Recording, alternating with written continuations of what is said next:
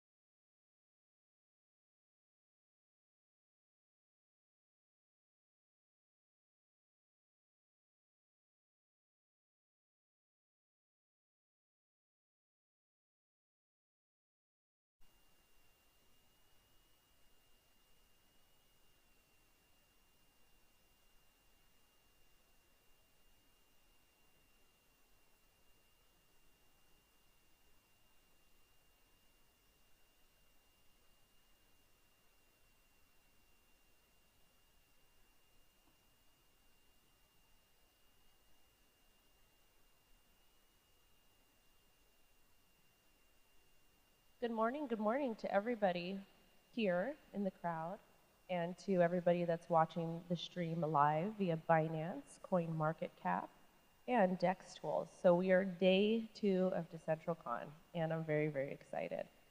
And I'm excited to also see people here super early in the morning because I know some of us didn't want to get up. I was one of those people. Everybody in the crowd, did you guys get up okay? No? Yeah. I went to bed at 8:40. And I was up at 5:30, but I didn't want to get out of bed. But that's part of being in Miami, I guess.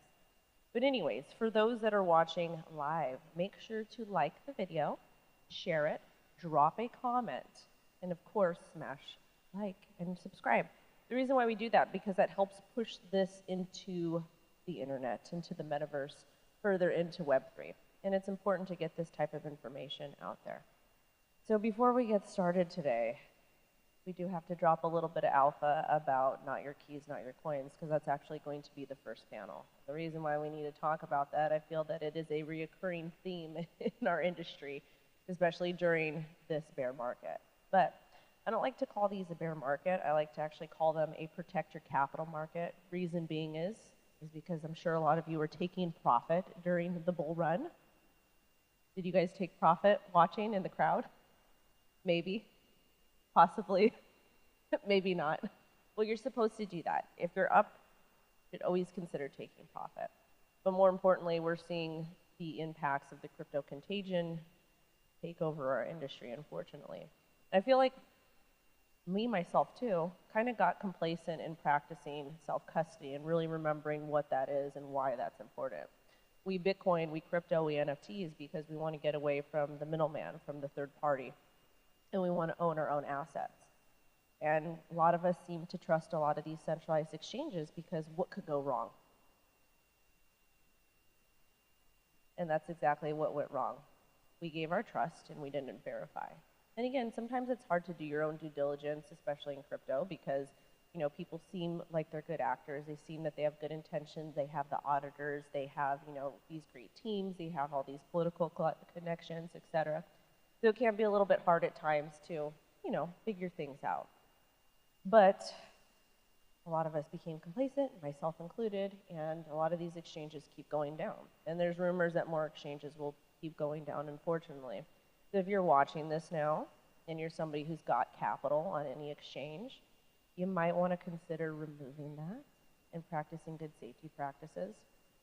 Some of the ways that I like to practice self-custody, and I'm going to let the geniuses up here get into it a little bit better because they're so much smarter than I am. But one of the ways that I like to do it, I'll use a cold storage device. I'll use a paper wallet. And if you're somebody that can't figure out paper wallets, that's okay. If you're holding any particular cryptocurrency or any project, you can go to CoinMarketCap. You can go and go to their web, type the coin in, type the project in, go to their websites. They should have, on the website, they should have a downloadable desktop wallet or a mobile wallet.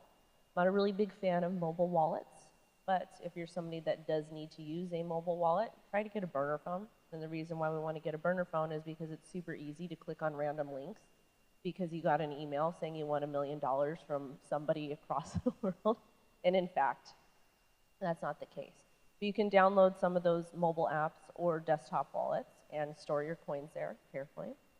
You can also use different wallet apps on a burner phone if you can't afford, a cold storage device. But try to keep it offline and only keep a small amount of crypto on your phone that you use day-to-day basis. I think that's important.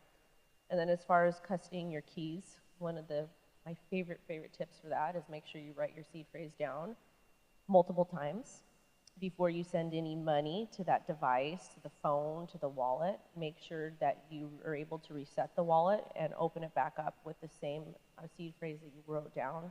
Why do we do that? Well, because sometimes these things and these systems need to be updated, and if you send a bunch of money there, crypto, and you can't get it out, that would kind of suck.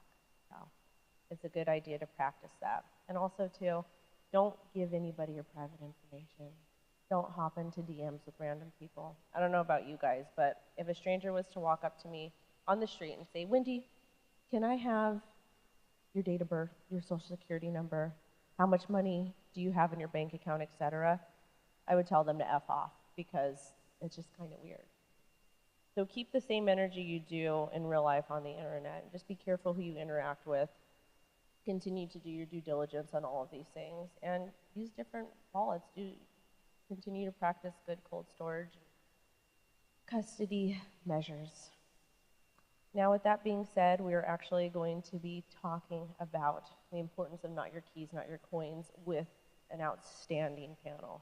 These guys are so smart, and they've created really great systems in the industry to make it easy for people to custody their coins. And they got a lot of knowledge, especially on the technical backside. So before I let them up, I just want to thank everyone for being here, for coming to DCentral Miami. It's one of my favorite crypto conferences, so thank you to the organizers. Thank you to everybody who is watching via Binance, Dex Tools, and CoinMarketCap. Make sure you guys like this, share this. And without further ado, let's go ahead and get our first panel up here. We are going to have Nelson. He's going to be moderating with Not Your Keys, Not Your Coins.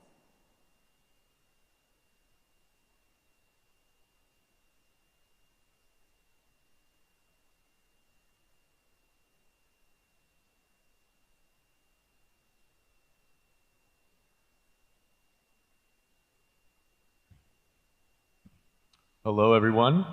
We're very excited to start this panel, Not Your Keys, Not Your Crypto. I think this is a very important topic to discuss and have some industry leaders really give their insights in terms of how to properly protect your assets, especially in such a tumultuous time in the crypto space.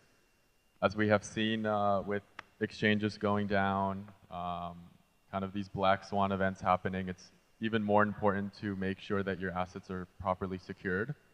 And so we're going to discuss about the future of securing your assets as well as how to make sure that you currently have your assets secured in a way that is secure but also very easily accessible.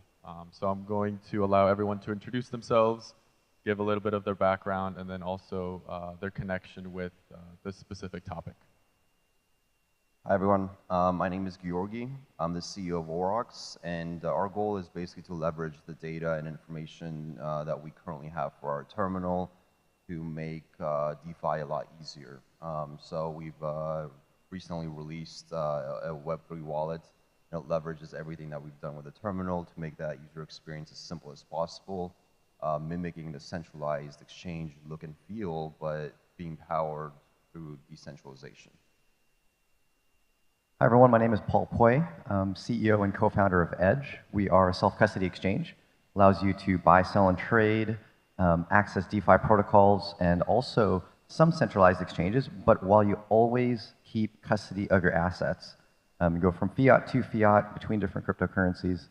We've been building since 2014, so we were a long time established player in the space, and really are trying to make key management within our own app a lot simpler than what you see with hardware wallets and other software wallets. So really bridge the gap in user experience between a centralized service and a full self-custody platform. Hey everybody, my name is Andrew Durkee. I'm head of Republic Crypto. We're a vertically integrated digital merchant bank, combining advisory, tokenization, token sale mechanics, infrastructure, and treasury management, and wallet products. Been in the space for over a decade. I was CEO and co-founder of the Coin Tree, the first doing multi-sig security and storage for Bitcoin back in 2011, 2012, and 2013. Awesome. So to start, what does not your keys, not your crypto mean? And how has the ethos, I think, within the crypto space developed in its early days, and then now as retail begins to start adopting crypto and the trends change, and as we've kind of seen the centralized entities really begin to play a much larger role than in the past? So Bitcoin started off as being decentralized in nature.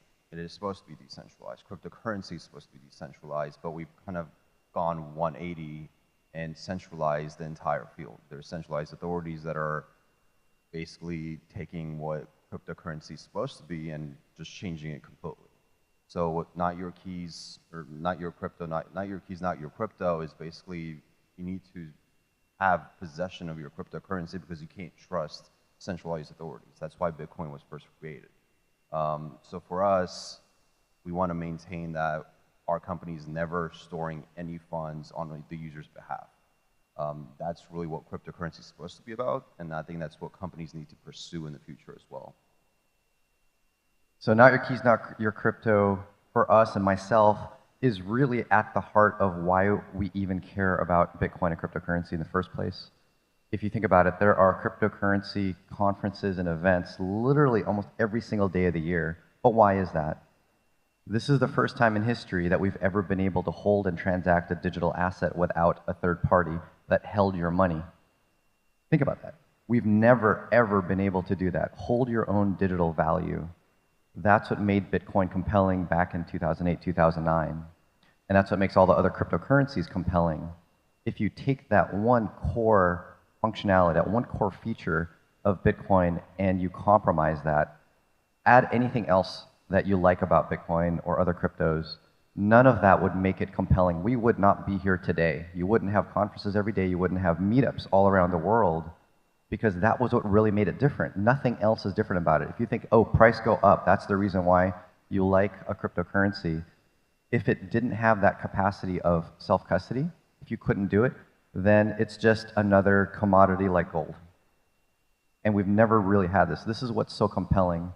Now, there's many reasons why there's challenges to doing that. There's many reasons why you should, many reasons why people don't self-custody. But just know that this is the one thing that made cryptocurrency unique. Nothing else really separates the way the ability to hold your own funds really separates it from any other asset class in the world. Yeah, not your keys, not your crypto is really a cautionary tale that just continues to build up on itself. I mean, he's right. I mean, really, one of the core ethoses of Bitcoin in its first iterations and crypto in its first iterations was just financial independence and financial freedom, the ability that you could control your own kind of financial path and protect your own financial assets. But as we've grown, and as the industry continues to grow, and we start to onboard new users that aren't as native to that concept or native to the feature sets necessary to be able to operate in that space, you start to see centralized products come around that on the surface look to be easier to use and look to be commercial products. But the reality is we're still a ways away from having real commercial viability for a lot of these things. We're getting closer and closer, but what you're seeing, because the space is so loud, it's still incredibly small. The Web3 space is very small, but it is a loud space. And so it's able to attract new users. And as these users do come to it, they look for products that are easy to onboard and easy to use, and are, for them, more comparable to Web2 products that they're using now. But again, the reality is these just are not commercially viable solutions yet at scale. So whether it's hacks like you see at FTX, or your breakdown of different bridges, and wormhole hack, and a variety of other bridge hacks that we've seen over the past year, this is all scenarios of where we believe something is at a commercially viable state, but it just isn't. I think one of the we've recently seen that, or at least reports that MetaMask is beginning to collect, or maybe has been, but at least the last few days has been. So he sent out an update that is collecting the IP addresses of wallet users. We're seeing a lot of clampdown in terms of control, KYC, overall oversight of crypto assets, of just retail, not even whales or anything. How do you see that playing out in terms of we have kind of the people in the crypto space that have that crypto ethos, that want the freedom, that want the sovereignty, and then you have a lot of these centralized entities that have been very well funded, that are that also have been around for a very early time, but they seem to have been almost co-opted, and co-opted in a way that is not supportive of the crypto ethos. It seems like this is a battle between David and Goliath, and Goliath is the big boy that's trying to control, and David is kind of the people that are just trying to build products that help to push that sovereignty ahead. How do you guys see that playing, and do we see Goliath being able to take over, or is David going to come in and take the day? Wallet products collect a lot more information than most people think. And the idea that you're anonymous is actually pretty difficult at this point. Groups like Chainalysis and a variety of other products that are being used by law enforcement are particularly adept at tracking these assets. It's one of the reasons that law enforcement is a large fan of Bitcoin and some of the other cryptocurrencies at this point, is because everything is on chain, all transactions are public, all records are kept. So it becomes relatively easy. I don't think the IP issue is actually that big. I think it shakes out for some people, but I think the reality is what the industry is going to find itself is it really in two places. It's going to be highly regulated, large bank-style environments, like whether it's Goldman or JP Morgan or whatever, that are going to be running large exchanges, right? And they're going to be heavily, heavily regulated. And then you're going to have full DeFi solutions, whether that's your Sushi or Uniswaps, but fully decentralized, and there'll probably be nothing in the middle, because the things in the middle are going to be so high risk that you're going to run scenarios of like what you've seen with FTX and other exchanges that have collapsed. So I think you're going to see a bifurcation of the industry that's going to go in those two directions. I think the reality is, though, inevitably, probably the DeFi ends up being the larger component later. But I think right now we're going to see, especially as the pendulum swings very heavy into the regulation format, which from the Republic side, we're particularly big fans of. We're a heavily regulated entity. You're going to see some of the larger groups. A lot of people saw JP Morgan just filed their trademarks for their wallet products. Like, that's all coming now in a highly regulated framework. So the question was about privacy, and it seemed like that, and the information given up by wallet providers, software, and to some degree maybe even centralized services. So one thing I do tell people, if you care about privacy, then for sure, if you're using a centralized service such as a centralized exchange, and also realize that there are some wallets that are fully custodial. They fully hold your funds, even though they provide no exchange services. If you use those products, you've lost just about all the privacy you possibly could lose. However, at the same time, if you are using a self-custody product where you own your keys, that does not guarantee that you have a high level of privacy. That service can still collect KYC information if it chose to. Many of them at least collect a phone number and email address. Many of them can associate your transactions that you create with that phone number and email address right off the bat. So if you do care about privacy, look for services or really just software that doesn't collect that information, and under the hood is at least open source. You can verify if they say that that software doesn't associate your transactions with any personal info. Now, there's still the stuff that the government can do, IP address analytics, as was mentioned, associating IP addresses to transactions, but at least not a direct association with any personal info. And then as well, if you really do care about privacy, even to another level, which I'm a big fan of a high level of privacy by default and easy, then looking at privacy-based protocols becomes a key piece of that. We're a big supporter of Monero. We were the first multi-asset app to support Monero right out of the box and support trading into and out of it, and then as well Zcash, a full privacy mode in Zcash. I think this is actually the future of crypto, are much more private protocols, much like the internet started very in the clear, very transparent with HTTP. And the government didn't even want us to adopt HTTPS, SSL, encrypted communication over the internet. They pushed hard at banning SSL, and then come 15, 20 years later, they now mandate it. In the same sense, I can't predict that history is absolutely gonna repeat itself, but I'm hoping and lightly predicting that an aspect of mandate will actually start to come with services that are actually transacting very frequently with cryptocurrency, and that they'll need to use a privacy protocol, much like it's mandated for traditional finance. So that really is the one way to achieve a very high level of privacy, somewhat akin to what we already have in the internet.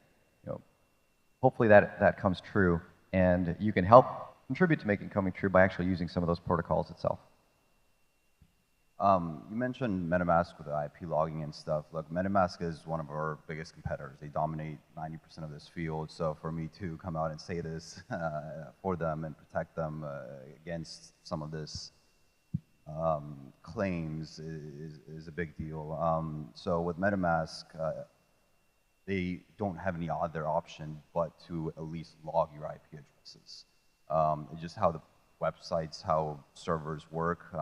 At all times, they're able to see your IP address. So you connect to the internet, they can see your IP address. If anything, if we're gonna say anything about MetaMask, the fact that they inserted that clause in their privacy policy now means that they were always doing that because they had to in general. It just depends on how much logging is going on behind the scenes. Just the fact that you were connecting to their RPC URL, well, you were already being tracked. Your IP address was already being logged. So if anything, there's probably a class action lawsuit that could potentially be brought against them for not having that in the first place. The only way to go against that, in order, if you're using any type of wallet out there, is actually running your own node, which is fairly difficult. If you're using any type of RPC URL out there, those servers are seeing your IP address, they're seeing your address that you're transacting with, and that's just how it is. If you really want to maintain privacy, like it was mentioned just now, is using privacy-based protocols. If you want to transact on the Ethereum network, you still need to, you'd have to basically run your own node, and even your own node is going to log your IP address somewhere, and then you have to clear that out. So I think in the future, the privacy protocols are probably going to be more of a niche type of situation where people that are extremely deep into crypto are going to be utilizing, whereas the general public, the general public is using Facebook and tracking everything about them. So the general public just doesn't care that much about their privacy. They'll say they do, but at the end of the day, they want to use a service because of whatever functionalities that it has. With Facebook, it's obviously social media. With Web3, we're hoping that it's going to be the automation and the transparency and the openness of these protocols and being able to do whatever you want with your money. Privacy is a huge forefront, and security is a huge forefront for Aurochs, but at the end of the day, when it comes to the general public, the masses, basically, it's really going to be that use case of the product itself. With the fall of FTX, we've seen sentiment shift pretty dramatically towards decentralization and against a lot of these centralized entities. We're seeing a lot of fear for a lot of these exchanges not having the assets that they claim to do. The proof of reserves is really coming out in a very strong way, even if a lot of it seems to be just smoke and mirrors. Do you think this sentiment and what has happened with FTX and with, I think, potentially other exchanges, is that going to have a really deep impact in the ethos and the personality of crypto as it continues to develop? Or do you just see this as a minor blip and we continue moving towards kind of a very centralized space? The FTX situation basically now has put us in as an industry, has put us in a huge hole. The fact that they were leveraging these celebrities and everything else has lost credibility within the general audience out there. So the only way to fix that issue is for companies to be a lot more transparent and a lot more decentralized. If the general public knows that your funds are safe on their own computer and they're able to access them at any time, as long as the internet works, that trust can be brought back into the crypto field. So we're in this pivotal moment as an industry where we need to hold centralized authorities accountable. They need to be regulated just like any other centralized authority is, and hopefully see a more dynamic shift to decentralization and allow transparency to take place throughout the entire industry. I've been in the space since 2013, and I've seen these issues come up over and over and over again with every cycle and in between cycles. The issue of having a centralized service compromised, whether internally or breached, and people losing funds. And what seems to happen is the people that are currently in the industry that are well connected, that go to the events, go to the conferences, they do learn, and they internalize those events and try to use services that don't put them at risk. Problem is, with every bull market, we 10x the number of people in the industry, and then the new people that enter don't quite have that same to-heart experience that those that were in that cycle experienced. And so 9 out of 10 people are like, oh, great, I'll just use an FTX, I'll just go and use a Coinbase and whatnot. And that creates the massive amount of wealth stored in those services until an issue happens again, we hit another bear market. Those people have now learned, but then we enter another cycle where 10x more people enter. What is it going to take for us to move past that, where the next cycle of people actually start using services that don't have this possibility, that don't have the potential for a contagion? I've been polling a lot of people, influencers, traders, and whatnot, and the few things that seem to repeatedly come up are that we need better user experience, or more decentralized, more self-custody tools. When we get that, we get more liquidity into the system. More people are using it, and liquidity begets liquidity. If that's one thing I've learned about the financial system, is where the money is where people want to be. And so as more people start using it, liquidity improves, prices improve, slippage improves, and now you have a much more competitive product in self-custody than you potentially would have with the current ecosystem. That's what I think it's going to take, and I think it's at least been a wake-up call for builders. This is the builders in the space. This is the opportunity, but that opportunity is a very small time slice. So as builders, we need to actually build tools that really bridge this gap while we can, before the next bull cycle happens. Get people onto these services, get the liquidity there, and make it where we are contagion-proof come the next bull run. And that's what I'm hoping to do. That's what I'm going to try to contribute. And I hope everyone else here can help assist that effort. I've been through every crypto winter since the beginning. The big difference between what we're going to see here and what we've seen in the past is the long tail damage and contagion of FTX is going to take a while to unwind. I mean, so much so, actually, the FTX collapse has really originated out of the Terra Luna fallout. So, I mean, if you track it all the way back to that, the repercussions of these things take months, if not years in some instances, to really shake out. What that means as far as building confidence back, there's really 2 ways to do that. Regulation is definitely going to be one of the ways, and we're definitely going to see that coming. And then transparency is on the other side. Proof of reserve, which is definitely a buzzword that's come up quite a bit, and you're seeing a lot of different exchanges and centralized entities that are pushing for this idea. By themselves, it actually doesn't really mean that much. Like, proof of reserves is one thing. You're not exposing what your liabilities are, and really being fully transparent. The proof of reserves really doesn't matter.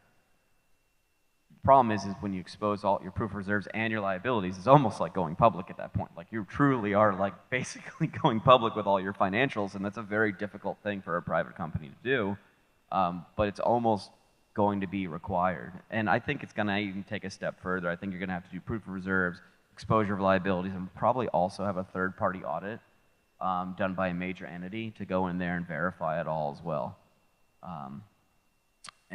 And if you don't combine all of those things, I think you're going to run into a problematic situation. Even if you do third-party audits, there's plenty of companies that just all imploded that had plenty of third-party audits that were done, and still didn't matter because the rest of the transparency really wasn't there. So you actually have to have all three of those columns checked. You make a good point, and as well, if you think about it, these third-party audits, they're expensive and slow, right? So how much time is there between the last third-party audit went to the next one, and how much of the funds in an exchange could possibly disappear between then? I don't know if people have read into some of the stories on FTX. Apparently, there was literally a button that SBF could push that would transfer funds between Alameda and FTX. So you can have all the audits in the world, but one button can basically wipe out all the funds that are sitting inside of an exchange when there's that much control. That's the kind of thing that you can't get with the true transparency that you get in DeFi and true crypto products that are self-custody. Yeah, third-party audits right now with like FTX and some of these companies, they're getting third-party audits by auditors that are incorporated in like BVI and some of these tax havens. And they're trying to claim that that audit is, they're showing that audit is foolproof, but in reality, it's really not. Our company is actually planning on going public at the start of this upcoming year, and we've gone through the audits. We've done all the due diligence, everything that is necessary. And to be honest, we're a small company right now. It's not that difficult for companies like FTX to go through a full-on transparency report, full-on audit from USA law firms and USA firms. It took us maybe about 5-6 months. Obviously, FTX was doing a lot more volume. It would take a lot longer, but when you compare it to some of these bigger corporations that are currently public, that are transacting billions of dollars every single month, it doesn't really take that much effort for a company to force these companies to take those steps. Having like a small dedicated group of people in their the accounting department and stuff to keep track of everything, it's not that challenging for a company that should be making hundreds of millions of dollars a year. It's really not. So the fact that they're not doing it is kind of disappointing. And they're trying to say their proof of reserves is good enough, but their liabilities is not transparent enough for anyone to see. Yeah, they might have $1 billion in their cold wallet address, but in reality they owe $10 billion to their users, and no one knows that, other than sending some audit from some random company across the world that no one has heard of. And remember, FTX is only 3 years old. It was like brand new. So there were some red flags there. It was hard to ignore. We used FTX quite a bit at Republic because it was just a good product. Like they built a robust product. They were also one of the few trading platforms that allowed for cross-margin lending, which was pretty unique. So there's going to be more opportunities. There's going to be more exchanges. People will learn from this. Like you mentioned that this is the time to build. This is my favorite time in the space. Every time we go through one of these cycles, all the best stuff comes out of it.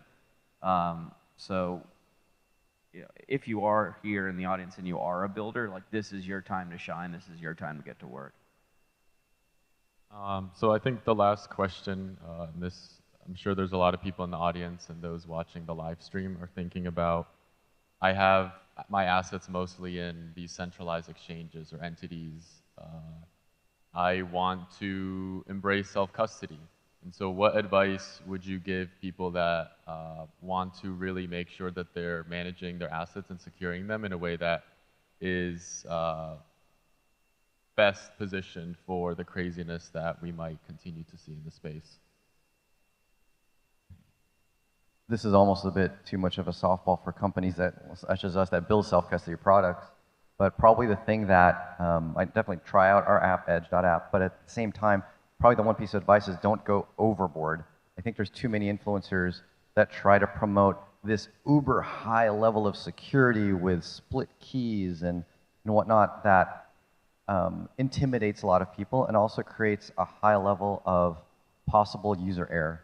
So look for the self-custody products that you feel comfortable with as far as the whole process of key management, because key management is the biggest friction point, and one that I don't think a lot of products differentiate on. That's one that we try to differentiate on. So look for one that has that comfort level, and as you start building up, then you can kind of go to things like the hardware and multi-sig, because just getting it off a centralized exchange is just your first step, and already improves the security of our assets 10x. But make sure it's a solution that doesn't provide too much rope to hang yourself, because many of them do. Yeah, definitely look for I agree with everything that you said. The user experience of the products that you're going to be using is going to be the most important thing. Security and user experience are going to go hand in hand. So, for example, some products out there, you can send money into it and then it doesn't appear until you have to do like 5 other steps. And a lot of people that don't know how to do that, they kind of run into problems. They complain that they lost money when it's in reality it's still in their wallet. So look for products that do have a lot of good user experience, that are focused a lot on user experience and security. And then if you want to take the next step, as it was just mentioned, you can go multi-sig routes, hardware wallets, things like that. So just be very careful dabbling into self-custody. Just try to read a little bit about it until some of these friction points are fixed by companies such as ourselves. Yeah, just make sure that you're doing a little bit of research before you jump straight into it. I mean, it just comes down to the individual. There's a lot of different solutions based off of what your needs. You're balancing risk versus utility. Right? So if you want zero risk, you're probably going to forfeit a lot of utility. Right? So you're going to be sitting in a cold storage wallet product or hardware wallet somewhere. If you're looking for more utility, then you're going to find yourself more in warm or hot wallet scenarios, or some of the more advanced wallets that allow you to move things in and out. So it's just going to come down to what you're looking for and what you're trying to do and what your needs are. Are you an individual? Are you an institution? Are you a family office? And that's really going to come down to understanding what you're trying to do, how you're trying to do it, and then what the right product is to fit that need. Awesome. Great. Well, this is the end of the panel. Thank you, everyone, for coming, and thank you to the panelists. Thanks, everyone.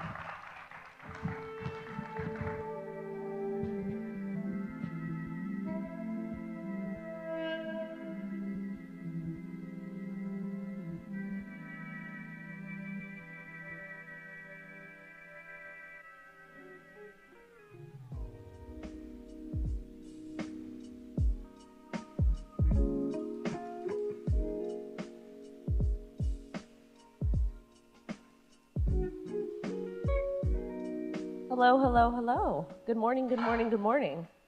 We're still waking up here in beautiful. Whoops, my alarm.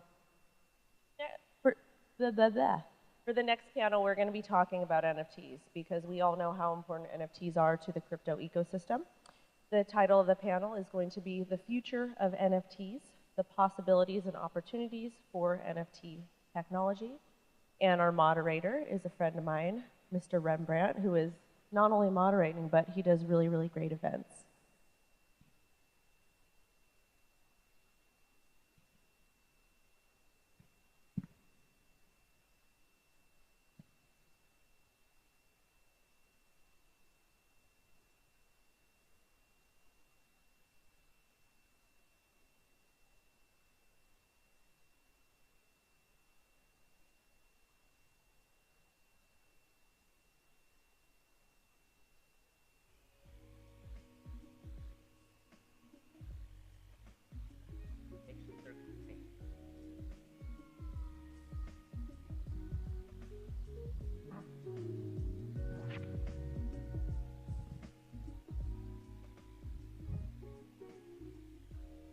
Hello. Test. Mine's really hot. Test two, test two. Mine's hot. Super hot. Real hot. I'll just do that. When can we start? Someone's going to tell us we can start, right? After we get a big round of applause. Right. When it hits... Okay, there it is. That's pretty good. That's good. Let's warm them up. I wish the people in the back would come closer, but I think they like the view from back there. Ask. That's because it's like the stadium-style seating. Hi, guys. Oh, they're all alive. They're there. Okay, I know we have a minute, but we'll just start because why not? So, hi, my name is Rembrandt Flores. I'm the founder of 8 Commas. We are a Web3 marketing consultancy. We work with NFTs, crypto, blockchain, and try to achieve cultural relevance for our companies. And that's through traditional communications, IRL events, and entertainment marketing. And as you guys know, we're on a panel of the future of NFTs, next generation possibilities and opportunities.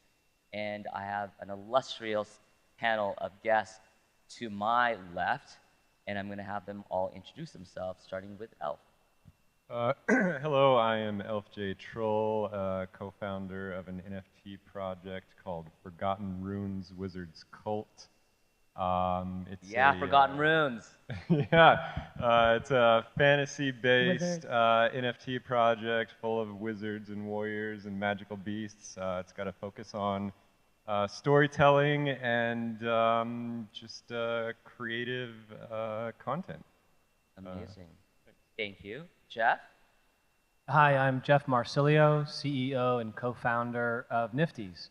We're a platform for launching and managing interactive NFT programs, probably most famously partnered with Warner Brothers for The Matrix, and just recently announced a big project for Game of Thrones. No one's heard of Game of Thrones here, right? Okay, that's what I thought. Lauren? Hi, my name is Lauren Halstead. I head up business development at Chainlink Labs for sports, media, and entertainment. Since I've been at Chainlink, we've really been working on pushing forward the dynamic NFT movement, which is putting real-time data on chain to have the NFTs update. Some of the projects I've worked on is the National Basketball Association's The Association, LaMelo Ball NFT, among many others. Thank you. No, thank you. Thank you for being here bright and early. GM. No coffee for me. I don't think you guys had coffee yet either. There's a little left in here. So let's start with where we're at first in the NFT market. We're currently, keep hearing it again and again, we're in the bear market. I talked about this 3 months ago on another stage in New York. And now, 3 months later, we're still here. Maybe now an extreme bear, or a hibernating bear, or the post-FTX bear. So when I talked in September, it was about building, because that's what you're supposed to do in this market. And now we're continuing to build, correct? And so how are each of you doing that currently, knowing that, okay, we're in a bear, we're going to continue being this bear, maybe we'll be this bear for another year, 2 years, I don't know. No one knows. So let's just go down the line and tell everyone what you guys are doing while we wait this out.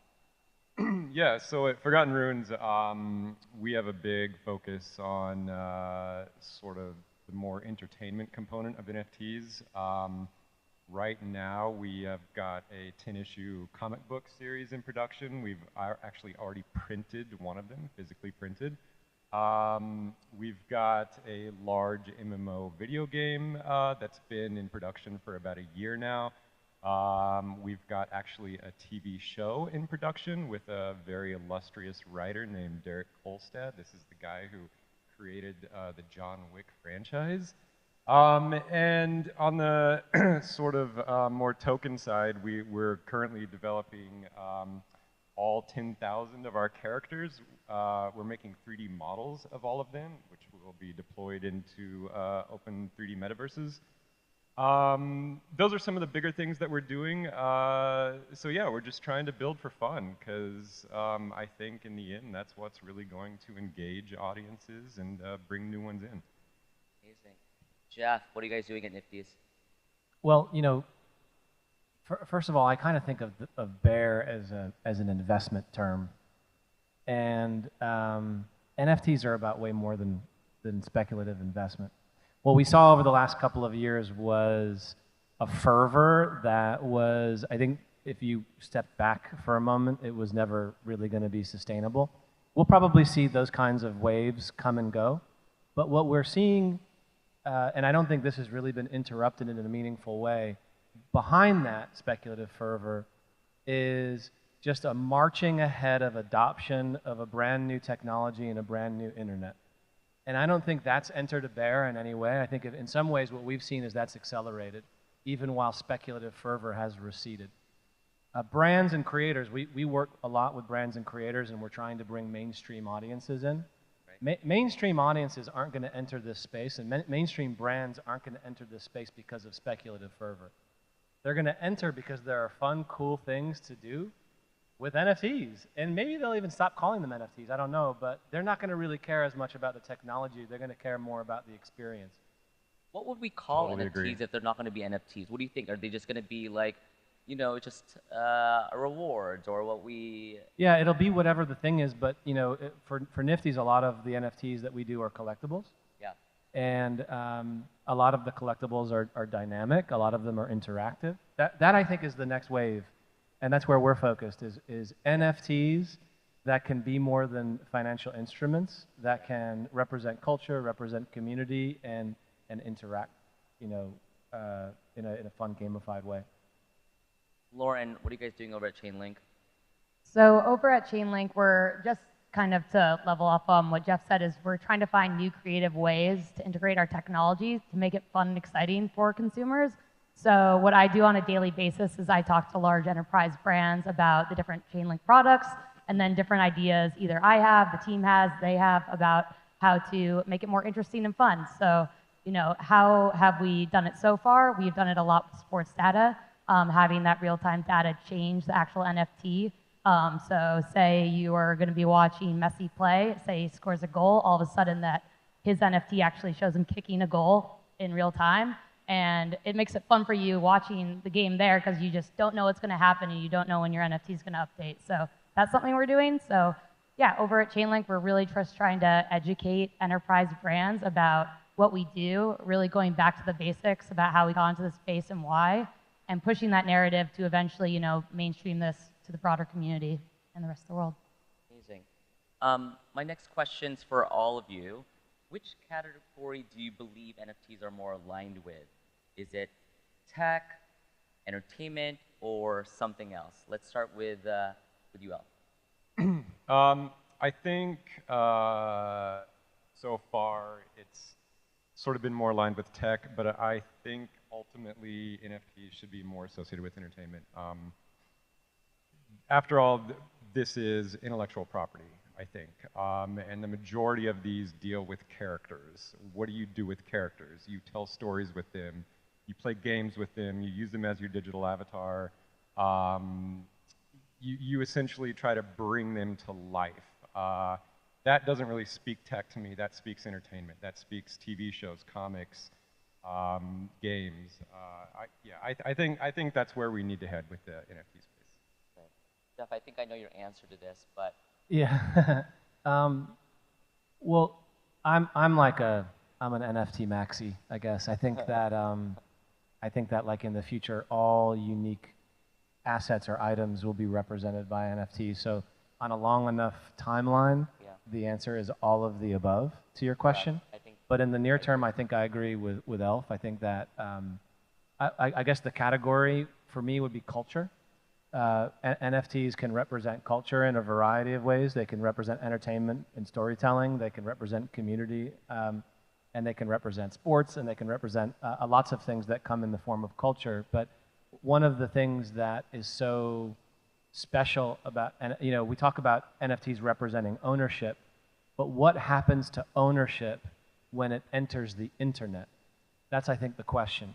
And the answer, I think, is ownership becomes social. So that's why cultural objects are much more interesting in the NFT space than just about any other category. Lauren.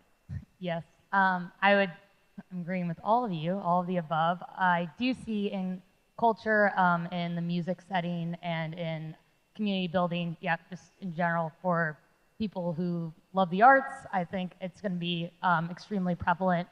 The tech aspect would be, that if you imagine an NFT as a cookie, like an internet cookie, and that cookie is being passed around across the metaverse or across the internet, it's collecting different data points that then can be used to then go inform somebody what that person's interested in to broaden their community and show them other things they're interested in. And the way you flip this to make it interesting so it doesn't just seem like surveillance is that when we actually when everything switches and there's the paradigm shift and we own our own data, then you can use that data from the cookie NFT to then sell it back to an enterprise and be like, why am I interesting? You can pay me to find out. And I think that's kind of the intersection of tech and community coming together. Amazing. So my follow-up question for all you guys is, do you think now are NFTs poised to disrupt the entertainment industry? Definitely. If so, how? Yeah. Al? Yeah, I mean, so what has been the model for the entertainment industry for the past, I don't know, like 100 years? It's been the IP has been owned by centralized, often corporate structures, and because of that, they reap all the rewards and revenue from leveraging this IP. I think NFTs are poised to sort of invert that model. That's at least what we're trying to do at Forgotten Runes, where all of our holders actually share ownership of these characters. And it turns out this is a really amazing incentive to create for those characters. And so if they own the character and they're creating for it, they should also share in any sort of revenue generated from that. You know, we sort of want to, we don't want to use this top-down model anymore. I think it's more of a horizontal model where we're just sort of both sharing creativity, revenue, and just make it more of a more intimate relationship between like the sort of corporate structure and the fan base.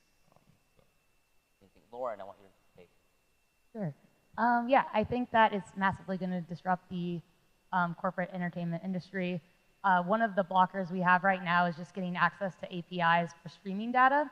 I think that massive failures in the real world, unfortunately, will lead to them releasing more data to us to use.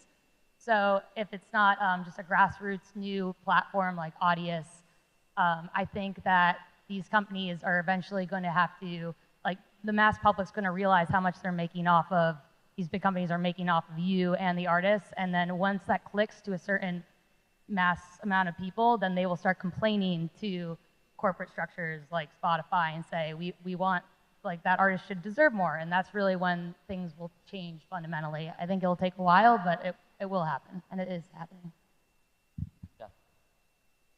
Yeah, this is probably a topic worthy of its own panel. It's a big one. And the answer is, of course, yes, but there, I think, are enormous challenges. A lot of the best storytellers and a lot of the best sort of the worlds that have been built up over decades exist in the more mainstream side of media.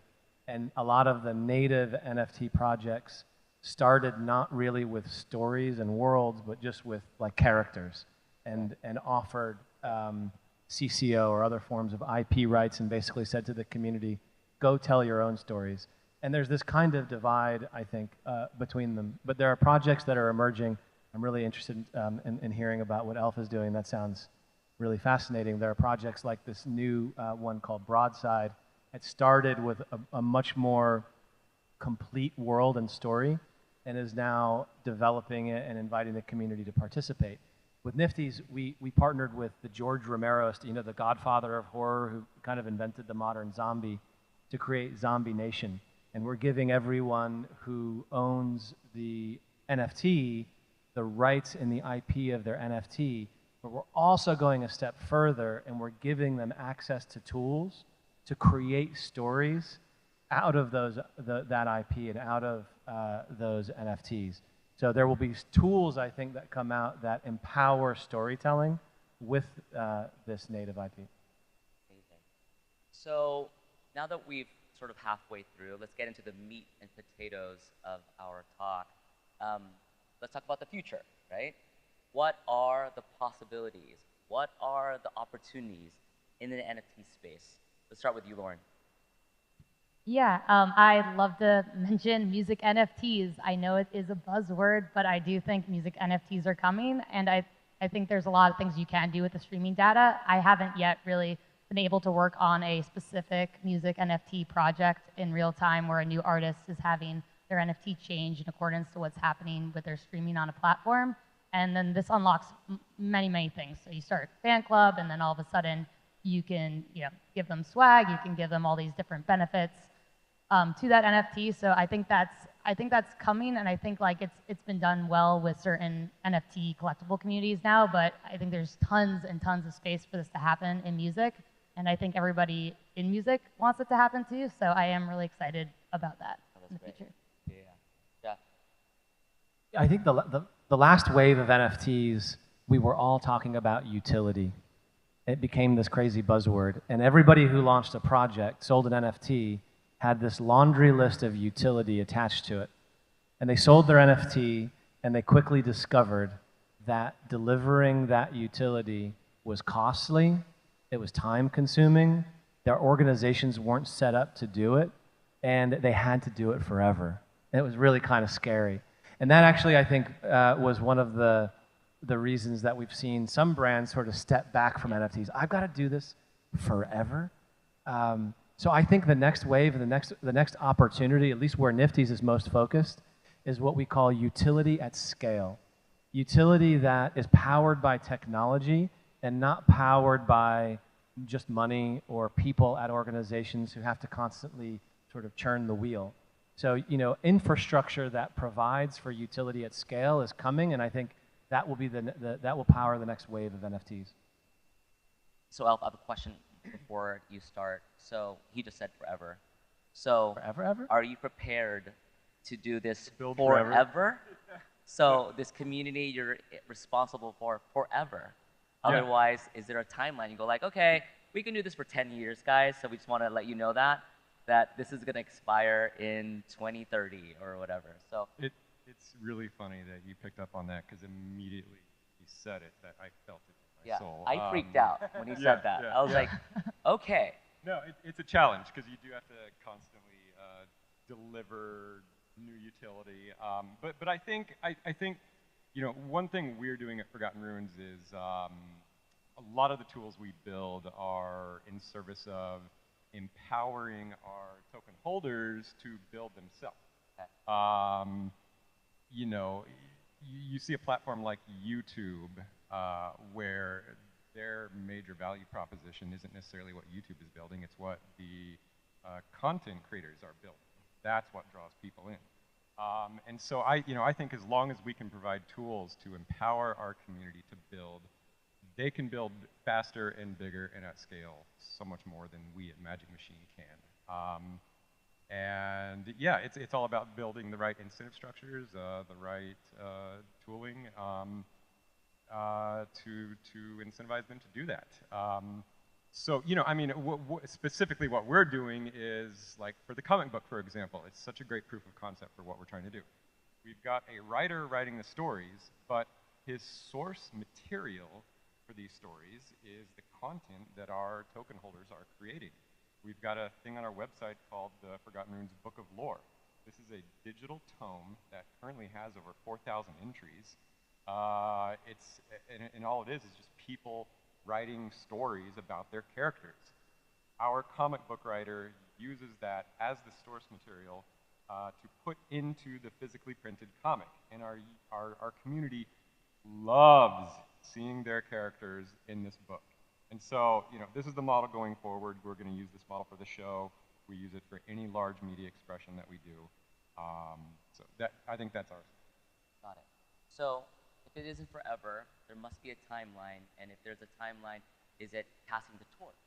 Like, where do you think that I just want to get that answer here and now? So I understand all the NFTs I bought were thousands of NFTs that I bought already. What do I do with them? Do I keep them forever? Do I pass it on to my children? Do I pass it on to grandchildren? Like, I need to know. Yeah, this will be a family heirloom that you Right? save forever, for sure. I don't have a solid timeline. I mean, I'll tell you this. The really tricky thing is when you're engaging with the legacy media industry, they move so much slower than the crypto industry. So, we're kind of bottlenecked by that pace. But that's all the more reason to hold forever. Yeah. Okay. I'll huddle. So everyone knows the news is just consumed by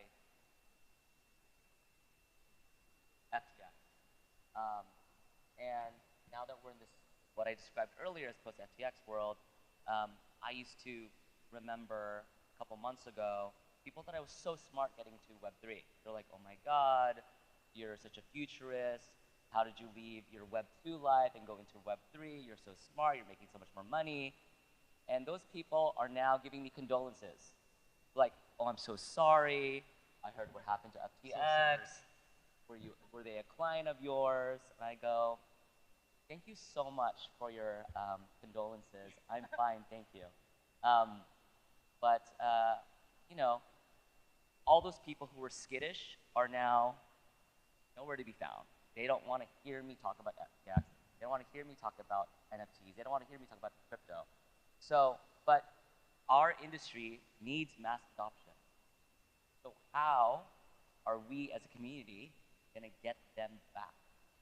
I know there's not a simple answer to this, but what are you three going to do to try to get people back into our side of the fence?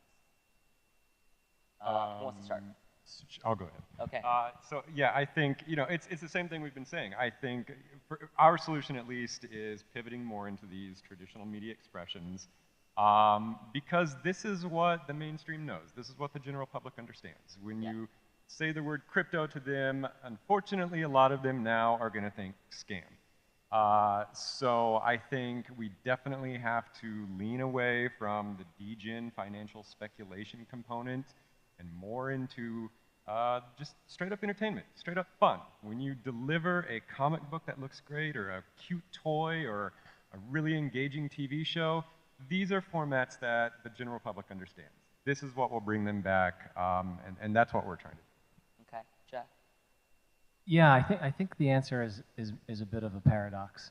Would you say a bit of what? A paradox. Paradox, yes. Because for brand, and I'm specifically responding to your question about FTX and how that changes things. I think it makes, for brands and institutions, it makes trust all the more important. And for the end user, it makes trustlessness all the more important. Here's what I mean. The brands and institutions that we talk to, they're still very, very interested in Web3 and NFTs, but they're shaken by the news that they're reading coming out of FTX. They already had the suspicion that this was all a giant scam and fraud. Yeah. But they're interested. They understand also that NFTs can provide brand superpowers. So finding companies and partners that they can trust in a space where trust has been so damaged has become all the more important. For end users, especially those who really understand what went on with FTX, it's all the more important that we collectors not depend on centralized institutions not to screw us over, frankly. So trustlessness, the kind of core principle of blockchain, that the NFT that you own, you really hold. And some central entity, whether they exist tomorrow or not, your ownership doesn't depend on them. Trustlessness matters more for the end user. Right. Trust matters more for the institution after FTX. I agree with you. Lauren. Yeah, no, I think I'm agreeing with both of you. I think what people need right now more than ever is transparency into what's happening. So something like FTX seems very bright, shiny object, sponsoring all the biggest events all around the country, the arena right around the corner. So once you see that destroyed, you're like, what happened? Everybody wants to know what happened and how did they get to that point. And it's really about us educating them how that happened and then introducing them to products. And projects like Chainlink, one of our things we have is proof of reserve, so you can actually know that an asset is backed fully and that there's no debate. It's cryptographically proven. So I think right now we really just have to focus on teaching people the core principles. And for me, it's always just going back to the basics and explain to people why I got into crypto, explain them the principles of self-sovereignty and owning your own assets. That always gets people fired up. So just give people a reminder of why they came here and how they came here, and just go back to the basics and start from there. Yeah, I think a lot of companies, had to come forward with saying like, hey, we have this in our reserves. Hey, you're protected. Hey, we are not like that company. Emails So every couple hours. It's really important now, more than ever, as you mentioned, you have to communicate to the community, to everyone outside of it, and everyone, just to try to help these people feel like you will be okay. Not everyone in this space is a bad actor, right? oh, we're running out of time. So next, so I want you to each tell us what you see as the next big trend in NFTs. Who wants to start? Yeah. Well, look, we're seeing a wave building, and I think it's going to surprise people in 2023 of brands who learned during the FOMO years of 2021 and 22 all about NFTs. And now many of those people who learned in some ways in some cases the hard way by investing in NFTs and losing their shirts, but learned to love the technology, are now championing the technology at their brands, and with their colleagues. And it reminds me in some ways of 2018. I was at the NBA, actually, who you partnered with. I was in high school in 2018. You were in high school. You were in this space already? I was at the NBA, Yeah. and many of us, myself included, had learned about blockchain during that wave of speculative fervor in 2016, 2017, which crashed. And in 2018, we all thought, wow, this space is really scammy, right? You remember, just like we feel now, frankly. But we also many of us had been educated on the promise of the technology. And there weren't CEOs breathing down our neck asking us, what's your Web3 strategy? We were just, people at a brand who thought this technology was really great and could bring cool experiences to our customers and wanted to experiment with it. That, I think, is what's happening now at a much, much bigger scale. Now there are all these people who learned about NFTs during the frothy years and are now frankly, under a lot less pressure, who are coming into the space to experiment and create real experiences. I think what will be different, in a good way, is rather than brands coming in and saying like, well, how do I quickly get as much money as possible because I suddenly have this item, in my budget that I have to hit. They're going to come in with experiences, and they're going to have a lot more NFTs that they give away for free. So the wave that we'll see are marketing experiences, marketing budgets coming into NFTs in a huge, huge way. Lauren. Yeah, I'll just play off that. I completely agree, and I'm always surprised actually on calls how many non-crypto natives who have just been learning themselves at these big corporations and tell me these ideas. I'm very excited that they've gone down the wormhole and really thought about these things through. So then the next wave will really be this stuff is dynamic. NFTs are happening, and I think what I learned in the past year is, as everything else, this just takes a long time to get the result you want. So when I'm on calls with these big brands, they want to do everything, like the sky's the limit, and they want to do it right now. So I think we're just going to have to set expectations a little bit, and then we're going to be rolling out some pretty advanced dynamic NFTs that will lead to user experiences and then highly, highly curated events that all the people who hold the NFTs actually want to go to and will be interesting and will be more similar to a Web 2 experience you're having right now, but Web 3, which will be even spicier.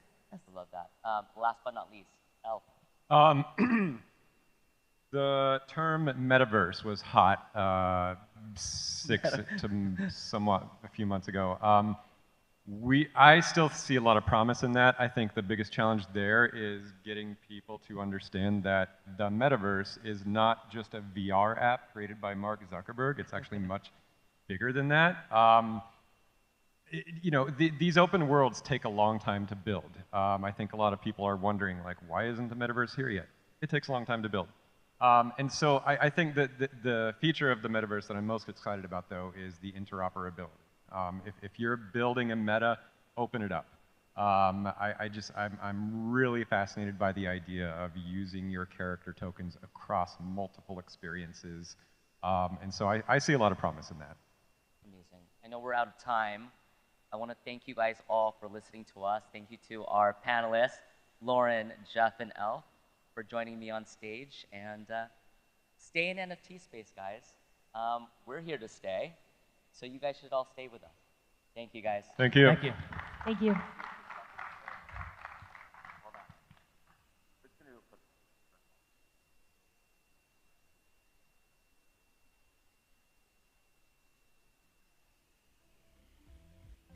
Yay! Thanks. Awesome. We did great.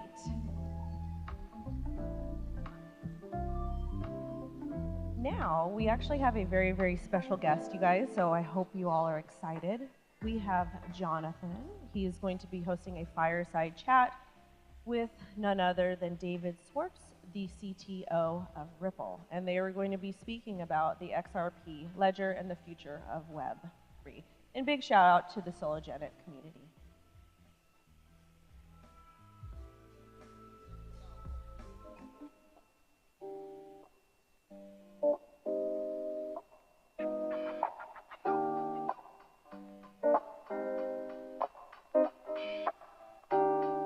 All right, how's everybody doing today?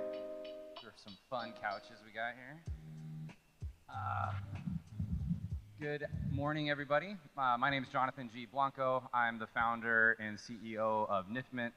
We do NFT things and for brands. And I'm really excited today to be able to interview the CTO of Ripple. If you're here, I'm sure you've heard of Ripple. So with that, I'd love to welcome you to David Schwartz. Welcome. Thank you. It's great to be here. Well, let's level set the room for people really quickly. Ripple has been a top crypto and a top blockchain pretty much over the last decade. Got to correct you to XRP Ledger. Or sorry, XRP Ledger, thank you. I get fired if I No, I appreciate the correction. For the last decade. So can you just, I'm sure you've done this in other interviews, but for those of us who are here, can you just give us a quick little overview of you know, the project from that, you know, last decade, and not the whole decade, but like the inception point and when you came into the project? Sure. Just first, I want to say it's great to be up here with someone who takes business casual as seriously as I do. Got the J's on. Yeah, I don't dress up for anybody. Probably don't either. So yeah, I mean, I've been doing this since 2011. It's really hard to sort of mentally project back to that time, but Bitcoin was essentially the only game in town, and people were just starting to make clones of it. And I think the first cracks in the proof of work narrative were starting to emerge then. I know it sounds ridiculous today, but the thought then was that anybody could mine, and that like literally while you were sleeping, your PC would mine and you would just make money. And I mean, we know now that's tremendously economically naive. Someone's going to have the cheapest power, someone's going to have the best ASIC. So it was just starting to not deliver on that decentralization promise, and transaction fees were just first starting to come up. And if the narrative is like, be your own bank, no middlemen, it didn't really feel like that. So with a bunch of other people, Jed McCaleb, you know, at the very beginning, and Stephen Thomas, and later Chris Larson and other people, we built a blockchain that we really felt was meant to be owned by the people who were using it. And I know you think that's true of other blockchains, but it's just not. It's just not. The analogy that I sometimes use is Uber. Uber is not built for drivers and riders. I mean, it's built to be good enough for drivers and riders that they use it, but the owners of Uber want to make as much money as they possibly can. And every dollar they make is a dollar that a rider pays that a driver doesn't get. And the owners of Uber want to keep Uber's profits as high as they can. They make it just good enough that the riders and the drivers will use it. And that really is the model of many cryptocurrency projects. So if you look at Bitcoin, the transaction fees are as high as the miners can get them. And the limiting factor is, of course, if they were $5,000 a transaction, they wouldn't make any money because there wouldn't be any transaction. But they're incentivized to produce scarcity. And so we wanted to build a system that didn't have those kinds of incentives, a system that's built for the people who use it, a system that really delivers on the no middlemen. Now, I wish I could say that we 100% delivered on that promise and it's all roses, but I'm an engineer at heart, and everything is trade-offs. Everything has advantages and disadvantages. There's no such thing as a free lunch and all of those things. But the blockchain that resulted from that, what we today call the XRP ledger, has very, very low fees, very, very high transaction rates, and it's much more decentralized than most other blockchains. And the reason for that is that fundamentally there aren't people trying to profit off the people using it. And so that's why, like, when I talk to people who are building projects like NFTs, I mean, a blockchain where they're the actual stakeholders, the people using it are the stakeholders, is a very different concept. So it sounds like the XRP ledger, based off what you're saying, has some good use cases for high throughput, high transaction volume type of businesses. I want to go back to Bitcoin just for a second, as you brought it up. From a XRP or Ripple point of view, do you see it as an either/or do you still see there being a place for Bitcoin as, call it, store of value, et cetera, and then using XRP for more transaction throughput? Is it an either/or, winner take all, or how do you view that, I guess, when it comes to how you think of the Bitcoin versus XRP or Ripple? I think there's kind of two ways that you can look at that. One is looking at the blockchains themselves, and the other is looking at the digital assets themselves, and you kind of get different answers. But I think in both cases, certainly for layer one blockchains, it's not an either/or. You might like Bitcoin as an asset, but you don't like 10-minute confirmation times. You can move Bitcoin on the XRP ledger. You can say Bitcoin is the digital asset that I like. I like its tokenomics. I like its volume and liquidity. I'm happy with its volatility. I want to use Bitcoin. That doesn't mean you have to transact on the Bitcoin blockchain. Most Bitcoin transactions don't take place on the Bitcoin blockchain, right? A lot of them take place on centralized exchanges. And then there's the question of, well, what layer one blockchain has the characteristics I like? Does it have low fees? Does it have fast confirmation? Is it decentralized? Is it censorship resistant? And you don't necessarily have to be locked in to the same decision, to parallel decisions. But I also think fundamentally the idea that there's going to be one world currency is just hopelessly naive. I just don't see. And even if you do think that's going to happen, let's say you're a Bitcoin maximalist, Bitcoin, not the blockchain, but the asset. You think that Bitcoin is the be-all, end-all asset. Well, first of all, people are going to want to do all different kinds of things with that asset, and they'll need systems with different semantics. But also, we're not there today, right? 99.99% of the world's value is not in Bitcoin. And so we're going to need interoperability. We're going to need on-ramps and off-ramps. We're going to need all of the same things that the Bitcoin blockchain can't provide any of those. So there's still a lot of work to be done, not in the not right in the Bitcoin. Sure. And so, in the XRP ledger context, I think a lot of people here know, it to be used in banking, and you have some banking partnerships and relationships that you've built overall. Can you walk us through how that works and how they think about that? And then I'd love to get back to the NFTs here after that. Yeah. So Ripple is a company. It's centralized. We have a CEO. We have employees. We have people who hold Ripple stock, who own equity in the company. It's just like any other corporation. And we wanted to figure out what we could do. We wanted a decentralized blockchain, but there's, just like in the Bitcoin ecosystem, there's all kinds of companies in that ecosystem. And Ripple is one of those companies that, among other things that Ripple does, we interact with the XRP ledger. And the thing that we decided circa 2014, 2015, we were thinking, all these companies were doing all these different projects. There was just starting to be an explosion of grassroots adoption of crypto. And that was when buying things with Bitcoin was all the rage, and there was this big increase in your average person had heard of Bitcoin. It went from something that only nerds knew about to something that was on the news. And so there was that sort of inflection point, and Ripple started to be introspective and say, what can we do? What's missing that we can do? And what we thought about was we were very inspired by the internet. And most people think of the internet as a bottom-up kind of technology that's like for the people, but it wasn't in the early days. It started with military and government and researchers and people who had very focused use cases. So we thought, who could have a focused use case? And remittances and international payments, everybody agrees is broken. How many people in here have made an international payment? And how many have had a bad experience? Right? How many of you had to call up to check if the payment succeeded, and they said, we don't know, call back again in a couple more days? Like, right, I see lots of hands going, it's terrible. And it's nice when people have a problem that you have a solution to, rather than you say, I have this new technology that does something totally new and different, you're like, oh, that's kind of cool. It's really nice when you say, look, there's something in your life that sucks, and I can make it better. That's a much easier case. And so Ripple said, we're going to, but if you're going to go after institutional adoption, because that's what it's going to take institutional adoption, it can't be 3 people in a garage. Like, it has to be an organized operation. So we said what Ripple, the company, is going to do is we're going to focus on building high-quality technologies that will allow institutional adoption. And so we look, what are the blockers? Why can't banks use a cryptocurrency to settle? And the answer is their messaging systems are antiquated. They don't even know where the money has to go when they make a payment. The messaging isn't even closed loop. It's back in the 70s if you're lucky. And so we focused on building a system called RippleNet, which is an institutional messaging and settlement system that can settle with a digital asset.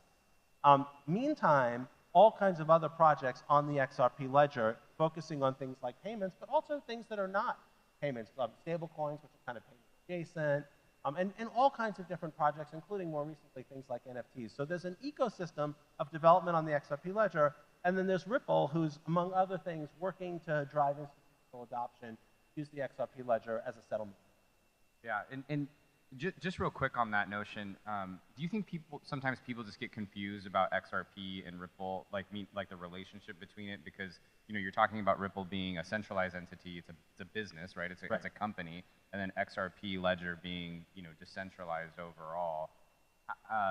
What's the best way for people to? I mean, you kind of outlined it there, but what's the best way for people to think about that? Because I think sometimes I hear people say things like, "Oh, well, Ripple's centralized, so it's bad in crypto, et cetera." But everything that you're describing right now is like, hey, no bank is going to want to use a technology, at least not right now, that is going to, take complete control out of their hands, right? So how would you kind of talk to that? It's actually very interesting. So I've heard a lot of people say that no bank would want to use a decentralized system. They want to use a system they can control.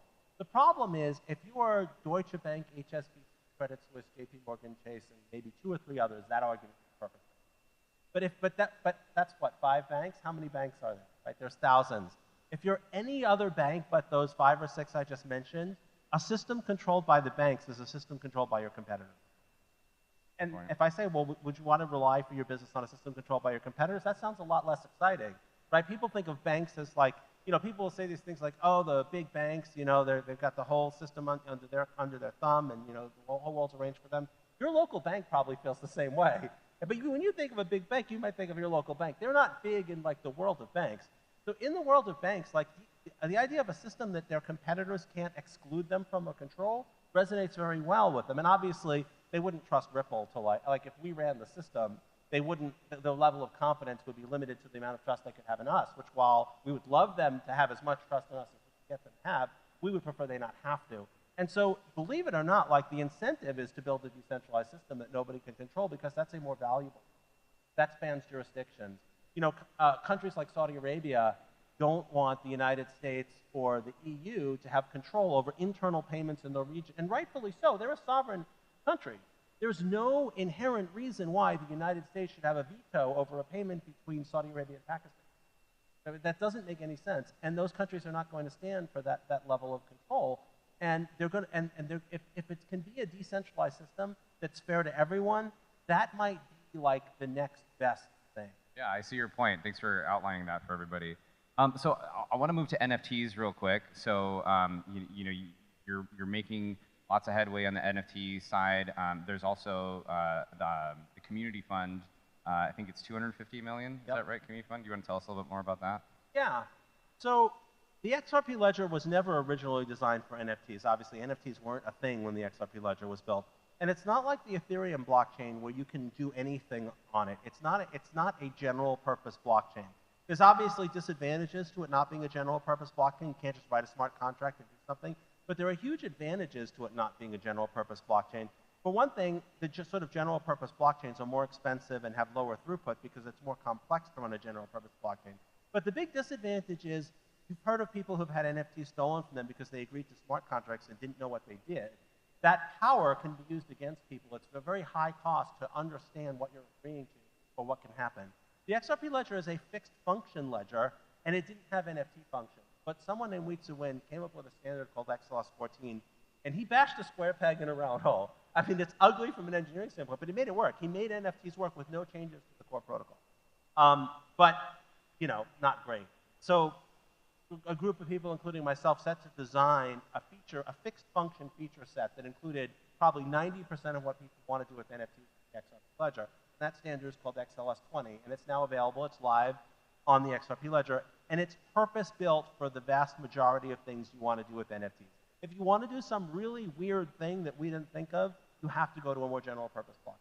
But as long as you're within that sort of set of functions that we have, the advantages that you get are very low transaction costs, tiny fractions of a penny, very high finality, very rapid finality, 5 or 6 seconds, and high throughput. and it covers a significant fraction of the feature set that you want. Again, like the target market for the XRP ledger is to build features that enable people to use the blockchain. That was super interesting. And being that Ripple, for example, has taken these inroads from the banking side, when you think about the NFT side, is there a vertical or customer set that you're thinking about that would be more preferential for NFTs, or that you'd be targeting to be using the NFTs? I guess it comes down to what kind of time frame you want to think about. So obviously in the shorter time frame, collectibles are where all the action is. If you said, what are people using NFTs for most today? It's collectibles. But there's a huge growing group of people using them in gaming. Is like one of the biggest growing areas. It's not just a pure collectible, where maybe you could take an avatar across games, or maybe like when you move from an older game to a newer game, which game companies want you to move from the older game to the newer game. They don't want to stay in the older game. What they want to do is they want to keep developing on their newest game and reach as many people as possible with developmental efforts. The problem is when you move from an old game to a new game, it's like graduating from junior high school and going into high school. You were the coolest guy in junior high school, you were a senior, now you go to high school and you're like the lowest of the low. If it takes something with you, then you would be able to migrate more easily, and that actually solves a problem in the gaming space. There's also real estate NFTs, but I have to say in the longer term, that there's the two things that I'm most excited about are NFTs that represent ownership of things in the real world, like smart objects that could understand that they're owned by the owner of an NFT. But I think even more interesting than that is every single person in this room has bundles of digital rights that they own, whether it's songs, whether it's books on Amazon Prime, whether it's movies that they may have bought on Hulu or Netflix. And the problem is these marketplaces are not built for you. If you decide that Amazon Prime sucks and you want to switch to Hulu because it's supported better on your device, you lose all of the stuff that you bought. That sucks for you. That's great for Hulu and Netflix because they lock you in. And it's not built for the creators. You might think it's built for the creators, but it's not. Imagine if you just released a blockbuster movie. You have a window of maybe 3 weeks in which I'll buy that movie for 22 bucks. If I don't buy that movie for 22 bucks in those 3 weeks, I'll never do it. Why would I buy it for 22 bucks if I'm thinking a year from now when I want to watch the movie again, I might not have Netflix anymore, or I might not have Hulu anymore? Hulu's what, $79 a month? Like, what if they go up and I drop them and I switch to a better service? I'll lose that movie that I paid 22 bucks for. I'm just going to rent it at the lower price. And anytime you see a marketplace that isn't built for the buyers or the sellers, that's something that needs to be disrupted. And I think NFTs could be video games that you own. Are there digital rights? Like, digital rights is a huge, huge business, and NFTs are portable digital rights. They could be the solution to that problem.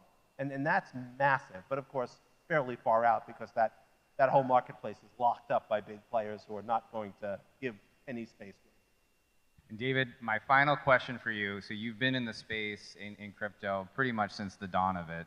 And what's your outlook for, call it the next 6 months, year? What's your crystal ball say? I mean, honestly, I'm a little depressed about the FTX collapse, and I am concerned about what dominoes are going to fall. But I also don't want that to distract from people who are building things. That doesn't make anything technological that somebody built go away. That doesn't make something that's been developed not exist anymore. And so I'm hoping that when all the ashes of this clear out, the projects that had solid fundamentals, were building good tech and building products that solve real problems, will still be there, and maybe they'll be a little easier to find. That, honestly, though, it is a little depressing right now, but do not let that discourage you from building. Venture capital's out there. That's why we created the Creator Fund. The problems still exist. The technologies still work. I kind of hope that people can keep at. I've seen this happen. I've been through the stocks collapsed. I mean, there've been a lot of these before, and many times we emerged out the other side. So I think we're going to again keep building. Awesome. Well, David, thanks so much for joining us. It was great conversation. And everybody, I hope you're enjoying DCentral. Make sure to talk to David, hang out here longer. There's lots of great events coming up, and we'll see you all here a little bit later. Thanks so much. And thanks for filling in. Yeah.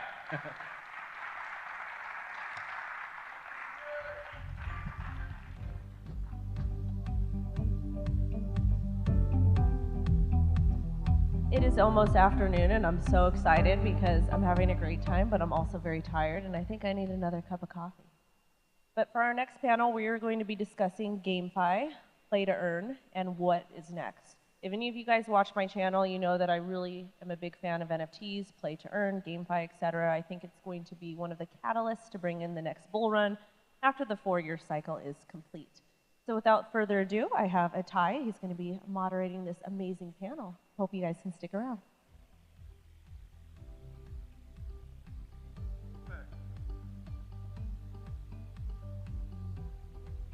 All right, thank you for joining us in this early Miami morning, I guess, for everyone here. Happy to have you all. We have our panel members joining. Come on, a bit of round of applause. Let's come on. Yeah, woo! Yeah, we got it. Wow, it is cold in here. All right, perfect.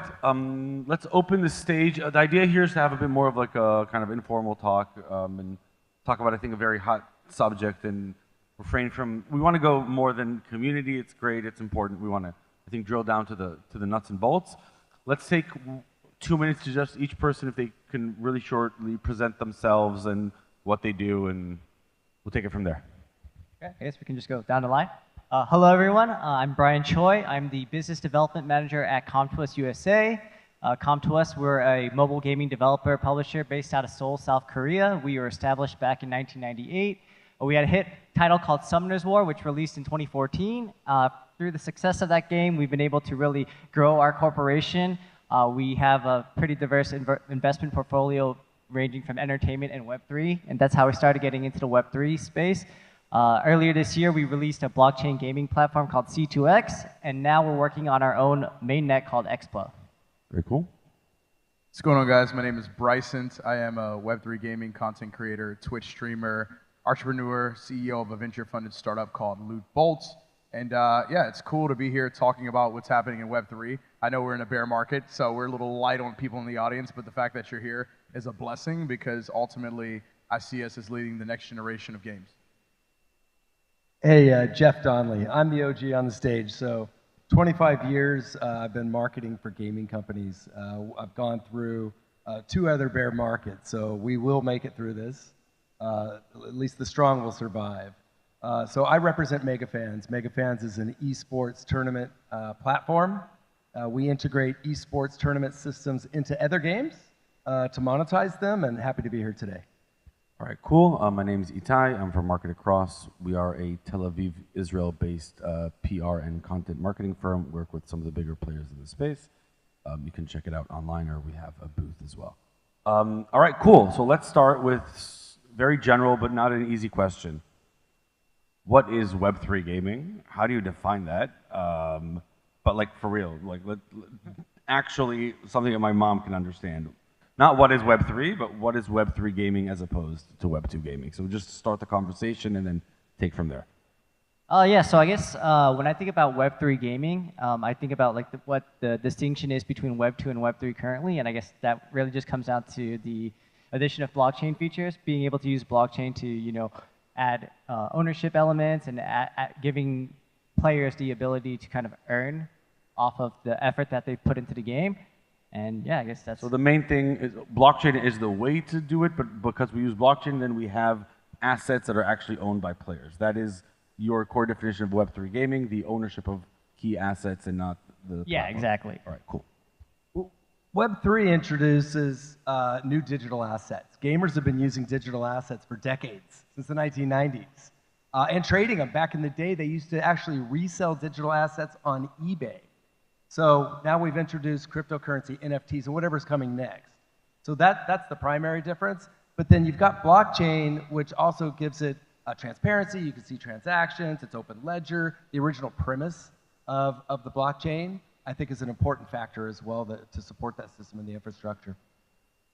Yeah, like to your point about buying assets on eBay, I was the one kid back in like 2005 where I would take my parents' credit card and buy like Madden Ultimate Team characters and a bunch of shit I probably had no business buying like on the blockchain, or it wasn't blockchain back then. But ultimately, there wasn't really asset ownership. I mean, I grew up, you purchase skin after skin and game after game. I mean, I probably bought Madden for 10 years before I realized, oh, wow, that $1,000 a year subscription to Madden really isn't worth it. You need to go out and like play something else. But no, I mean, ultimately, where we are in this like Web3 gaming ecosystem, of course, we talk about the whole idea of ownership and the blockchain being super prevalent. But ultimately, it's just gaming with the ability to have ownership rights, but ultimately those ownership rights have come at a cost the first year and a half of this. I mean, I'd love to get your thoughts. You've seen probably a ton of what the gaming world has brought in the last year and a half. Oh, I think with ownership comes community, right? Because now you're trading something, right? And so if you just go back to sort of the primal human, needs for building community, for being recognized, trading's been a part since the beginning of time. So it really allows us to sort of sit around the gaming campfire, so to speak, and do what people do. But that also creates a challenge. I like the conversation already. And I think this touches community in general. Everyone loves to use that word, but sometimes I always say your community is as good as your floor price. And then the issue that Web2 companies don't have is I could be an avid Netflix user and love it, and the fact that the stock went down X%, I'm oblivious to it. It doesn't matter to me. It doesn't hurt me.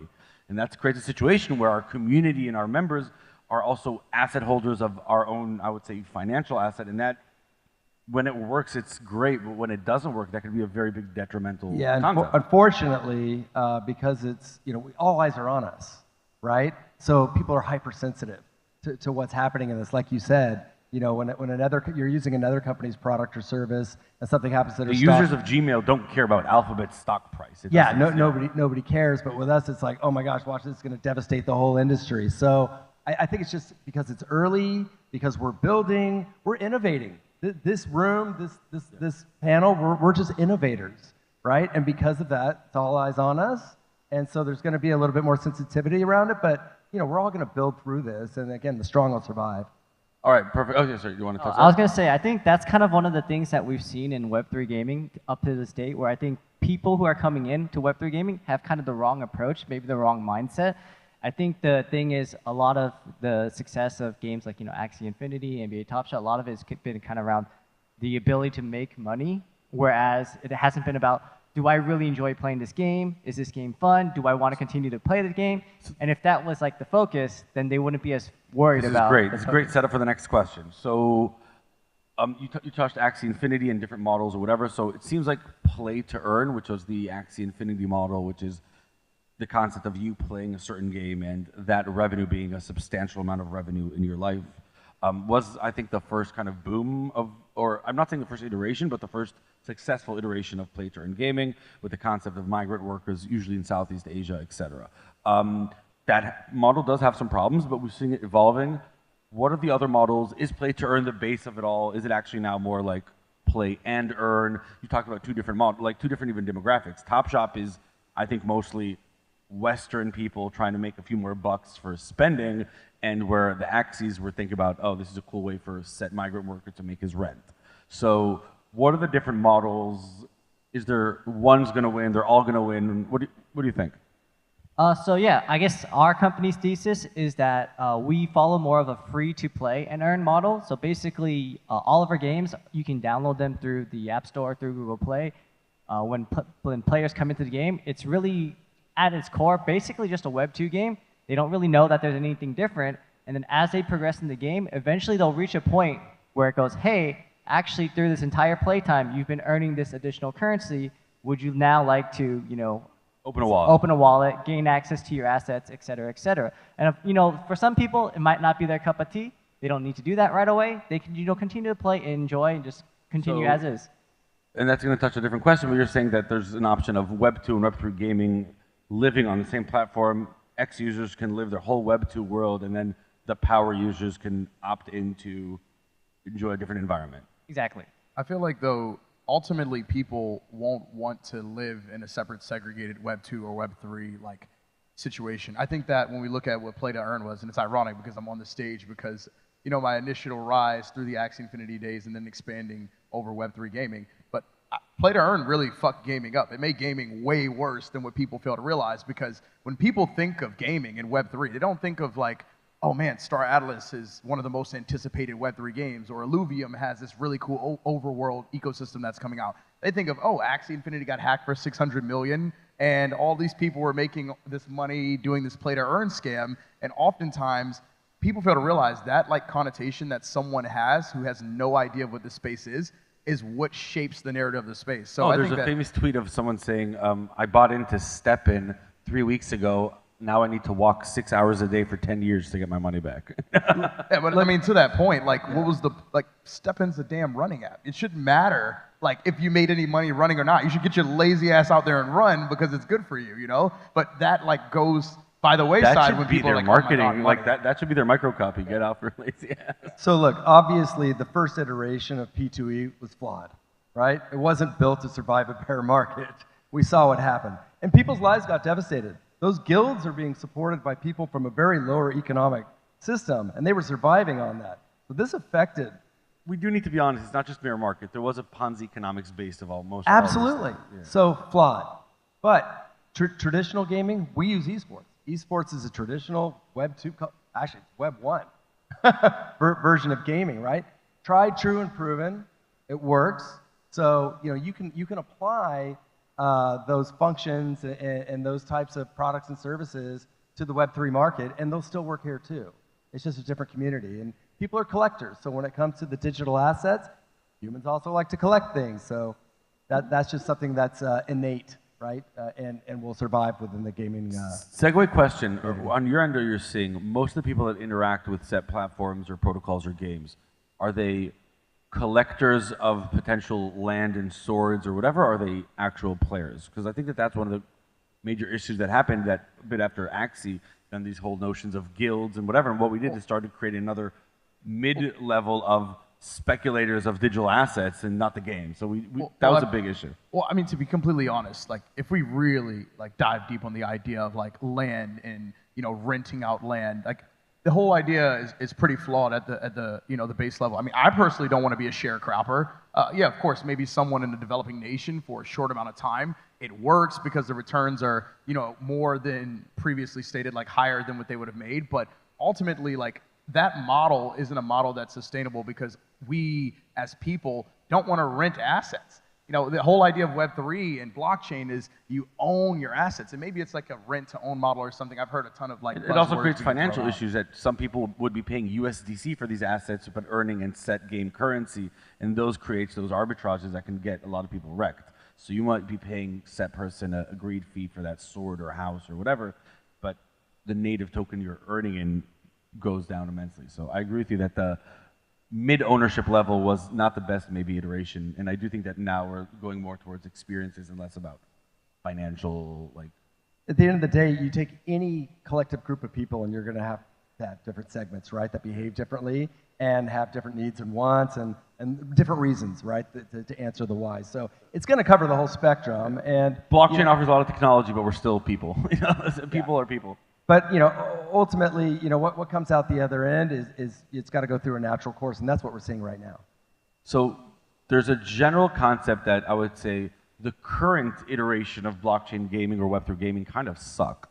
Like, that's kind of the going notion there. Is that, the question is that a bug or a feature? Is this because we did very simple mobile games right now? And again, some of the biggest games in history, Flappy Bird, for whatever, some games suck by definition, and they still do very well. So what are your thoughts about that? Because I can tell you that most of my real gamer friends said, look, I can't take this seriously before there's a game I might actually want to play without any of these assets connected to it. It's early, right? This is still new. If you go back 20, 30 years, again, OG on stage here, you know, I've seen what the earlier games looked like. They were crap compared to what you see today. Yeah, and all the games Pac-Man isn't the most elaborate gameplay. You know? Yeah, this is a natural evolution. Right? And so we're just at the very beginning of this particular part of that.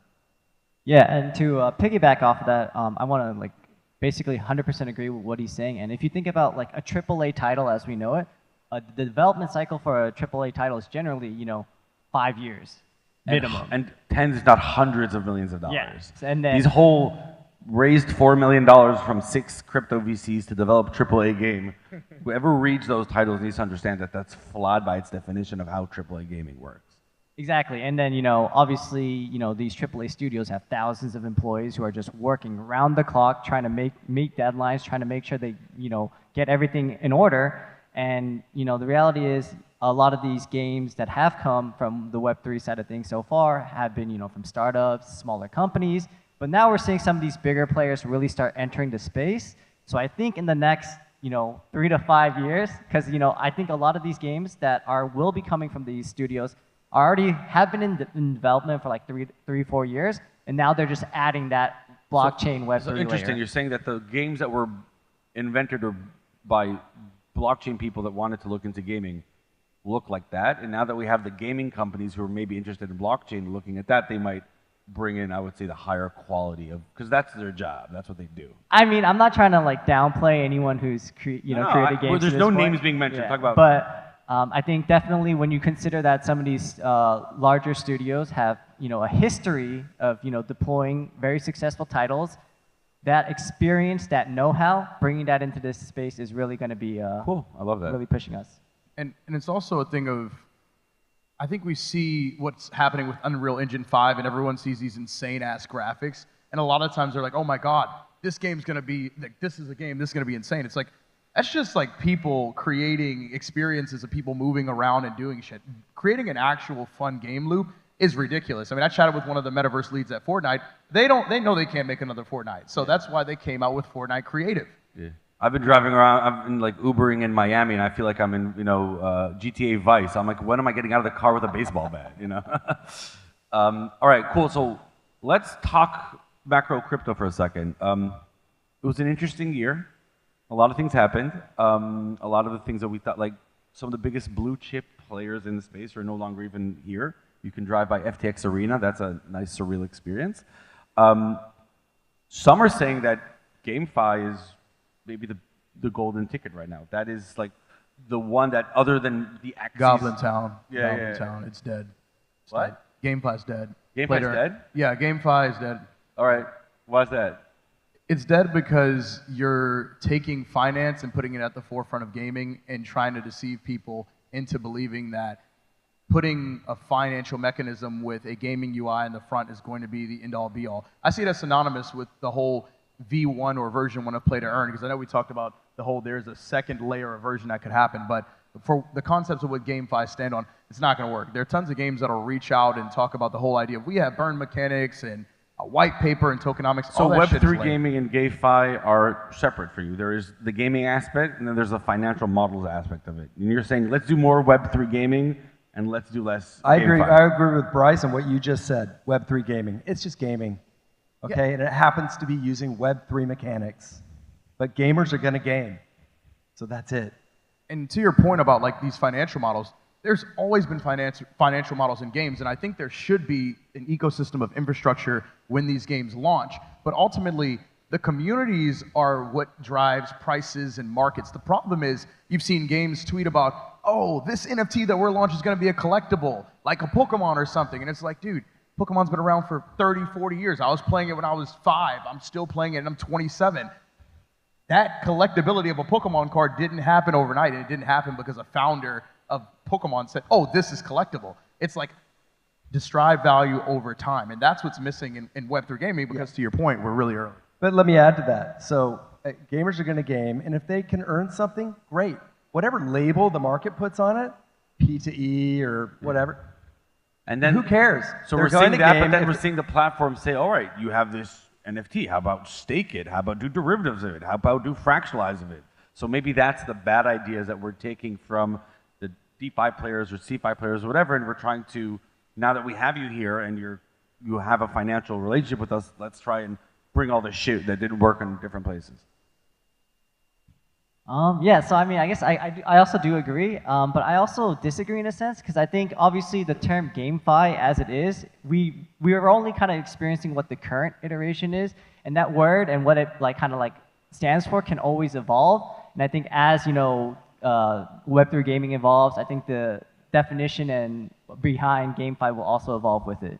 So how do you think that Web3 gaming can grow with a much growing negative sentiment around blockchain and crypto in general, in the general public? So let's say there is a situation that we're going towards a rough 2023 when it comes to public sentiment.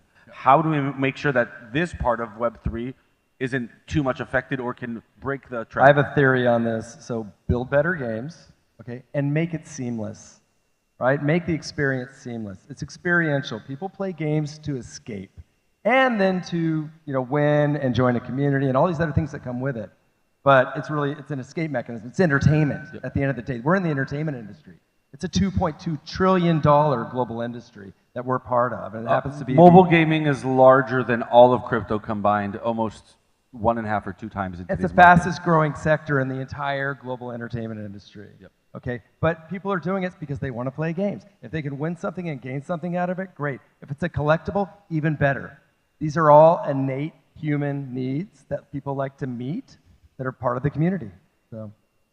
Yeah, and to piggyback off of that, yeah, I think the focus is definitely going to be on the games itself. As long as the experience is good, as long as you're having fun, people are going to come. Gamers don't care if it's Web 2 or it's Web 3. If they can go and have a good time, they'll come. And as he said, I think making that experience as seamless as possible, I think ultimately, gamers don't need to know what's under the hood per se. Yep. They don't need to know that there's blockchain there. They don't need to know that there's NFTs there. They just want to know, is this a game where I'm going to come in and have fun? And if so, and can I potentially have an extra benefit? Great. If not, whatever. I'm just here to have fun. I'm just here to play a game. And in terms of that whole point around mobile gaming, it's crazy. So for example, I went home a couple of weeks ago. My mother played poker on her phone for 4 hours. Then my parents divorced, so I go visit my dad. He lives in Richmond, and he tells me, yeah, I'm the second best table pool player on this fucking random mobile game I've never heard of. And he says yeah, I play 3 to 4 hours a day. I'm like, anyone could pick up any of these games, and it could be a Web3 game, and they might not even know it because it's not.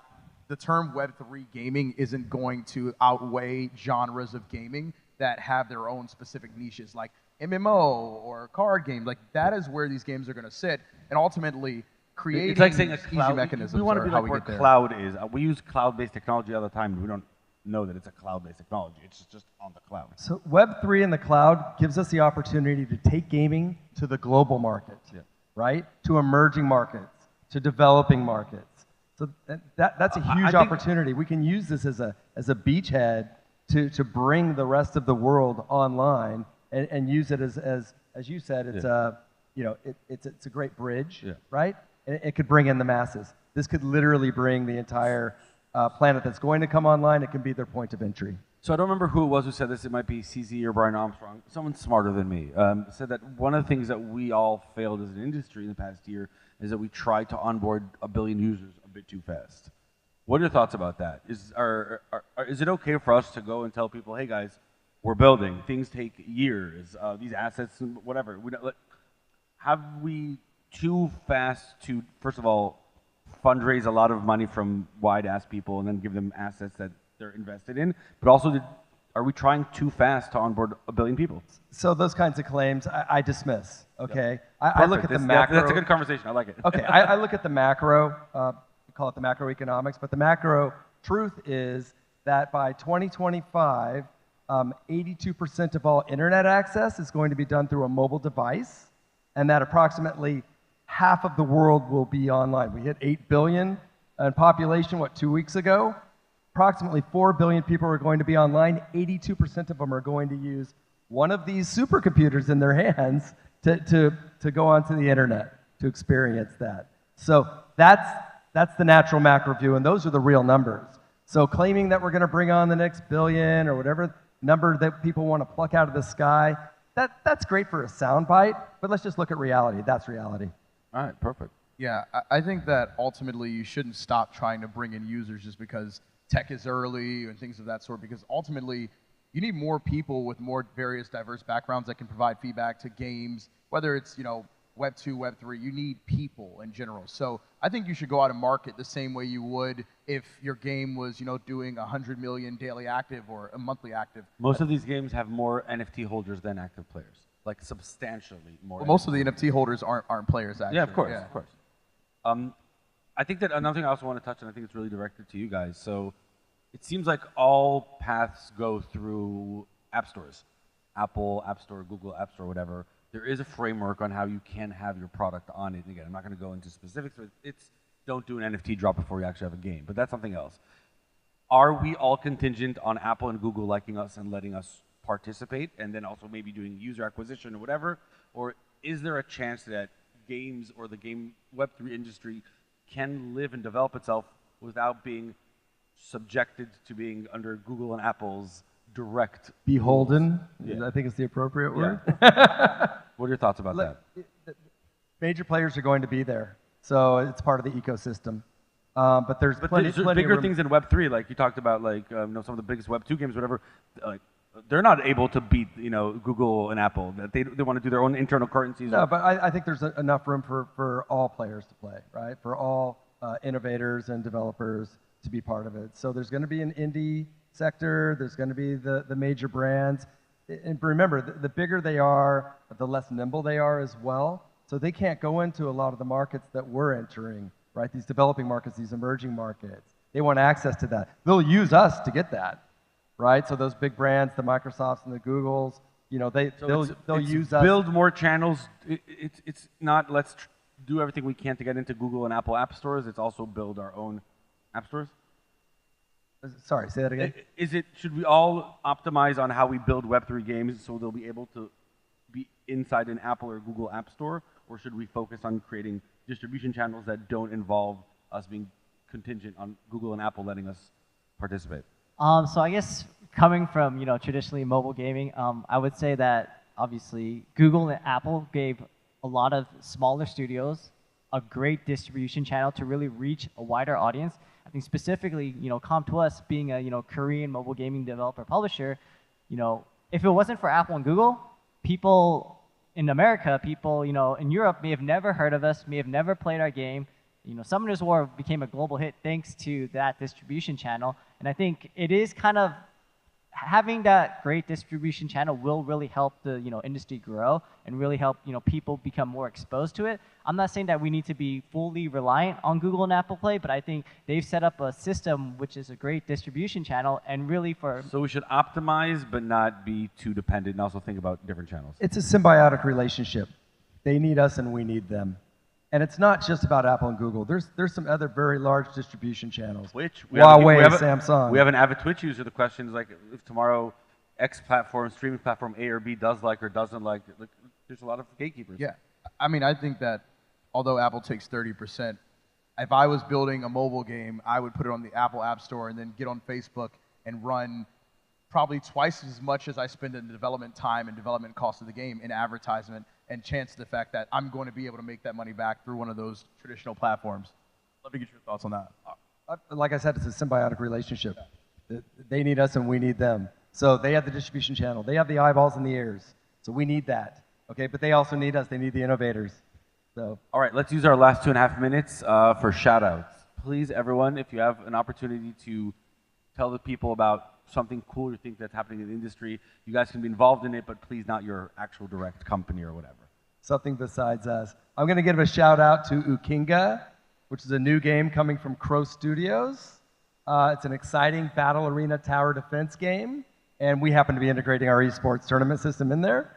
But we're going to market now. It's actually posted on mainnet, and we're on PC first, but we're moving to mobile in about a month.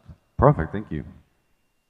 Yeah, I guess I'll do a creator shout out. I think that content creators in Web3 gaming are going to be super important. If not seeing the value now, then probably in the future. But a lot of content creators are building out loyalty rewards programs that are providing value back to their audiences. And I know Kagi and the Juice team did something really cool with a founder's launch and providing NFTs back to his audience for helping build out his entire ecosystem. So shout out to him and what they're doing. I think that creator NFTs, more so like loyalty rewards, are going to be like a really big wave in NFTs over the next probably year and a half. Yeah, so I guess the group I want to shout out is Exterio. They're the exclusive Web3 partner of FunPlus. FunPlus is a very big, traditional mobile gaming developer publisher. So I'm really excited to see what kind of products that, and what kind of games that they're really going to bring into this space now with this new partnership. All right, perfect. I want to give a shout out to the Game 3 Awards. PokerStarter Gaming started that. I'm one of the judges as well, and we're trying to, with a lot of other bodies, try to create a decentralized body that will congratulate the best builders in the space and create some type of an annual awards, whatever. There's no financial models in it. It's all organic, and we're just trying. The voting. Some the nominees are already up. You can go check it out. Game 3 Awards. The votes, I think, start in the next few days. All right, thank you very much. We have 20 seconds on the clock, so we'll give you guys a bit of time to stretch. Thank you for my great panelists. Thank you for having us. Thank you. Thanks. Hello, hello. You guys did awesome. Pleasure meeting you all. Thank you. So before we introduce our next panel, big shout out to Binance, to Dex Tools, and of course, Coin Market Cap. If you're watching from the interwebs, please make sure to smash the like and share this. And for our next panel, we have Enzo and Kara. They are brother and sister, and they're going to be talking about how we can make Web3 more mainstream, and they have an amazing presentation to share with you.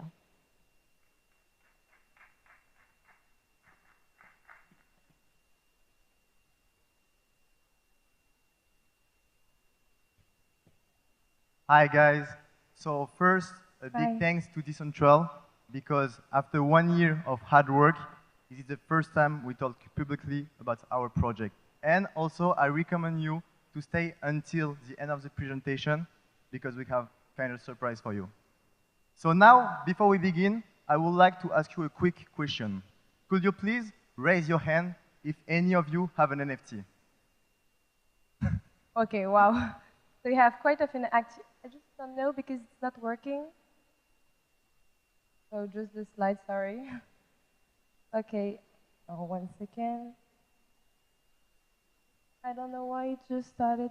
Okay, so I saw that we have quite of an active community here. Not really surprising because we are at one of the biggest Web3 events of the year, but still I think that we can all agree that today we are in a niche market and that honestly in terms of value it's not growing as much as it could. And this is mainly because we're not able to attract people in the Web3 anymore. So one question we could ask is, why can't we make it attractive for people to join the Web3? Or to say this in another way, how can we make Web3 mainstream and why is it necessary?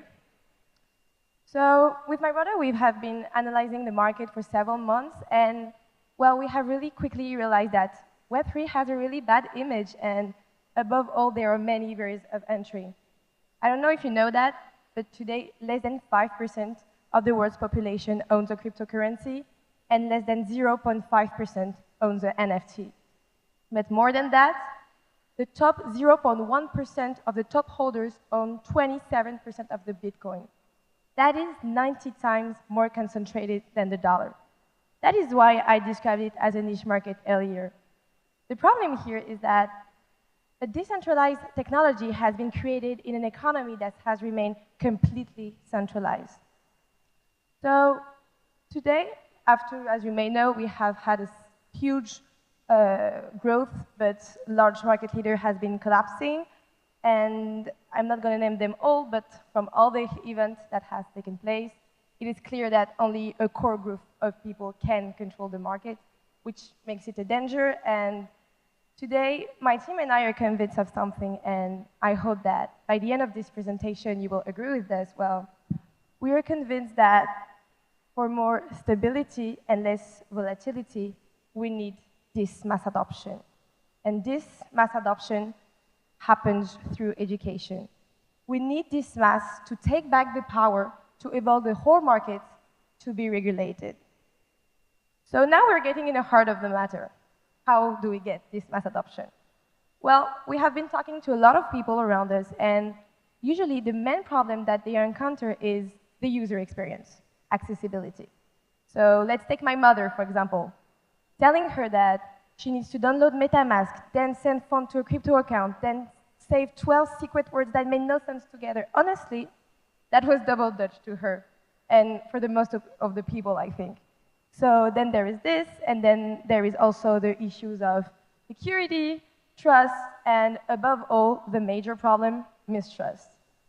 So if you're in this room, I think you're very probably interested in the Web3, so could you please raise your hand again if you have ever heard the phrase or synonyms, it's a scam, it's worthless, you know what I mean? Yeah. Okay, so I think that our mission today to make this mass adoption happen is to make Web3 part of everyone's life. So if we're going back to my mother example, if we made the user experience simple, so buying a plane or whatever ticket becomes buying an NFT becomes as simple as buying a plane or whatever tickets, well, you would have no problem doing that. So in order to accept this, people need to understand this.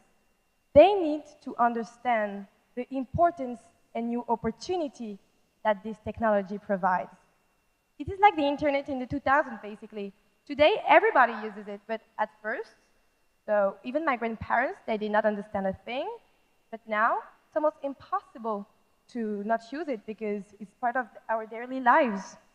So to validate our belief that education is inevitable, with my team and my brother, we conducted a survey of 3,000 people and asked them what image of the Web3 they had. So whether it was a scam, what it was the future, meaningless, or if they were willing to invest. And that is what we found. And what's interesting there is that we did 12 focus groups of 10 people and took one morning, a couple of hours, and explained them more in detail what the Web3 is. So we went beyond their preconceptions. And well, after this discussion, 3 out of 4 people were interested in knowing more or even willing to invest.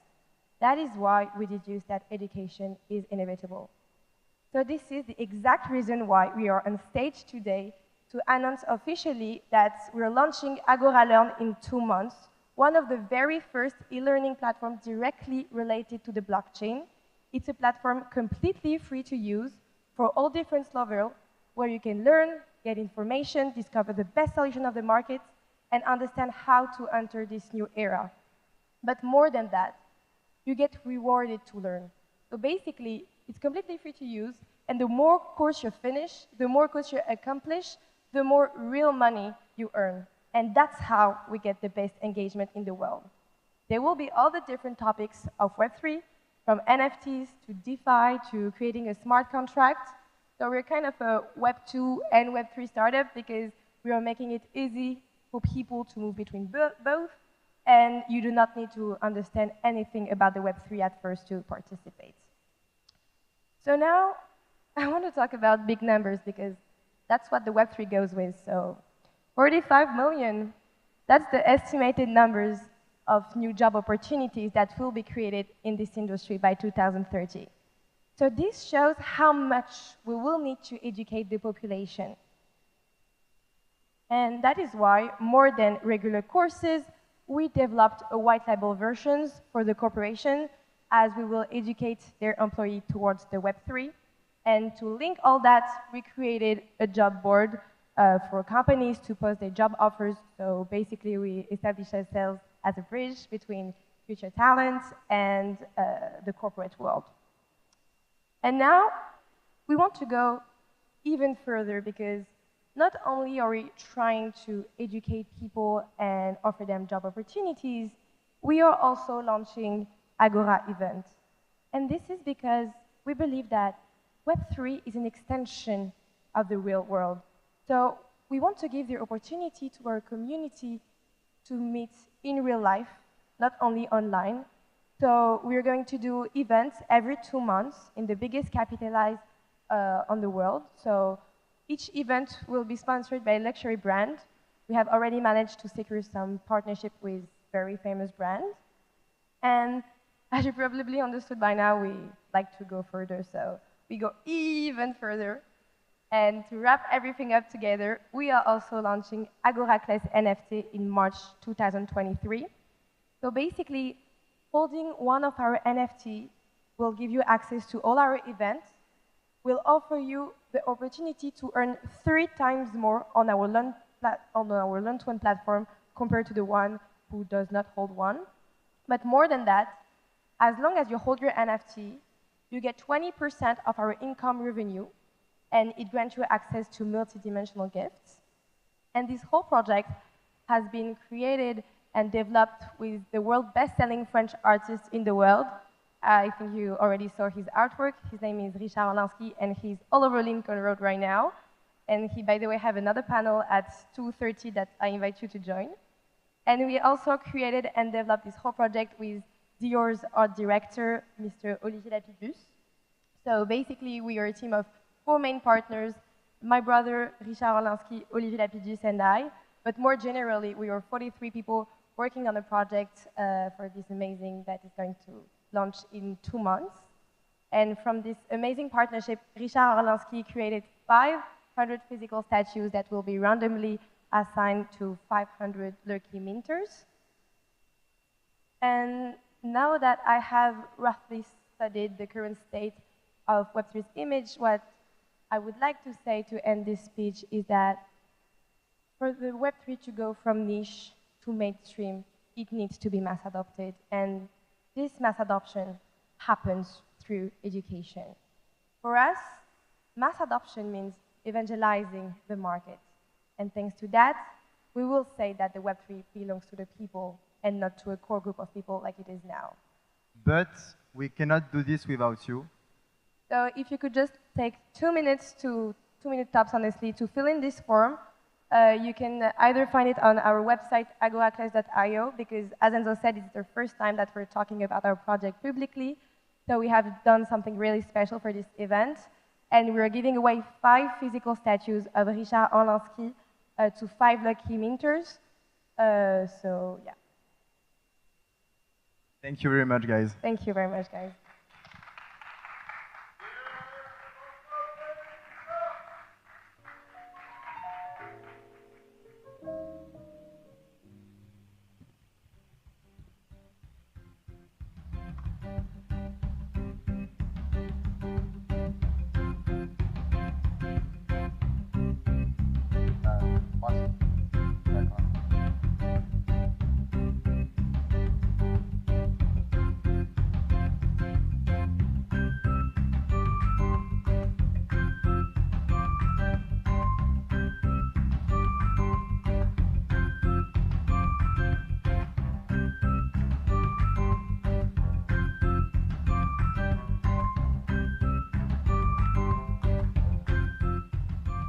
Hello, hello.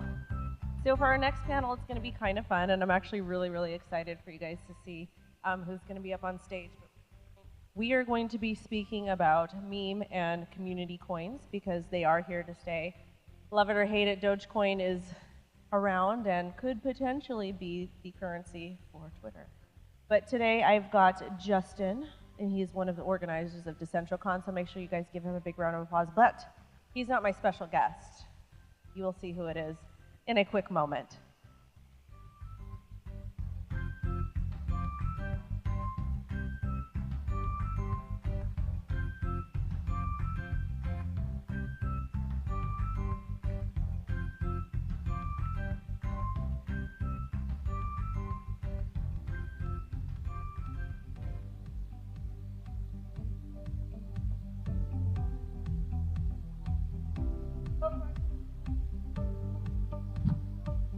You're all looking, oh God, you're all looking tremendously excited to see me. I can tell from the look on your face. You're all looking at me thinking, oh God.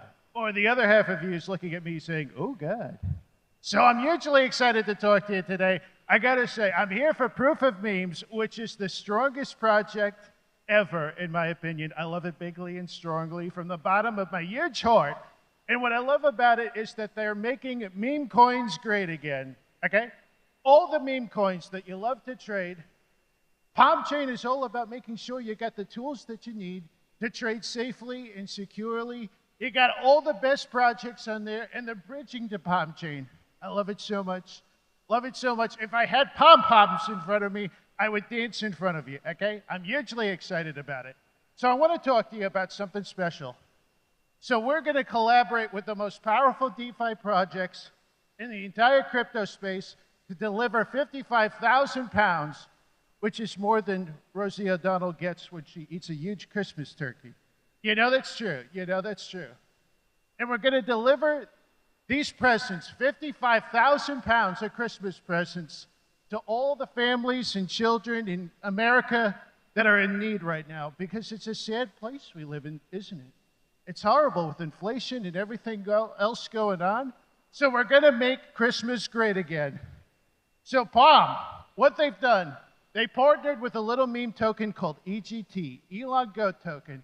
And what they tried to do was deliver a huge giant monument to Elon Musk at his factory in Austin, Texas. Now, he didn't accept it. That's okay. Nothing wrong with that. But I got to say, we're hugely excited, and I got a message for Elon. Elon, we're taking that monument, and we're going to use it to deliver Christmas presents all over the country to children in need, and we're going to make the Twitter bots pay for it. That's what we're going to do, okay? It's going to be tremendously strong, okay? Hugely excited about that. So let's deliver proof of presence to people in need with the Proof of Memes 22 DeFi toy drive and make meme coins and DeFi great again. That's what we got to do, folks.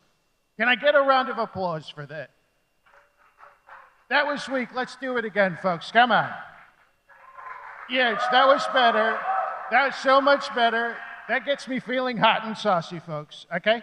And you know what we're going to do? We're going to make sure that the presents are gold-plated, because nothing gets me more excited than having a gold-plated toilet or gold-plated presents. There's nothing like dropping poo coins into a gold-plated toilet, I'll tell you that right now. Hugely excited about that. So as we all know, there's the whole FTX debacle, SBF, you know, I call him Samuel Bank fraud, huge fraud. And I don't like his hair, by the way. He needs to own a hairbrush. It's disgusting. It's horrible. How does he become CEO of a project with that horrible hair? It's gross. But what we're doing with this project is we're trying to revive the crypto space and make crypto and DeFi great again. So what I want to do is I want to introduce you to the saviors of the world of crypto. In my opinion, and quite frankly, they're the saviors of the world.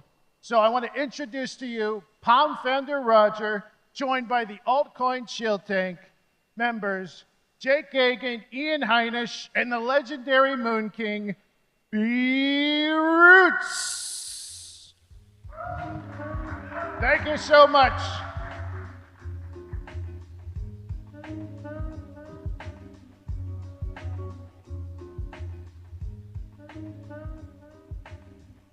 Awesome, awesome. Welcome, everybody. I want to welcome everybody to the Meme Coin and Community Panel. It's all about trading and what's going on in the current marketplace. You may or may not have been paying attention to what's been going on Dex Tools, PooCoin, and many other places. For me, I'm a big degen. And honestly, the market's been really boring, but it hasn't been boring in the community coins, and we're going to do a deep dive.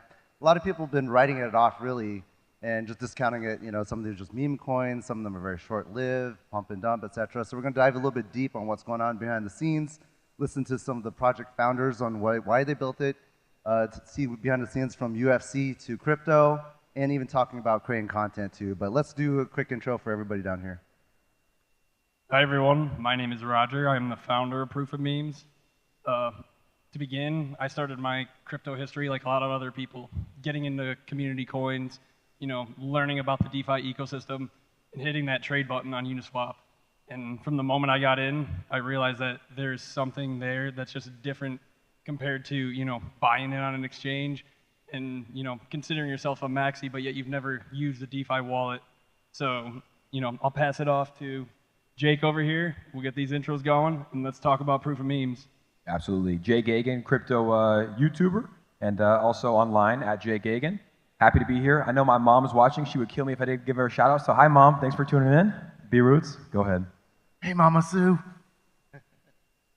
What's up? What's up? It's your boy. B Roots, also known as Moon King B Roots on Twitter. Been in crypto since 2013, and I'm a big meme coin investor. A lot of future for it, so that's me. What's up, guys? My name's Ian Heinisch. I'm a UFC middleweight, also known as the UFC Crypto King. You know, I was ranked number 9 in the world in middleweight. I suffered some injuries that have kept me out of the octagon for a year and a half now. And during that time, I kind of knew about crypto. I kind of knew about meme coins. Obviously, pretty much everyone who apes in or buys a coin, a cryptocurrency, it's usually a meme coin. I bought Dogecoin first, and you know, it really opened my eyes to how communities and how crypto can really change the world in an impactful way, and that's why we're really excited to do this toy donation. And through my injuries and this time off, I've really been able to deep dive into crypto, and that's what led to starting Shill Tank with the Crypto Kings up here, and finding Proof of Memes, a lot of other great community coins, which I'll talk about in a little bit. But Proof of Memes has been a game changer for me and the Crypto Kings and the crypto space in a whole. And I'll let Roger speak about that a little bit more. Yeah, I mean, when you look at crypto right now and you look at these top 10 coins, like what are they doing and what is going on with these community meme coins? You'll see, you know, developers of low $10,000, $20,000 market cap coins sitting there putting in 12-hour days on Telegram, on Twitter, going in AMAs, talking about how we're going to conquer the space. You're not going to get any of that out of these top 10 coins. They don't care. You know, they're hoping to find the next VC firm to keep what they have going. Anything that's community run is, you know, true value. I mean, look at the US dollar. It went from being backed by gold to being backed by belief that we say this is a dollar. Who's to say that a community of 10,000 people, 100,000 people can't sit here and say that this coin is worth, you know, 50 cents a dollar, whatever it started as. I watched, you know, somebody buy $10 worth of proof of memes when it launched at a $5,000 market cap. They turned that into $150,000. Now they left the project early, left the community early, but this is an exponential community, and you know, proof of memes is here to, you know, make things happen, bring people together, actually quantify a value with memes, and you know, make meme coins great again, because we're the only ones here building in this bear market, you know, talking to our community and keeping it going, keeping, you know, this. We're still very happy right now. There's no such thing as a bear market when you're working with community coins. Yeah, and I'll back that up. A lot of people talk shit about community tokens and meme coins because of SHIB and Doge, and a lot of people in the space got into Bitcoin and crypto early. They don't like it. But the example he just said, someone turned $10 into $150,000. The only place you can do that, probably in the world, is meme coins. You can't do that with Bitcoin. You can't do that with Ethereum. So that's why there's a lot of tension. And like I said, a lot of people talk shit and they think that meme coins and community tokens are bad for crypto, when in reality, all of us have been in crypto for a couple of years. We saw how many people were onboarded into crypto because of Shiba Inu and Dogecoin, right? Millions of people came in because of meme coins. So I just think that, you know, instead of talking shit on it, we have to understand that it's good and it's bringing people into crypto, which at the end of the day is what we want. I want to add one thing to that. You know, most people trust their dogs more than they trust any human. You know, people are not ready to really buy into all these metaverse AI projects because they don't even know what crypto is. You say, oh, you know, this looks like your dog. I can get everybody I know to buy into that. They're not going to get these metaverse projects. It's going to take all this going through schooling systems for people to learn about it before they do that. So, you know, let's use these adoption tools that we have and, you know, start buying into our dogs. And I actually had B Roots on my channel a couple weeks ago, and he told his SHIB story. So I think people, to understand B Roots, they need to understand how early you found Shiba Inu, because it was almost a year before other people found it. Yeah, a lot of people think that SHIB came in 2021, that winter, and Shiba Inu was actually launched in August during DeFi summer. If anybody ever, you know, remember that time, lots of rugs, a lot of crazy things happening, and you know, I kind of veered off the DeFi summer a little bit, and hearing Elon Musk talk about Dogecoin, and I was like, man, we need to find a new Dogecoin, something new. So a lot of people know me as being one of the first 200 wallet holders in Shiba Inu, and holding that and how volatile that was. But I think that there are two sectors in crypto that has brought in a massive amount of people: NFTs and meme coins. Let's just say, you know, Jake talked about SHIB having millions of wallets. You know, the amount to see a meme coin go from 200 wallets to 10,000 wallets to 20,000, 50, 100, and just watching the growth in that of regular everyday people coming to crypto is massive. You know, in less than 2 years, it has 1 million plus wallets.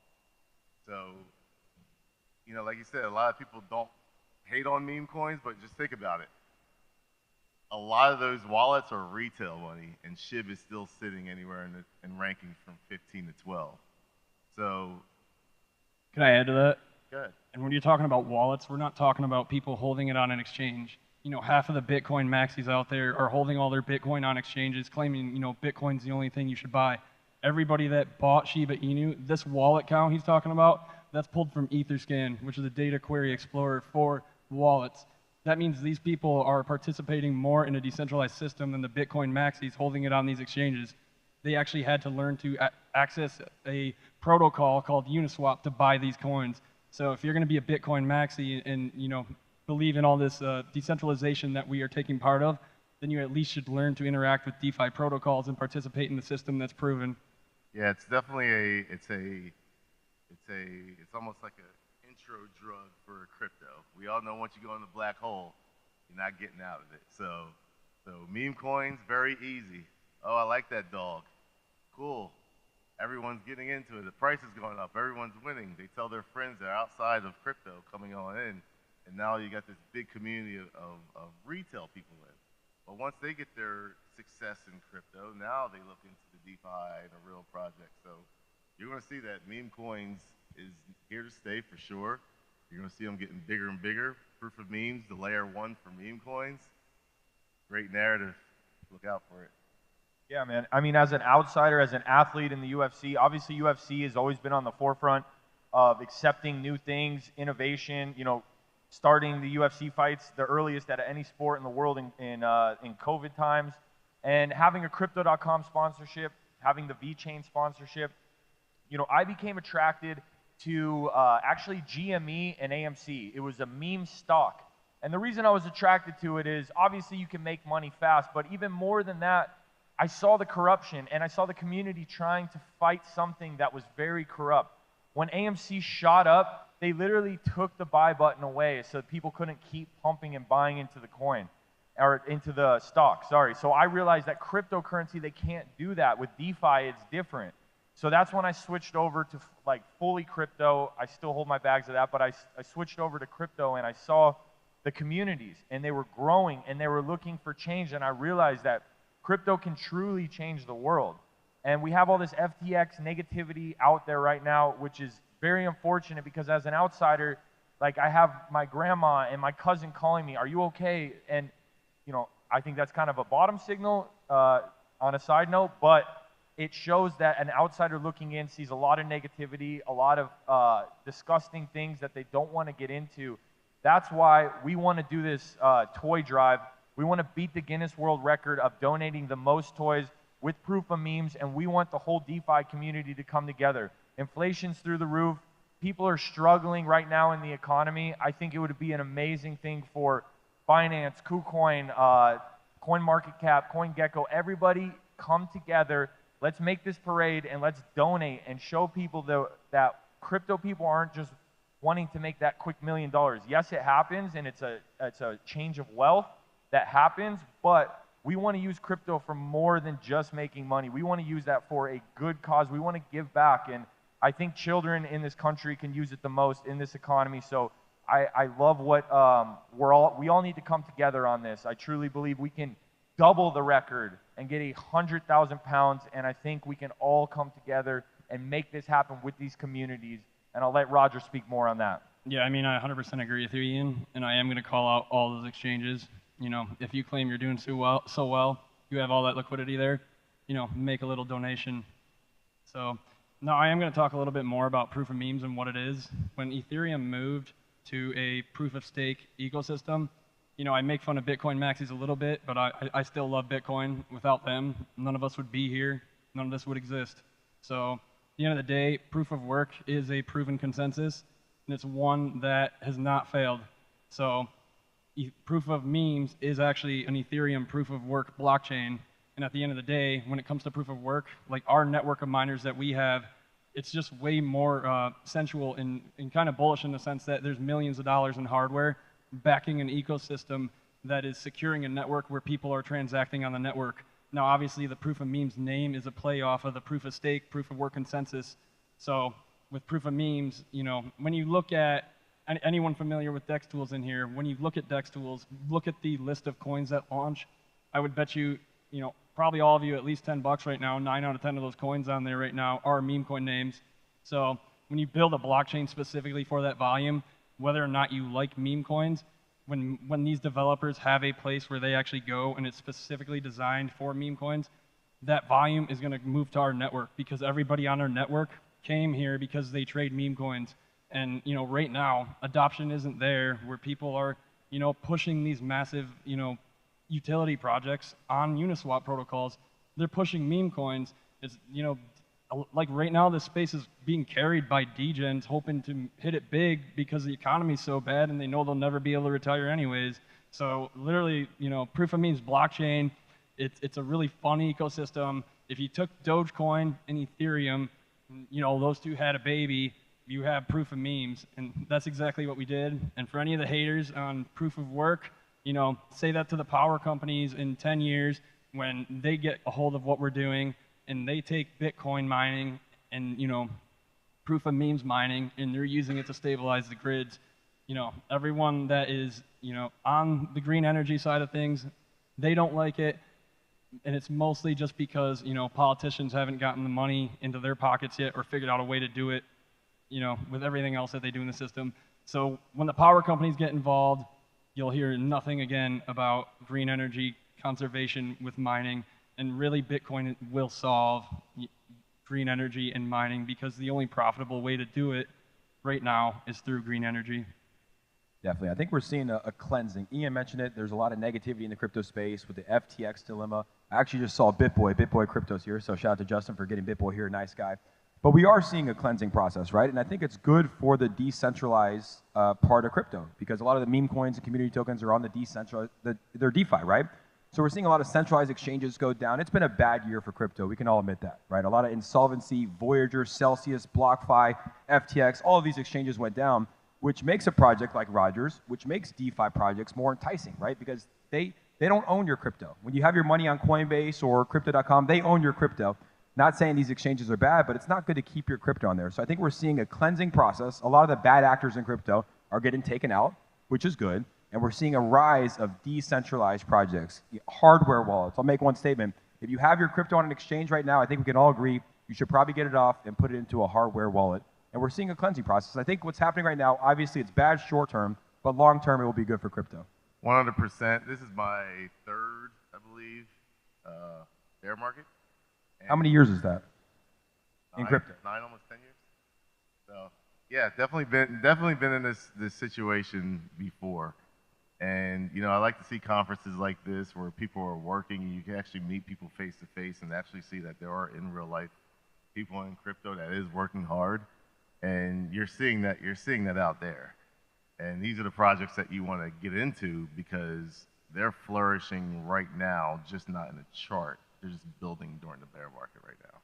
So you saw in 2017, everybody, you know, took in ETH and $15, $20 million raises back in 2017 where a lot of people got in and they all got flushed out because they just held their Ethereum. And just a lot of people got wiped out. A lot of companies got wiped out. But those who were smart with the Ethereum, and they kept building in 2018, 2019, 2020 comes, and the bull market comes back. With those who thrived, you know, came back around and just created new highs. You know, I could think of just one off the top of my head, Chainlink. Chainlink was one of them. Came out during 2017, 2018 run. Got killed, got smashed, kept building during the bear market. It was basically going up while everything else is going down because they're building. And that's what we're starting to see. You know, that's why I'm so big on proof of memes. Kind of came out during the bear market, and you look at the chart, and it's going up while everything else is going down. Why? Great narrative, new narrative, and it's solving a bunch of problems within the crypto space. So those who keep on building, I've seen the last few bear markets. You know, they're gonna turn it back around. I want to add one thing to that. You know, with people that are bearish on the FTX situation, this is the most bullish proof of, you know, everything that Bitcoin stands for. You know, the big can still fail in this space. The fake actors, the innovation that's not approved. You know, Bitcoin and crypto as a whole is supposed to be the free flow of innovation, and people decide which innovation works and which doesn't. It's a truly fair, decentralized system. And in this case, all you're seeing with FTX is a bad actor and something that was going to fail now or later being pushed out of the system. So if that doesn't make you bullish that the big are failing, no matter how big you can get, you know, this is like if the government wasn't bailing out the banks or, you know, companies like GM and free flow innovation happened in the US, you know, they would have to have crypto to do it. So I'm more bullish on crypto than I have ever been with the fall of FTX. It's doing its job, it's cleansing the system, and it's keeping the true players in the game. Yeah, I think what really good points is, even in right now, the bear market, the meme coins are outperforming what's going on. But in the bull run too, the meme coins like Dogecoin, if you look at the charts, Shiba even outperformed in terms of multipliers more than Bitcoin. Bitcoin, you're hoping maybe 2x, 4x. Then Ethereum, another 2 to 5x. Then maybe other coins will catch up. So if the bear market, the meme coins are performing right now, then in the bull run and next run, it's going to be even bigger, like 100x plus. And we're even seeing that just like each week as well too. Yeah. And that's why there's so much attention here, right? Like, we're humans. It's human psychology. Everybody, the Powerball was just at what, $2 billion, and every single person goes out and play it. It's like, if a Bitcoin does a 5x and we hit 100,000 Bitcoin next year, that's incredible, right? That's amazing. But if you get into a meme coin early, you can do a 10,000x. So it's like, it's that lottery ticket. It's the human nature. And that's why there's so much attention and so much people that are interested in these community tokens that we talk about. Yeah, I mean, you can use crypto as the way it is. I look at personally, meme coins is wealth creation. So, you get into coin super low. You've got your average Joe person puts $150 into a SHIB when I got it and turns it into millions of dollars. That's wealth creation right there. Now you use your Bitcoin, your Ethereum as wealth preservation. So it's different ways you can look at it. I look at it almost like a 401k, and I just set up my portfolio similar to that. And then as you create that wealth creation, you get a little more safe place. So I can tell you, meme coins create that. I promise you. Every meme coiner, once they make the money, it goes into Bitcoin or ETH.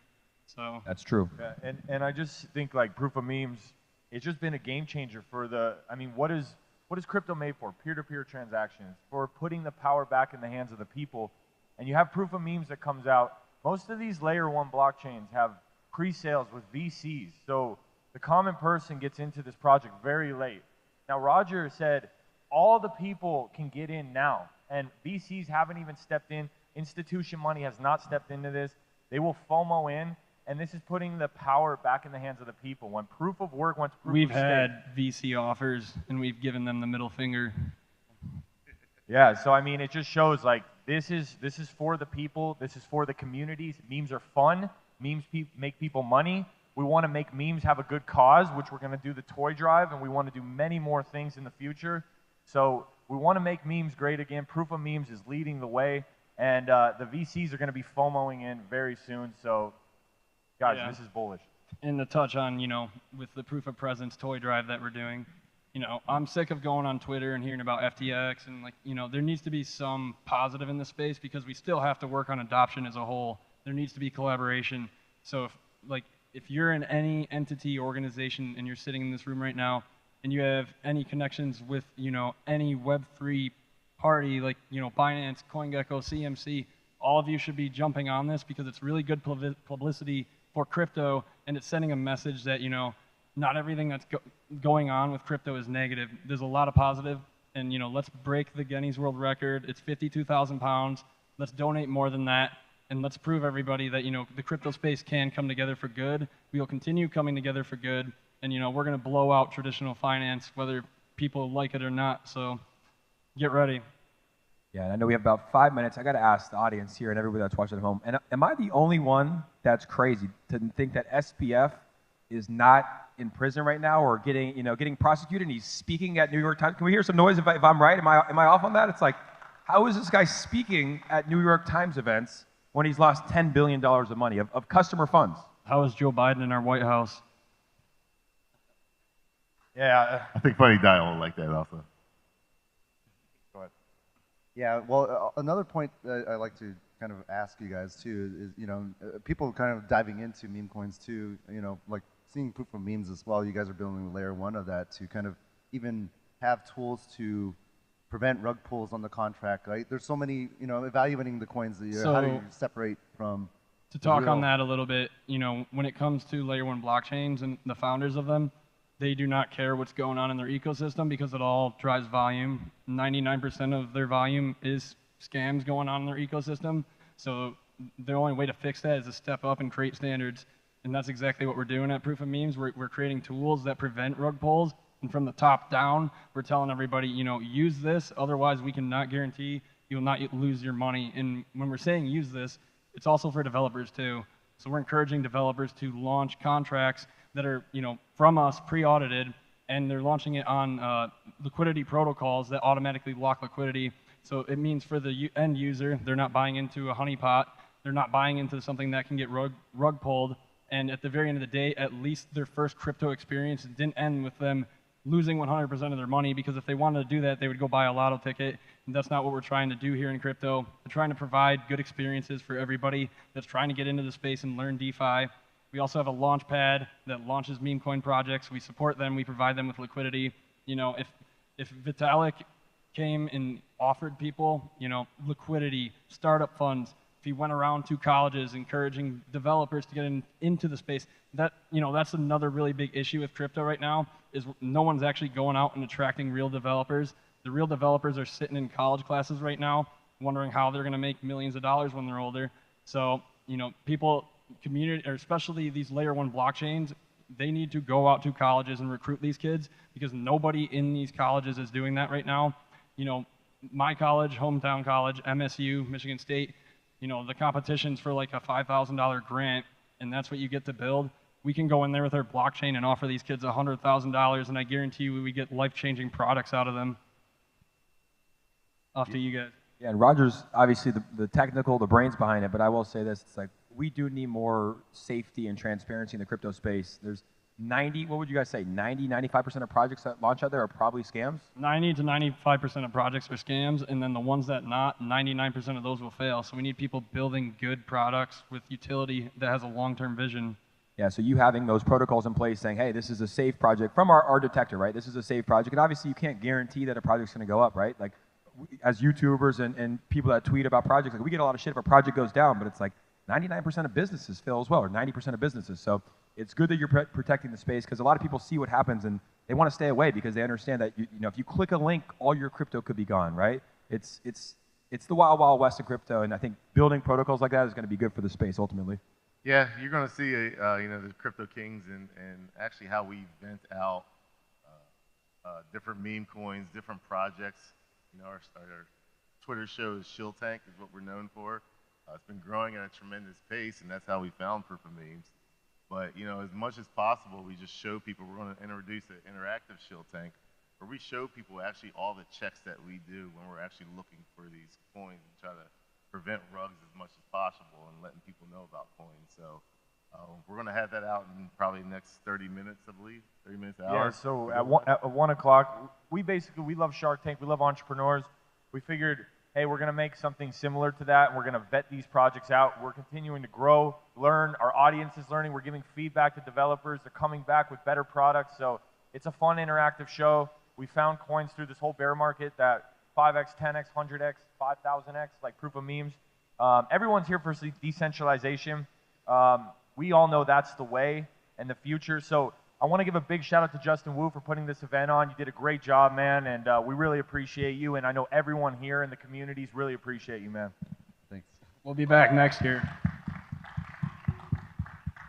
Yeah, I mean, that's what it's all about, just building the community together and bringing different perspectives. I think that's why, like, for me, you know, I put this panel together and brought all these guys here to, not to discount this as a phenomenon and what's going on in trading space. Obviously, great utility has been great too, DeFi, NFT, metaverses, etc. too. But I wanted to really showcase this panel here and this topic really as a serious discussion because you always think, you know, as a meme, it's all fun and games, it's not serious, but you know, what you see here is a lot of serious builders, and honestly, it's quite more interesting than what's happening right now, especially with all the negativity in space. I'm going to finish with Elon Musk said, "Who controls the memes controls the universe." We're living proof of that. There we go. That's how you end it right there. And we'll end that with memes will power dreams, and we'll see you guys again at another. We'll see you guys again for sure at another DCentral as well. Absolutely. We'll be there next year. Thank you. Thank you, guys.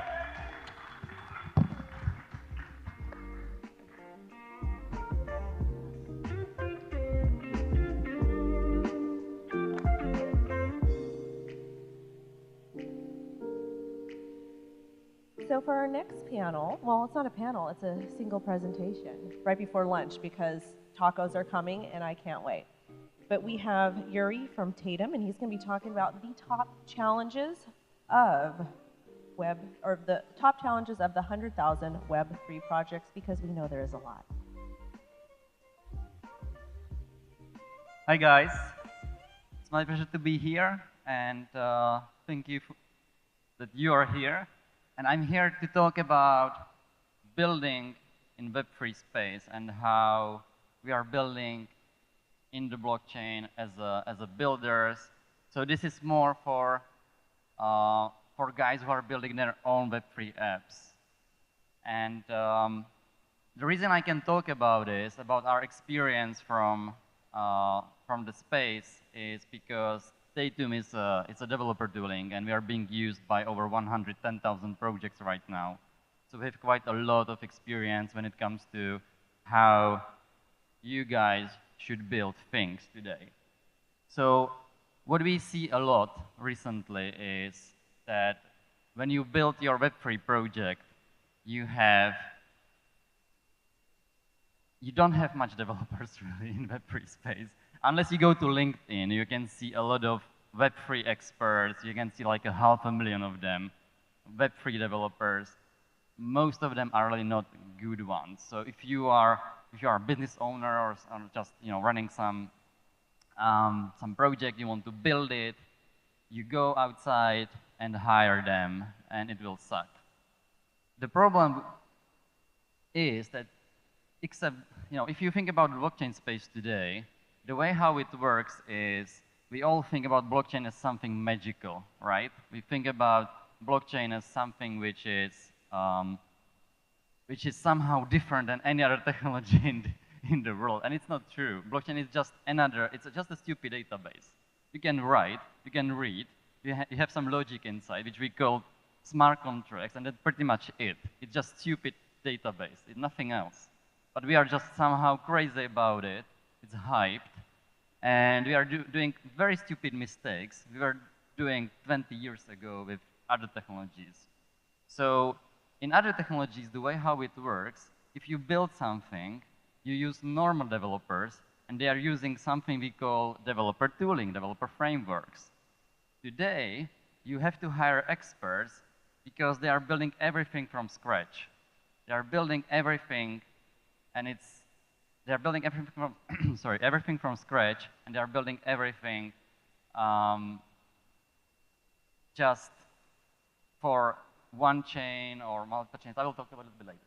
So anyway, the way how it works outside the blockchain space, you just utilize developers you like inside your company, inside your team. You already have some great developers. Use them, give them tooling, so they can actually build something. And the way how it works in Web3 space, you have to go and hire experts, and it doesn't make sense. They're expensive, and you don't have enough of them.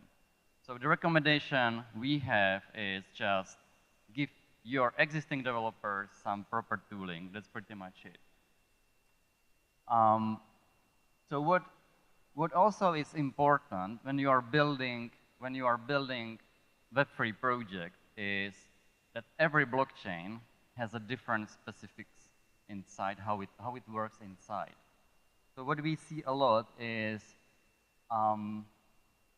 we are building on EVM compatible chains. They are all the same. So we can actually build multi-chain app, I don't know, NFT marketplace, whatever it is, and it will be the same because we build it on Ethereum, so it can work on other chains. You can't be more wrong. EVM compatibility is just about the way how you can code smart contracts, give or take. It's not saying anything about how the actual blockchain works. For example, if you build on Ethereum, and not many people knows that, you have something which we call reorgs. Basically, last 5-6 blocks are not final. A lot of projects, if not almost all of them, are doing something we call, they are trying to catch the tip of chain. So they are basically going and scanning new blocks to get the most recent information. So what happens is they just scan something, they do something we call scanning the chain, they scan it, they get the last information, and that information changed 30 seconds later. So their information is wrong. And they are surprised that in a year they have wrong data. They actually have even negative balances, which is not even possible on chain. That's just fucked up. So what happens is you actually have to wait either like a minute or something, or you have to verify your data. And that's Ethereum. But other chains, like for example Celo, which is EVM compatible, is actually kind of better Ethereum. They don't have it. So if you build on Celo, you're okay. But then if you migrate to Ethereum, it will start doing mistakes. You will actually find out maybe few weeks, few months later. So there are a lot of specifics you have to be aware of, and you need to understand them if you are leveraging experts. Now the experts, they can understand usually just one chain, barely, but they can, hopefully. But the thing is, if you want to build multi-chain, which is recommended way today, you have to either hire multiple developers or even teams to get there, or you basically become vendor locked, which means you will just work with one chain. It's not 2017 anymore. We should be smarter. There should be some risk management in place. You shouldn't put your business on one chain anymore, unless you are a huge fan of one chain for some reason. The way how you can avoid this is just use, again, some developer tooling which abstracts you from specific chain.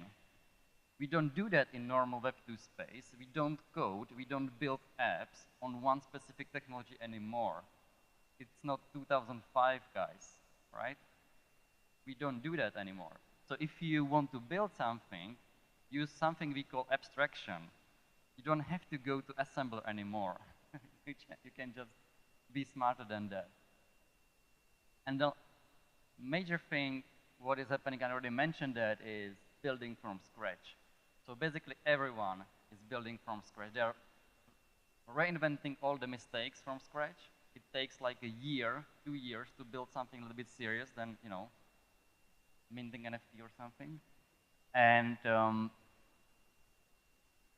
you will fail a couple of times to get it right. That's our average. What we have seen in the projects is about 2 times. 2 times you have to make it wrong to actually figure out how it should be done properly. So again, in normal technologies, in Web2 space, the way how builders work is they are using existing frameworks, features for developers, so they can actually build things super fast. It's already battle tested by hundreds of thousands of other developers, so they don't have to reinvent the wheel over and over again. And you have quicker time to market, security things, all that built in. That's the problem, because we don't have that in Web3 space that much. So everyone is going to the RPC node, and they are building from scratch. So again, what we suggest is use developer tooling.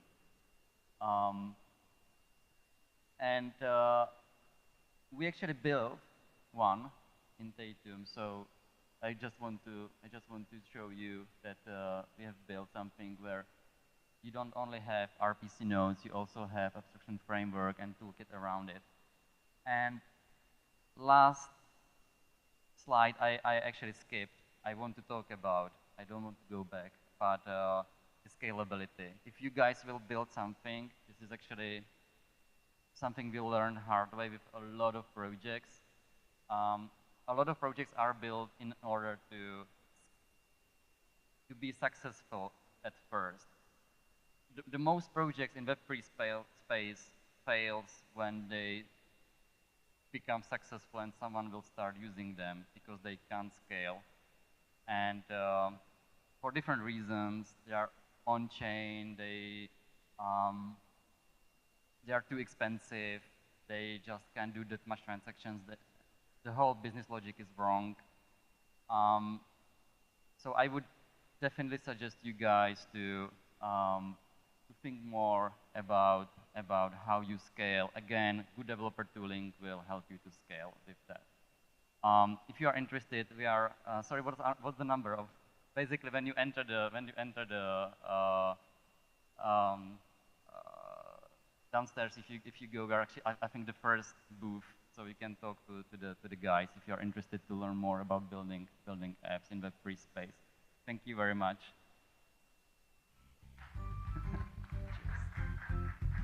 Thank you so much. It was a pleasure meeting you. Yes, you must return the mic. Well, on that note, it is lunchtime, and those of you who know me know that I love tacos, and I have ordered tacos. We will be taking a break, about an hour break for lunch, and we will be back at 1 p.m. ET. And we'll be speaking on Web3 sports. So if you're somebody who's interested in that aspect of the industry, make sure to come back. We'll catch you soon.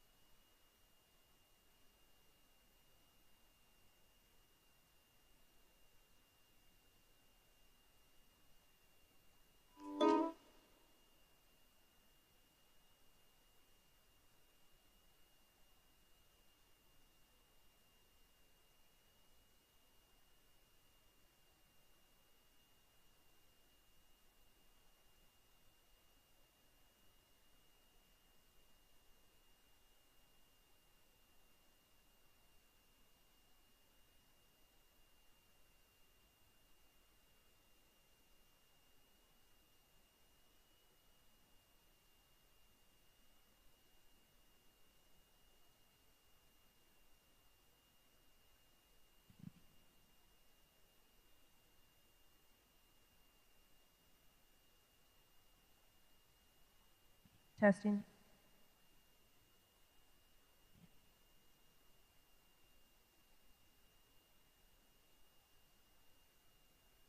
Welcome back, welcome back. I hope you all had a delicious lunch. My tacos aren't here yet. I'm a bit sad, but it is what it is. So we're going to be really hitting hard on the sporting aspect of NFTs and Web3 because that's important.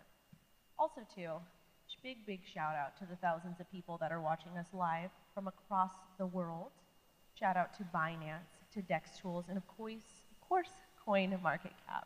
If you guys are watching this live on the YouTube channels, make sure to smash the like button, subscribe, and set alerts. And drop a comment too, that's fun. Because the more interaction we have, we can push this out further into the metaverse. That's how these pesky algorithms work. But we are live the second day at DCentral Miami. So I got a few questions for the audience before we have our next panel come up. Are you guys having a good time? Yay, woo! Of course, it's good. Anybody learning anything new? Maybe? A lot. What'd you learn?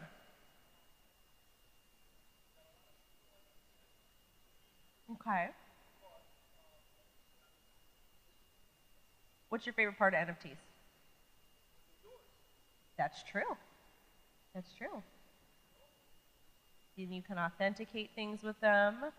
They represent different things. So NFTs do a lot of really cool stuff. I love them because I love Music Men. And that when I heard the argument on how NFTs could support the music industry, especially all of the producers, the writers, the creators, people actually contributing, and remove that predatory third party, that's what resonated with me. I was like, oh my God, this makes sense. Just like Bitcoin removes the need for a middleman with banks.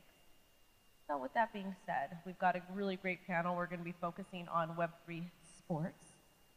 And I think the gentlemen are ready. We'll have to see. Looks like they're ready. We're going to have Sunny moderate for us.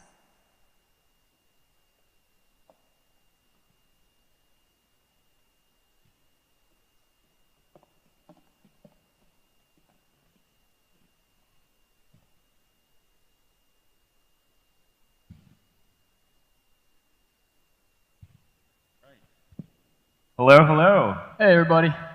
Apologies for the slight delay, but thank you, Finance, for streaming today. Baron Davis will be joining us shortly, and hopefully we can have some fun with all of you. Absolutely. Yeah, appreciate, shout out to Binance. Thanks so much for the stream. And yeah, let's get started. So, I would just love to learn about how both of you got into Web3. And obviously this is Ross Gold, our brand ambassador. And yep, and I'm Austin, Strauss, CEO at Neural Labs, CEO. and Sunny's my co-founder. And Ross is someone who we had a great relationship with, and thought it'd be a great person to bring on. She's of course an excellent spokesperson and big enthusiast in Web3, and I think we could. Here we go. Here we go. The man, the myth, the legend.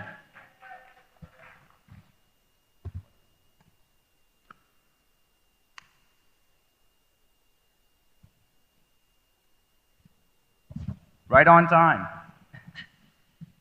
I got stuck in like a Web3 conference trying. No signs to get here.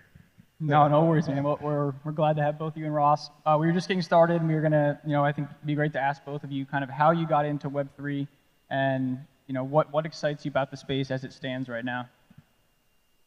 All right, sure. So first of all, hi everybody. So nice to see you all here. Thank you for joining us on stage for this Neural conversation. I want to thank the founders of Neural for having us on stage here, and Sunny and Austin, and of course Baron Davis, NBA All-Star and superstar, and also entrepreneur and investor.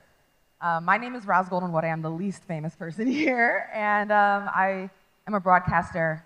I work at ESPN. I played basketball, and so when Neural came around, it was a natural extension for me to be interested in wellness and health. And then for me personally, I'm an angel investor, and I'm a participant in the Web3 space. I'm curious. I'm like a normal person who's here and learning and been pretty active. And so when Neural hit me up, or hit my agency actually, and we were connected in that way, when I heard Austin discussing and Sunny discussing what they were bringing up, I felt like there was real substance to what you guys were talking about.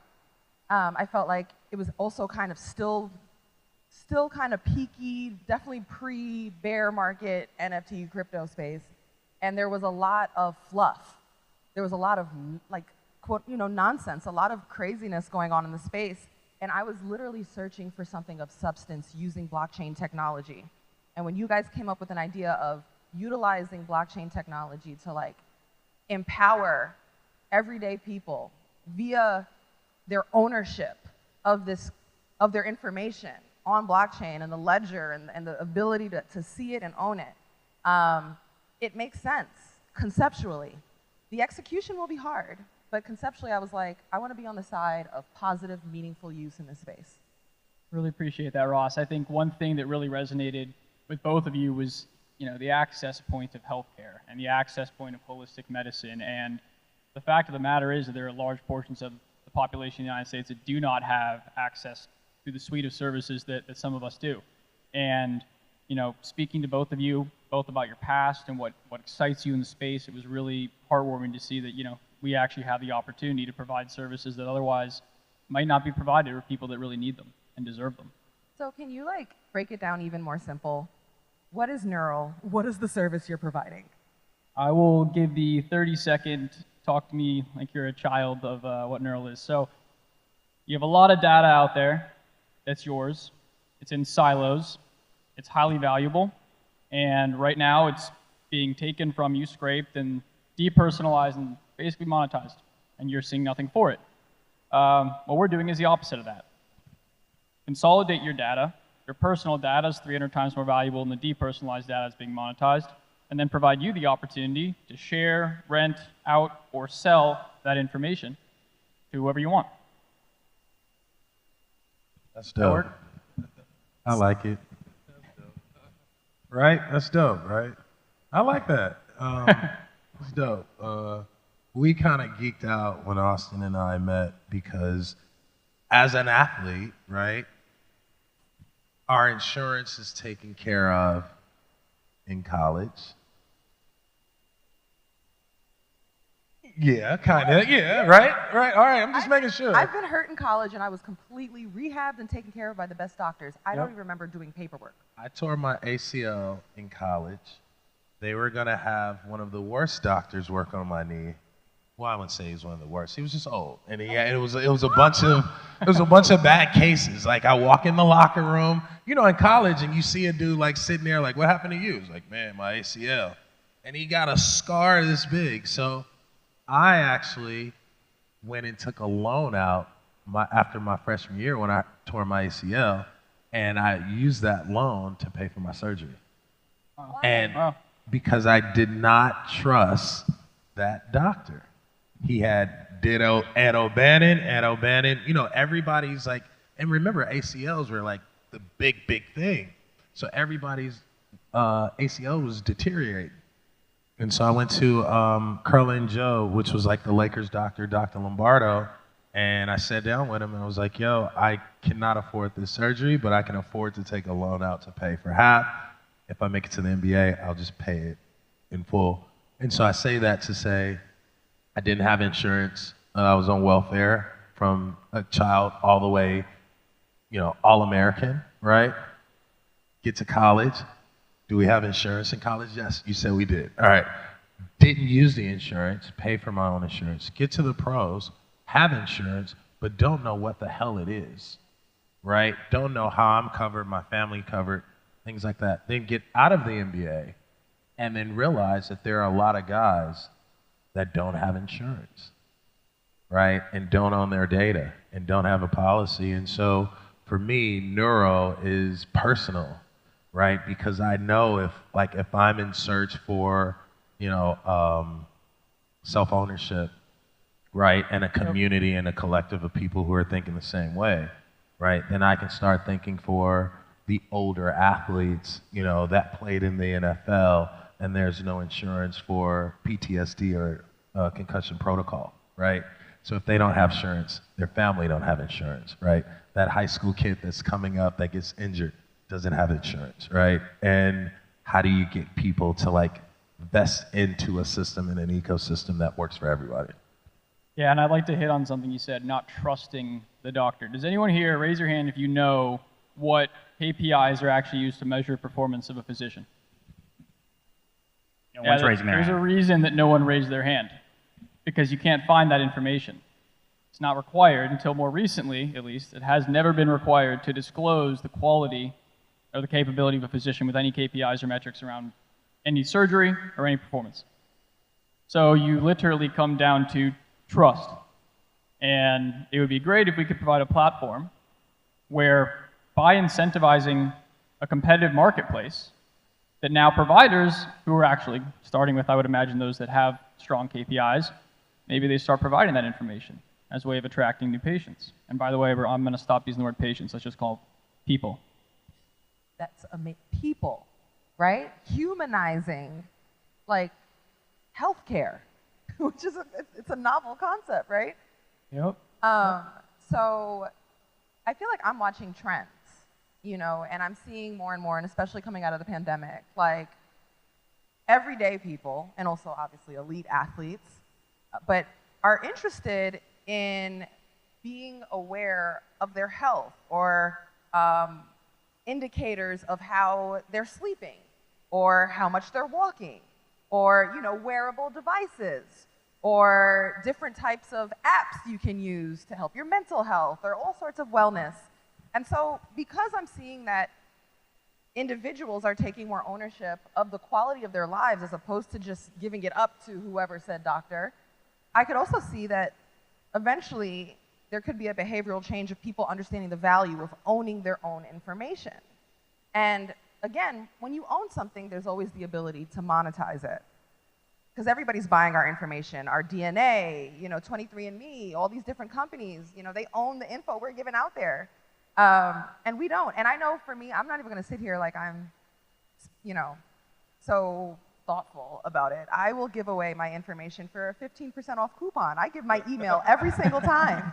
They're like, do you want your email? I get an email on every holiday special from just about every company. I don't even know what cookies I'm accepting, let alone my personal health. I mean, it's an exciting concept. And I guess my question for you guys would be, what do you think is going to be the biggest hurdle as far as getting people to understand and adopt this behavior?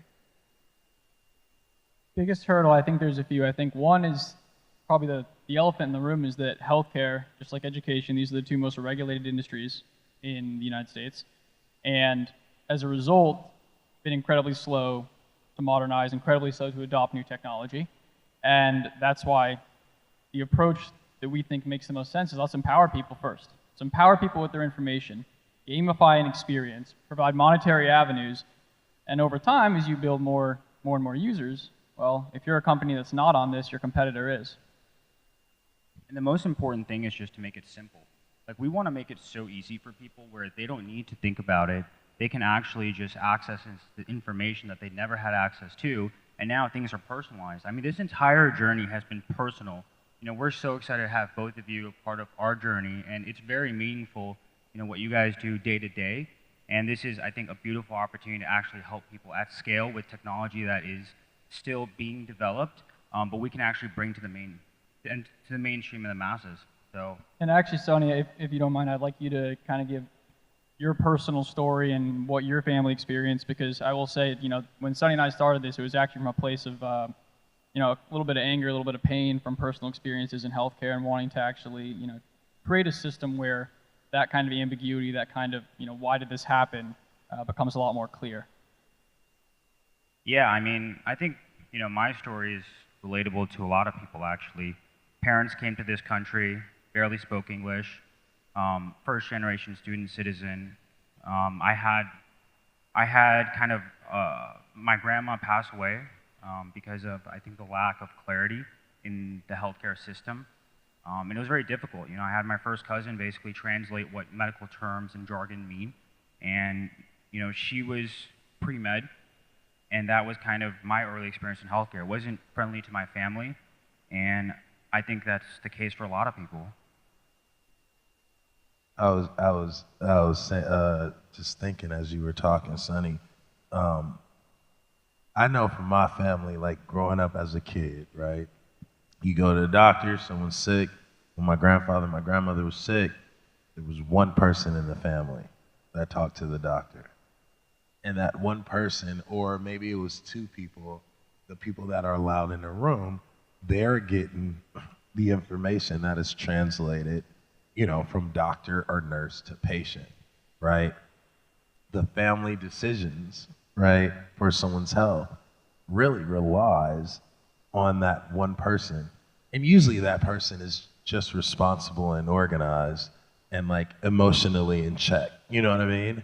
And so when I think about, you know, this opportunity, I can go to my community, and my community can actually assess, articulate, simplify, right, what's happening in this hospital room, or translate, right?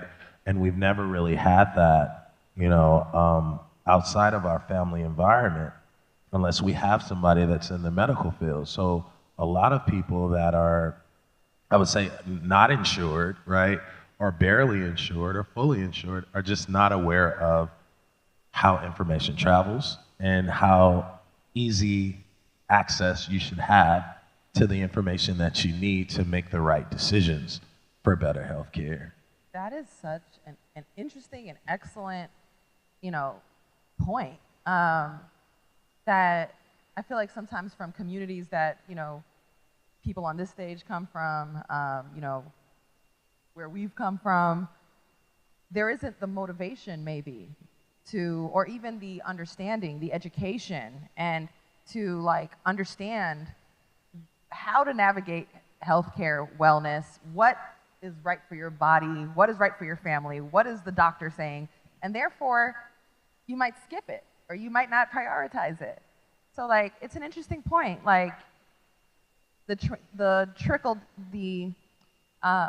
penetration of underserved communities because they're motivated via their ownership, via when it's yours, you care more, you know? Absolutely, absolutely.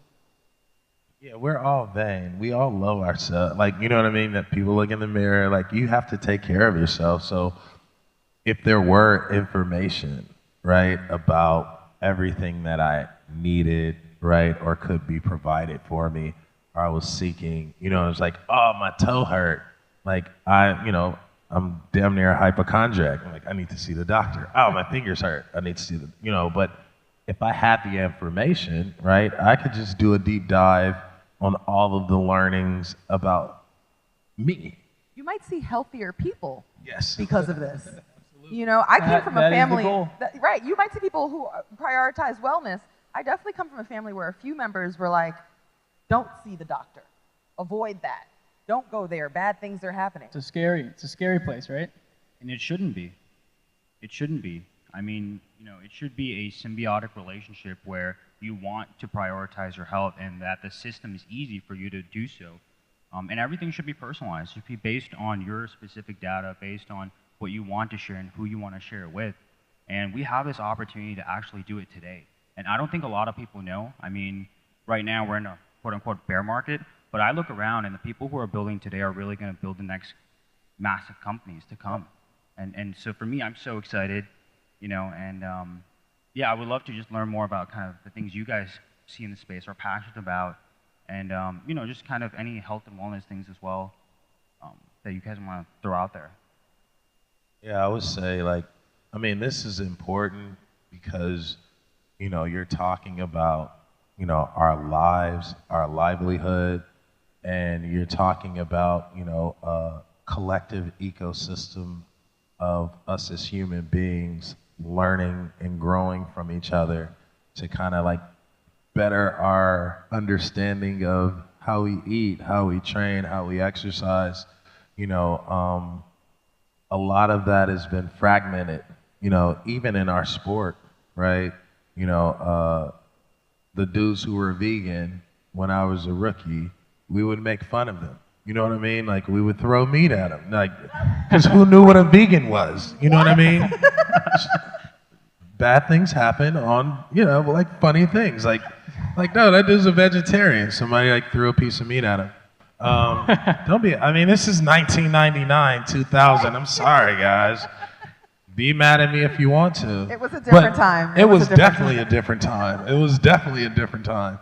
But we would make fun, right, of players who were like vegan or like ate healthy, and it was like, no, you're a basketball player, you get steak and wine. Like, as a rookie, like, you're getting coached into like, man, you gotta get your steak, wine, like, and then this guy's over here like, you know, hella fit and like 40, and I'm like, dude, why aren't you? Like, I don't eat meat. And I was like, what? You don't eat meat?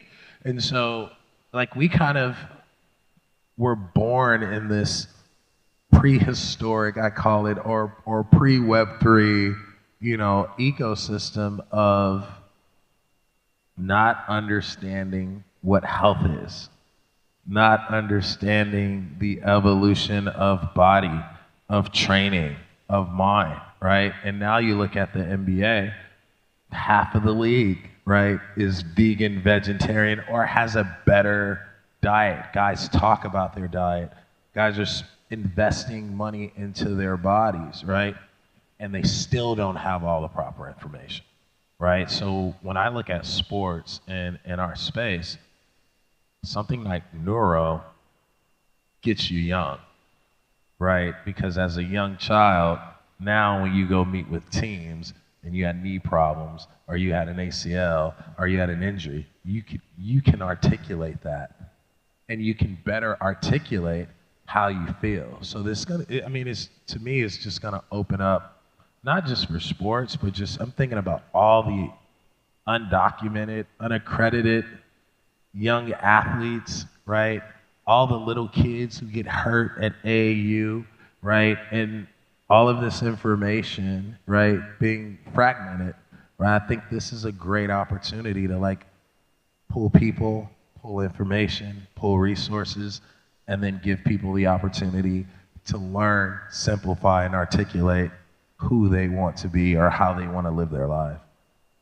What he said, what he said, what he said. I just think when I listen to Baron speak right now, and it's cool, like you're getting this perspective from someone who has professionally thought about his body from all ages and, you know, at all levels of his career. And so, like, the insight is valuable. And so, for all the reasons he just brought up here, is why, even in the face of, this is a really tough time for the Web3 space. You know, there's been a number of tough headlines coming up, crypto crashes, you know, bear market, you know, some of it having nothing really to do with Web3 protocols, more just human greed and Web2 failures. But I feel like there is actual, in the face of all of that, there is actual meaningfulness and possible usefulness to the technology. The ledger. Blockchain provides a ledger of a storage of information and fact. And I do think there are going to be a number of industries in time that could be significantly impacted and revolutionized with accuracy. And blockchain provides that. And so, like, it could be healthcare, you know, it could be wellness, it could be philanthropy. Where's the money really going to? It could be real estate. Who owns this property? Like, where is it? How is it being moved? I have to pay extra money when I buy a home just to make sure nobody else owns it too, you know, or have any claim to the land. So I think, like, conceptually, that's exciting. And so long term, you know, I'm bullish on how important this could be. I think the concept of ownership via blockchain, that, you know, you own your health, your data, your personal information, is really valuable. And I think it's a concept that the majority of people in this world don't get to consider. Like, a few percentage of people own things. Most everybody else is consuming something and giving the money, the clout, and the, you know, everything else to the true owners. And so, like, this is a technology that empowers people, and I'm hopeful that, you know, we catch up to that through all of the noise and agenda and ups and downs. I think it'll be exciting. And so meeting some builders like you guys, when I heard from you, I literally got off the phone after you kind of shared your deck, and I was like, wow. I was like, I hope it works. You know, there could be a million reasons why a new company doesn't, but if it, you know what I'm saying? But at least you guys are on the right side of like, how do we positively use this new technology to help people? 100%, and it's funny you're bringing back to memory lane our first conversation where you said you're spitting bars, and that probably is a direct quote. Yep, and that was only 4 months ago, and this is everything we're talking about. That's coming out this coming year. This is going to be real. The company's only 9 months old, and we're that close to actually launching this product and empowering people not just with their information, but providing an opportunity for people through real data to ask and answer the question, who am I? And you know, you asked earlier, I'm thinking about just what you're saying here. What are the headwinds? Well, let's stop talking about Web3 and just start talking about utility and value generation. This isn't just a window of, you know, Web3 are these things. It is, no, this is a technology that has opportunity to create exponential value. So let's pursue that, and let's focus on what that value is and where the utility resides. And this is something that I know you guys are very passionate about. Sonny and I talk about this all the time, and people are like, oh, so you're a Web3 company. No, we're not a Web3 company. We're a health and wellness ecosystem that empowers you to collect, store, and monetize your most valuable information. That's it. Bingo. Bars. Boom. Bars. That's a bar. Right? But this guy taught me everything I know about a DAO too. You broke down DAOs to me, and when we were going over the platform, I was like, all right, like, I understand DAOs, but I don't understand DAOs. I think basically he did a master class for me as an investor. For like, it was 3 days. In the studio, don't forget. Yeah, it was like with a whiteboard. We were going at it, and I was like, this makes so much sense, right? When we talk about people. And I want to say this before Gary Vee gets quoted on TV for saying this. Web 2 is over. There's nothing else to be built. What else can you build in Web 2? Everything is cloned. Everybody has a streaming app. Everybody has a marketplace. Everybody has merchandise. Everybody has distribution centers. Everybody has video games, right? And so, to me, like, what else are you, like, who's gonna build some original shit in Web 2 right now that everybody's gonna be like, oh yeah, like, we've never seen that before. Okay, so we've seen it all. What's next, right? And because you've given up everything, right? Your ownership, your rights, your time, your attention, right? We're all kind of been desensitized and deprogrammed to not care about our data, right? Not care about what we want or who we are, and not care about the people that we need to be relatable to, right? Or tribe or community. And so I think Web3, right? And we don't say Web3, we just say, you know, whatever it is right now. Ecosystem building, right? What blockchain is giving us the ability to do is build ecosystems of ownership, of understanding, right? Of community, and then to be able to have access, right? To the information, right? To the resources, and then also have the help of people who are going through similar shit as yourself.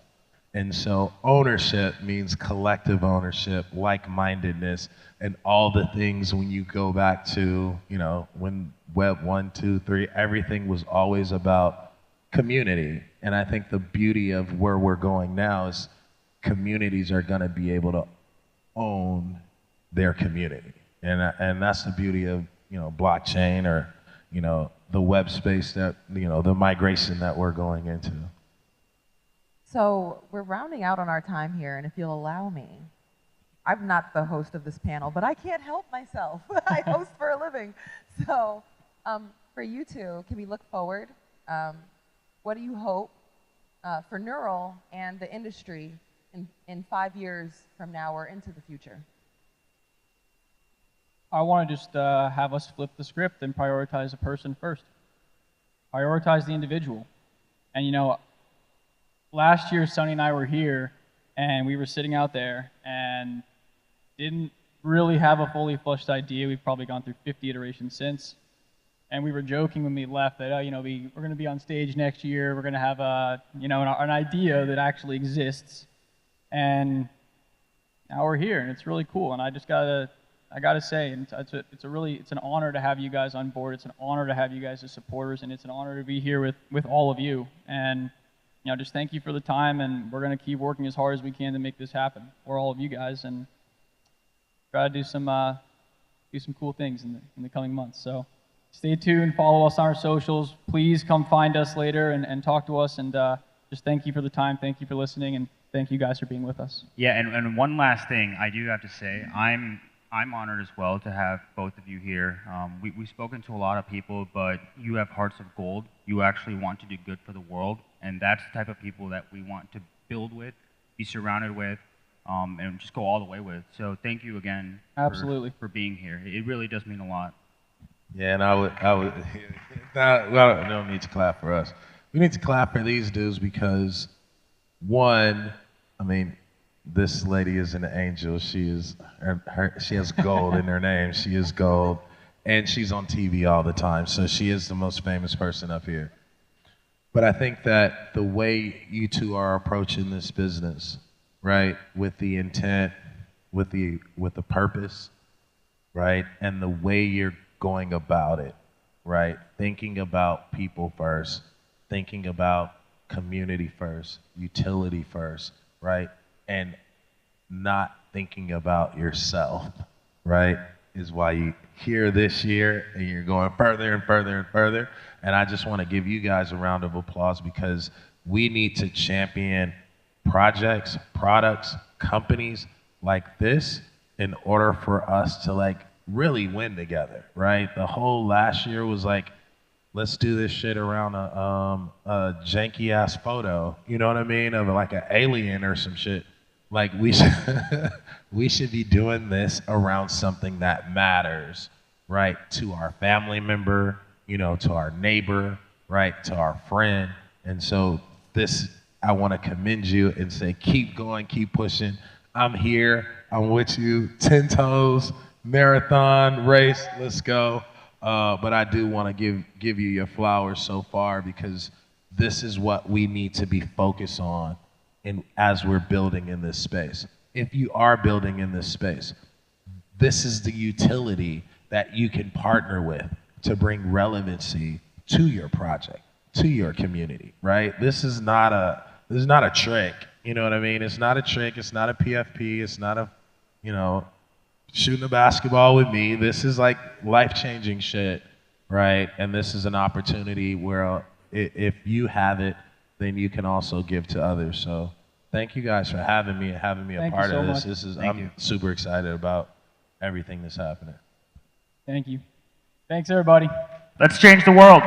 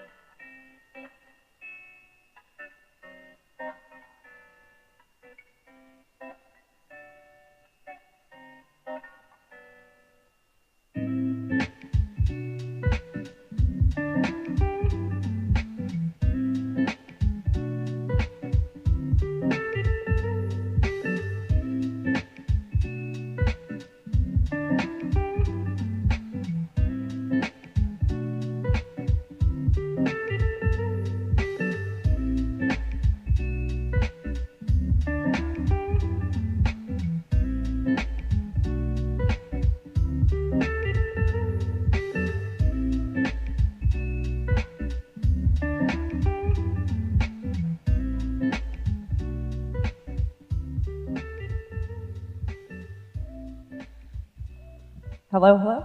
Oh, yay, we're working. Thank you guys so much for watching the previous panel. I hope you enjoyed it. It seemed like a lot of fun. But without further ado, we do have to address something. Taxes are a complete scam, as always. But you do have to pay your crypto taxes. Yeah, give a round of applause, because taxes are a legit scam. And the Fed, all of that fun stuff. But unfortunately, we do have to pay our crypto taxes because nobody in here needs to get gaffled up. So without further ado, we have Ben Armstrong, BitBoy Crypto, and Clifton to talk about crypto taxes. Shout out to Crypto Tax Audit.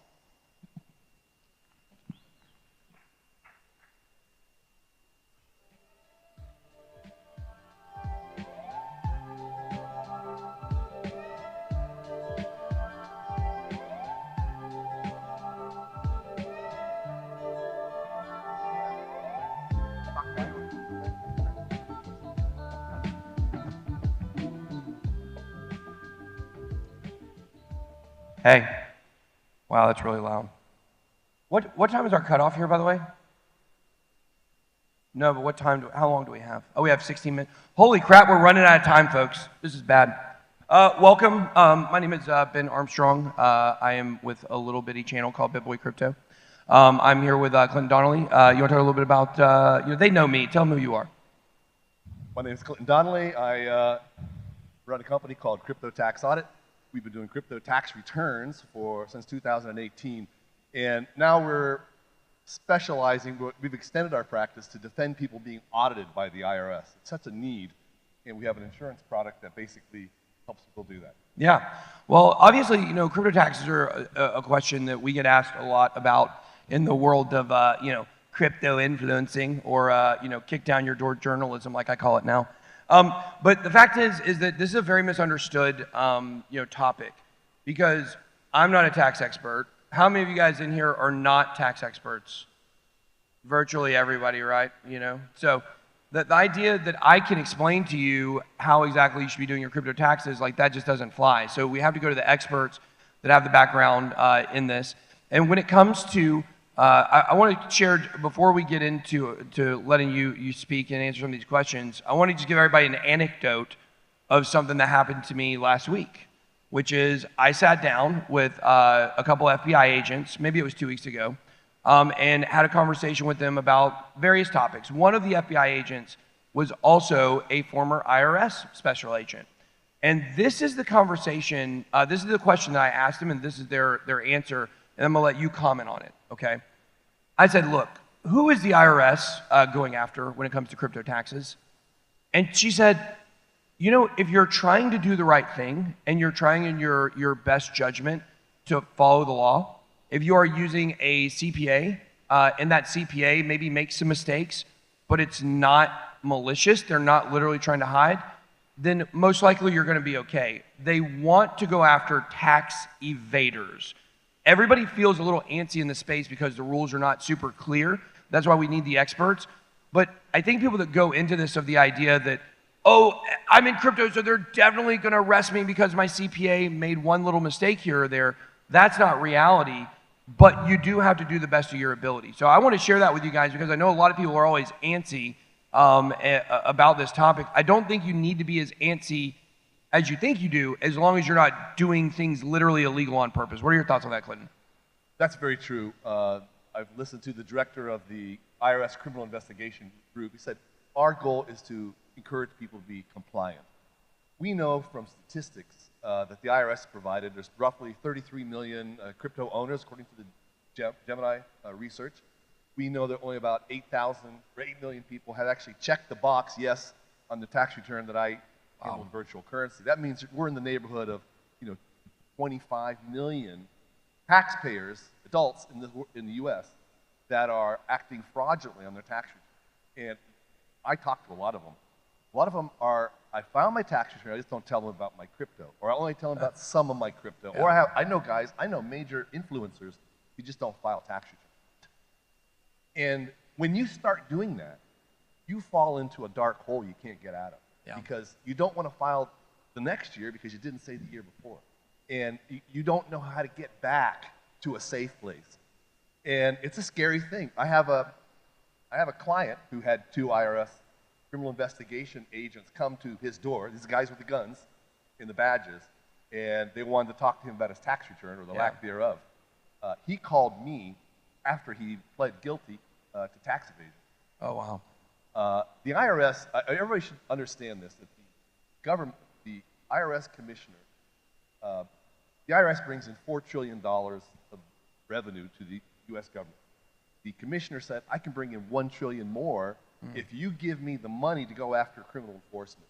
And on August 16th, Congress did that. They gave what's equivalent to 3 times the budget of the FBI to the IRS to go after criminal enforcement. If you don't report your cryptos, they consider that a crime.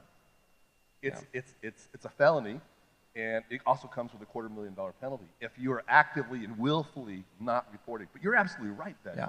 There's a lot of people that just don't know. They're overly cautious or afraid, or in your accounts are confused. Do your best. Yeah.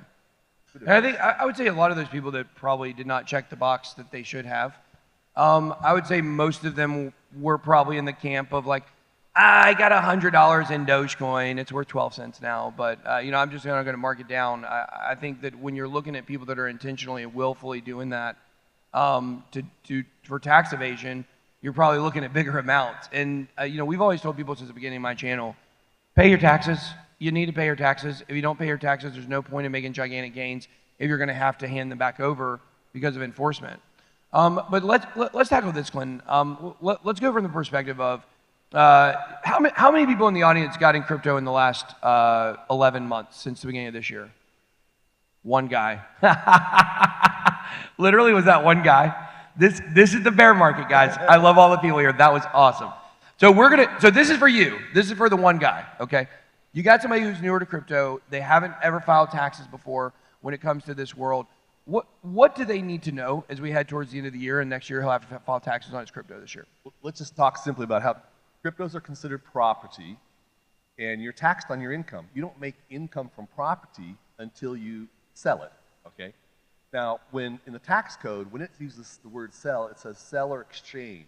Now, in our crypto parlance, we use words like swap, trade, this and that. They're all the same thing to the IRS. When I trade Bitcoin for Ethereum, that's a taxable event. I have actually sold, in a sense, I've sold my Bitcoin, and I experienced hopefully a gain or maybe a loss. So this is very key. A lot of people think I'm only taxed when I bring it to fiat, and that's a major mistake.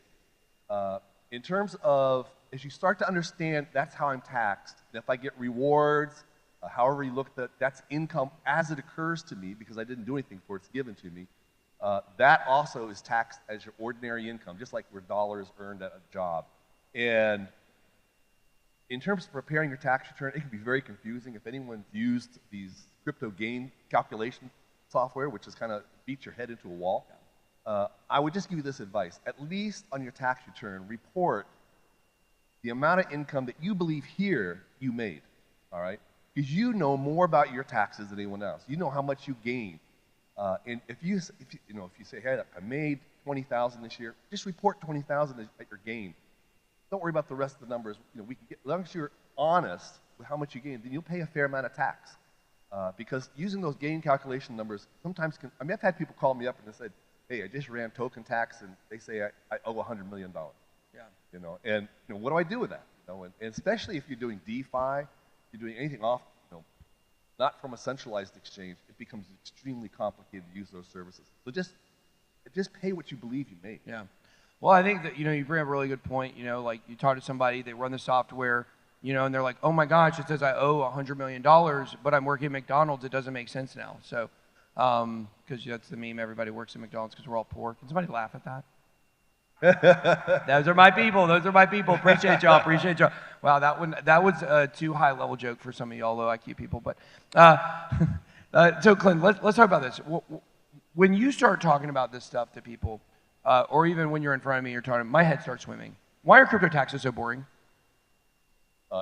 Taxes are sexy. Whoa. Whoa. I mean, people come to me and they start telling me like, the dirty things they've done. I mean, you know, criminal things. They, you know, just like when you go to a doctor and they say, take off all your clothes, you know, and all of a sudden you're naked in front of a strange doctor. They tell me things. It's something that gets the taxes are the primary way each one of us intersects the government in our lives. Yeah. That's the #1 way. And it's scary because you got to know accounting. There's words like gain, adjusted gross income. It's a little intimidating because not everybody has a numbers orientation. And our tax code is quite complicated. And it's not the IRS that makes it complicated. It's Congress. Congress makes it complicated. So that's what makes people agitated. Plus, most crypto investors, I'm interested in your thought, most crypto investors, this is the first investing that they've ever done. Yeah, you know, it they're not was really, for me. For me, it they're was. not coming from stocks. They're not retail, real estate flippers. No, this is their first entrance into it. So these are all new experiences. Oh, I do look good. I just saw myself back there. I didn't know I was back there looking. I can't see my face. That's sad. So I think that's part of it. It's everybody's Yeah. entering in a new financial journey in their lives.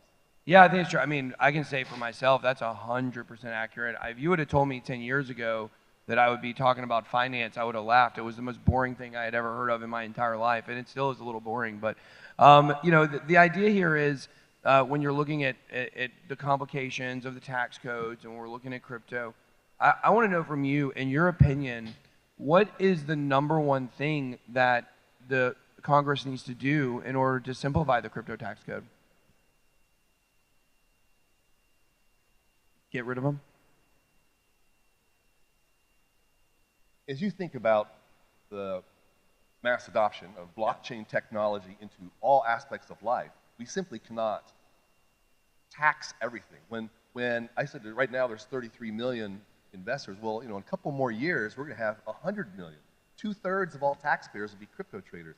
If they don't do something about the law and simplification of it, Congress will, by default, turn its entire population into tax evaders, especially the younger generation who have never filed taxes. Yeah. You know, they came from McDonald's, they take your money, we're at risk of creating a generation of tax evaders. And how do you bring them back into compliance? Vilifying and throwing them into jail is not the way to do it. We're going to have to get a better system. Yeah, we don't have the resources to do that. Even if they double the staff of the IRS, they don't have enough to throw everybody in jail. And I think that's, for a long time in crypto, that was kind of our viewpoint. Like, if you go back to when I got in crypto or Bitcoin in 2012, I think, what is it, previous to 2015, people were grandfathered in, didn't have to pay taxes on capital gains and stuff like that? Grandfathered in. No, that'd be a mistake. Yeah. The laws haven't changed. You know, the understanding of it is. Well, there was a moment when the IRS made it change, like 2014. There you go. They made it clear. Yes. Yeah. Let's put it that way. Yeah. Nobody's coming after me for my 2012 Bitcoin that I bought and sold, I don't think. Hopefully. Where's the IRS? Are they here? Well, I will say this. The IRS is still auditing 2017. This is the point. They don't have the resources. So even if they were to double their staff, which they're doing, right, they still don't have enough resources to go after everybody. But for the people that are here, you know, if you've done well and you've made money in crypto, then you are opening yourself up, you know, by making mistakes right now. We haven't felt the full reverberating effects of the tax code when they're still living in 2017. Do you think that the crypto tax code will get simplified in order for them to be able to better apply their resources? Does that make sense? I think what we're going to see as they go to the CBDCs. Yeah. Now, they don't want to tax CBDCs as property. Let's give it up for CBDCs. I think this is going to be an issue. One of the biggest problem I see from a tax perspective is that none of the blockchains are instrumented with information for tax knowledge. For example, I send ETH to OpenSea to buy an NFT, and days later the NFT shows up on my blockchain, having come from a different address. The blockchain doesn't connect these two events. Yeah. And so it's really a lousy ledger from an accounting point of view for that point. I think you will see with the USDC, I think you're going to see more instrumentation. I think it'll be a trendsetter back into the Now, you said USDC. You believe USDC is going to be the CBDC? Not USDC. I'm sorry. I'm just nervous. Might have been a Freudian slip. I think it will be. Well, he knows. It's this guy, my guy Clinton, he works for CBDC. Look, I think that when we're looking at tax laws, you know, it is very complicated. They do have to be made easier over time. The CBDCs will definitely, I think CBDCs, as bad as they are, and we don't want them. Who in here wants a CBDC? Yeah, you want to make it out of this room alive, you better not raise your hand. but the fact is that nobody wants them. But I do think, actually, in a weird way, as we do move towards a digital dollar and digital wallets, I do think it will actually help with the knowledge of how to use crypto, which is kind of a sick, twisted thing, But I believe that we will see that. Now, when it comes to CBDCs and when it comes to, crypto taxes, do you think once we move towards a totally digital dollar, how will that change the way the taxes are done? I know that's a big question. Because it's all there. All the information is there now. It doesn't have to be a paper trail. Well, what the IRS would like, and what a lot of countries in Europe are doing, is, let me phrase this back. The U.S. tax code is a voluntary tax code. You tell the IRS how much money you made, and you voluntarily pay the tax. Yeah, absolutely. And they audit to ensure that people are compliant. Over in Europe, the taxman already has instrumented access into your bank. I can say this for Spain in particular. I know a lot about Spain. The taxman can sit down at his terminal and say, Ben Armstrong, boom, boom, I can see all your bank accounts. They cut off all my bank accounts. And I can see how much, I can analyze it, I can see how much money you're spending on rent, how much utilities. But Ben, I don't see how you're affording a car. How did you get this car? I can look at all your, because the law in Spain is if you have a loan, you have to pay for it from a Spanish bank account or credit card. So everything is tightly woven, and the taxman, as they say in Spain, he knows the color of your lips. I think something lost in translation there, but you get the notion. Whereas here in the U.S., we have our IRS is somewhat hindered, all right. And I think it's good because politicians tend to abuse the tax authority. But it depends on who's in power, whether it's Democrats, Republicans. This is terrifying. It gets manipulated. So I think it's good that we keep the IRS on a tight leash financially. That's why I'm very disturbed by all this money that's been given to them, because the first thing they're going to do is give themselves all raises. Yeah. And you're right, they are having problems staffing. But, they'll have to also tie to their daddy Gary Gensler probably. What they're doing is, I have. Where's Daddy Gary at? Is he here? They audit people by. They know how much money you get from a W-2 and a 1099 when people pay you. They've now gathered enough information from the U.S. exchanges that they can see how much purchases you made in a year, not the profit, but how much your your sales were on each exchange on each year. And they can look at that and then the computers can go back onto your tax return and say, did he report this amount of, they call it positive income, not the expense, positive income. And by that means, they can then select and drill into who's not reporting. And it's going to be much more computer driven. Yeah. So they're using. How many of you guys are not reporting your taxes? The IRS is in the room. There are IRS people here. Oh no! Put your hand down, sir. I was told that there are 3 people from the Internal Revenue Service who asked for that to be taken off their badge. Yeah, it's me. I'm one of them. I'm here. I'm a deep state psyop. Ask Mark Moss.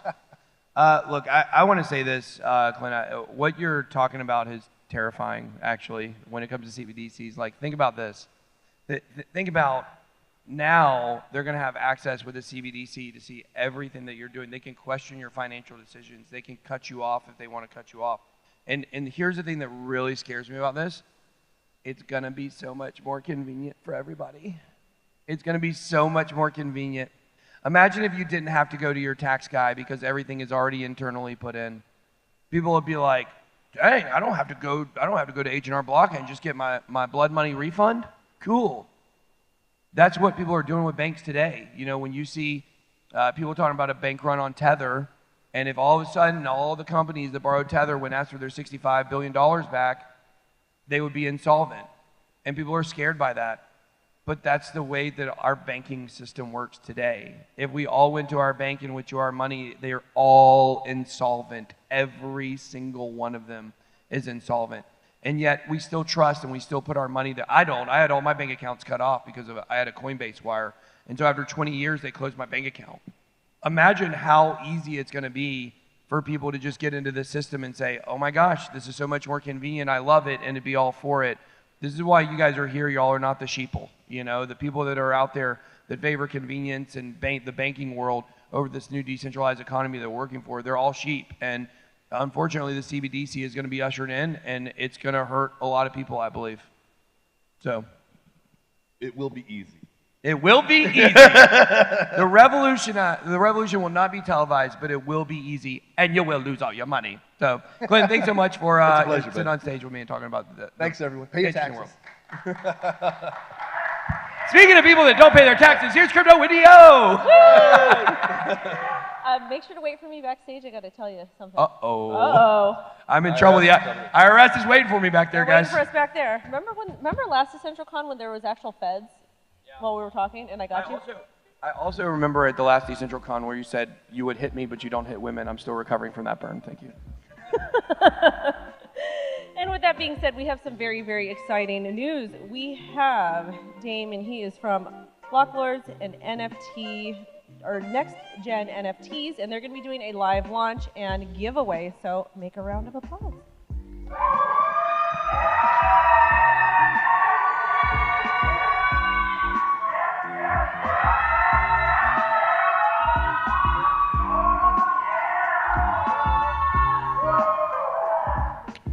What's up, Miami?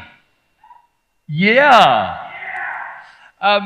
Guys, thanks so much for having me. I'm Dane Hammer, also known as the Lord of Growth at Blocklords. And yeah, I guess super stoked to be in Miami. We've been very, very kindly invited by DCentral, and yeah, we're super stoked with what the guys have managed to pull off. I guess kind of with everything going on, and especially with the theme around builders gonna build, we're demonstrating exactly that, and that being irrespective of all the bullshit that's happening in the market and all the kind of circus around a certain amount of clowns, we're not fucking leaving, and we're gonna keep building. And we have been building for the last 8-9 months, and with that, I am thrilled, super stoked to be announcing our first product launch and next-gen NFTs. So without further ado, we've got some amazing guests joining us from all over. And yeah, the first is epic UFC fighter, Michael Bisping. The second is all-round good guy and entertainer, investor, David Panda, Chen, and yeah, last but not least, the mastermind behind all of it, the brain and the visionary, our creator founder, David Johansen. So without further ado, let's roll.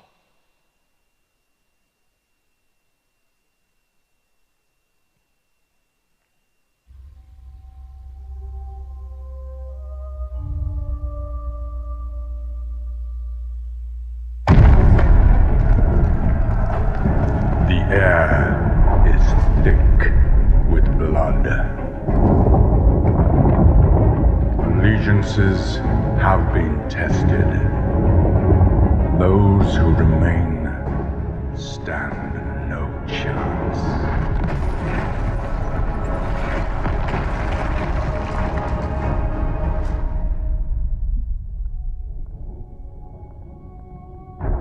In the wake of defeat, when your legacy lies in ruins, steel yourself. The enemy stands at the door. Only courage remains. There is no other choice. You must protect your house.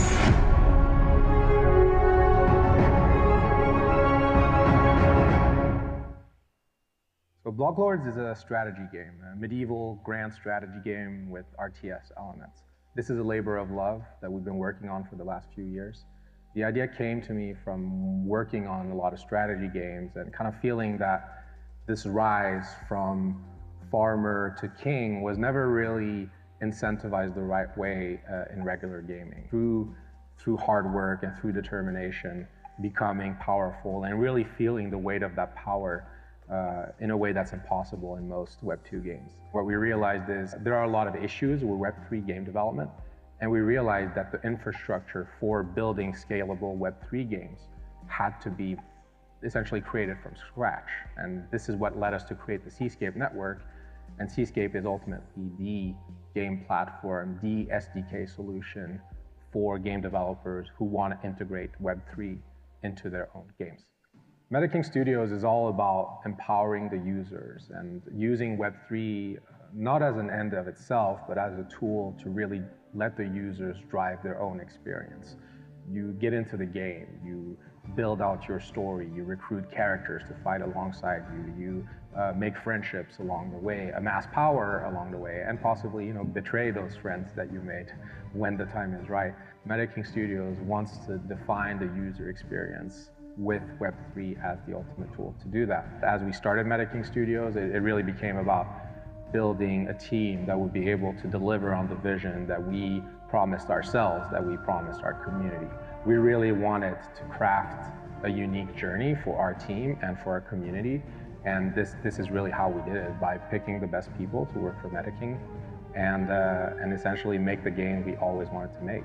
We're designing a game with asymmetrical incentives meant to incentivize different types of users to do more of the things they love and to empower it so that players doing the things they love contribute to the ecosystem as a large and will benefit other users.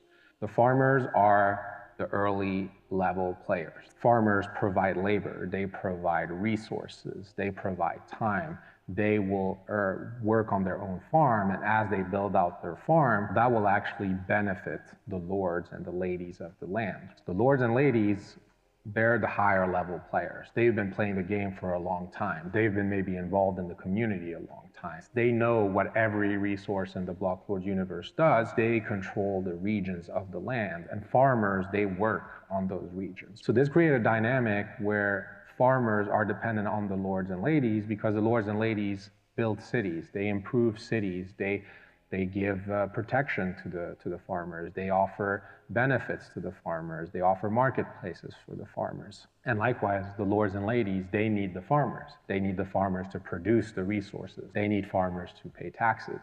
They need farmers to keep things running. This is at the heart of the Blocklords economy and the Blocklords gameplay, is the relationship between the farmer and the lords and ladies. Farmer players, or lord players for that, can at any time leave behind their base, leave behind their farm, leave behind their city. And when you're a warrior, you can become evil or you can be good.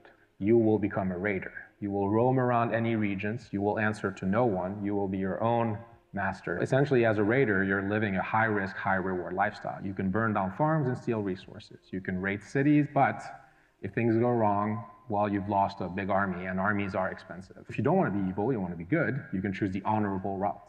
What is the honorable route? It is to become a knight. And knight will essentially protect farmers and make sure that they will stand for order, they will stand for peace, and they will protect, of course, farmers from raiders. And if called upon by their lord or kings, they will have to go to war against other factions. The dynasty system is a very important part of the Blocklords ecosystem because this is really where the heart of the Web3 lies. Every hero will have a limited lifespan. Every hero can be traded between different users. Every hero can get married, and every hero can have children. If you do not have children when your hero dies, you will lose your farm, you will lose your kingdom, you will lose your armies. Getting married and having kids is at the core of the Blocklords ecosystem. And the dynasty system is really a very powerful system in the game that will allow you as a users to create your own dynasty, create your own family, create your own banner that will last not only one generation, but many, many generations. Blocklords obviously started as a game, and the game is a core focus of what we're building here. We want the game experience to be something unlike what our users have ever experienced. That said, the game is just the start. The potential of Web3 is essentially limitless, starting with decentralization to asset ownership by the users. We want the Blocklords experience to use Web3 to reach all forms of entertainment, whether that be a TV series, whether that be movies, comic books, figurines, merchandise.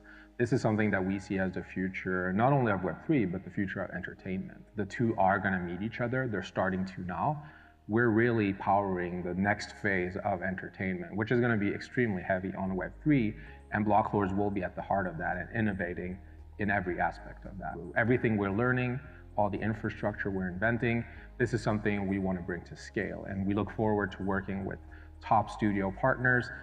For example, some of the investors in Blocklords, Square Enix, Krafton, FunPlus, all of these partners are working very closely with us to make Blocklords the ultimate experience.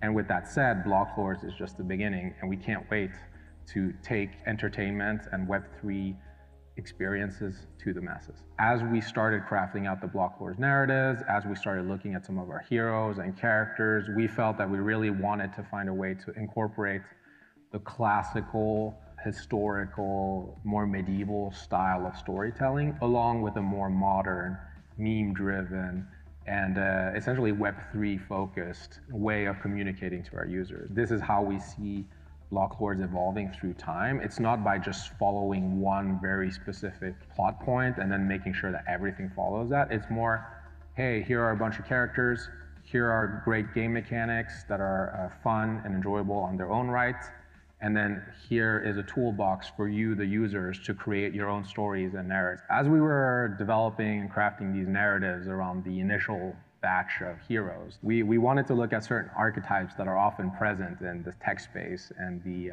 Web3 space. Duke Chad became kind of the guy who signifies the bro. We've all experienced them, you know, so some of us identify closer with them than others, but essentially Chad is the alpha male. It's the guy you love to hate.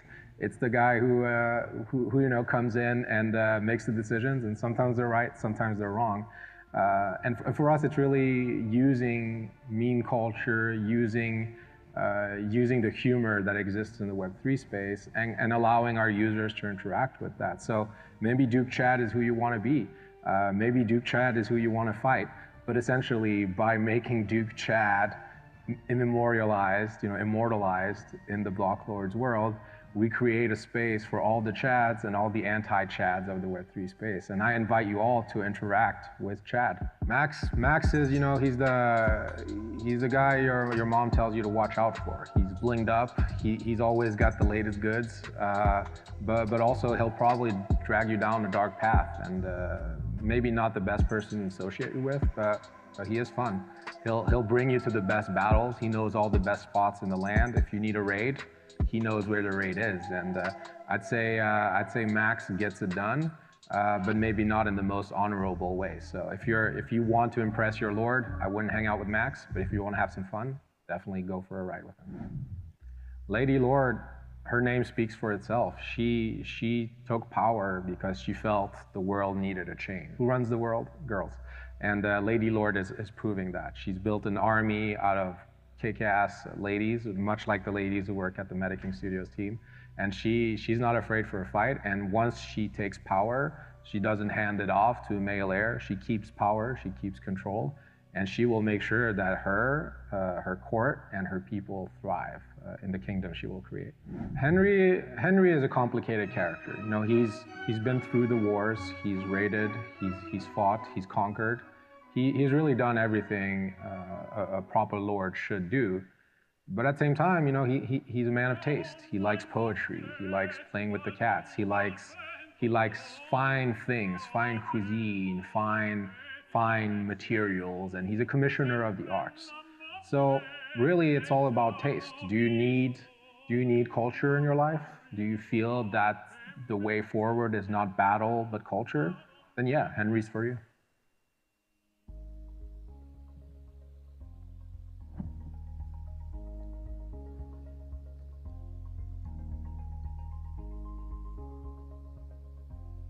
Start by heading to www.blocklords.com, or you can scan this QR code. You can sign up to Blocklords with your email, your Google account, or your Facebook account.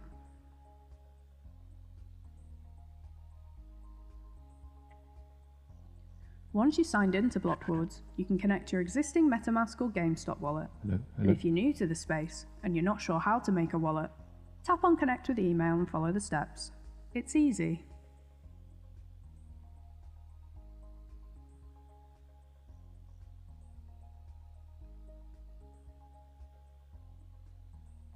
Once you reach the dashboard, swipe to the right to reach the gold chest, where you'll find the bidding. Here, you can place your bid and be entered into the draw.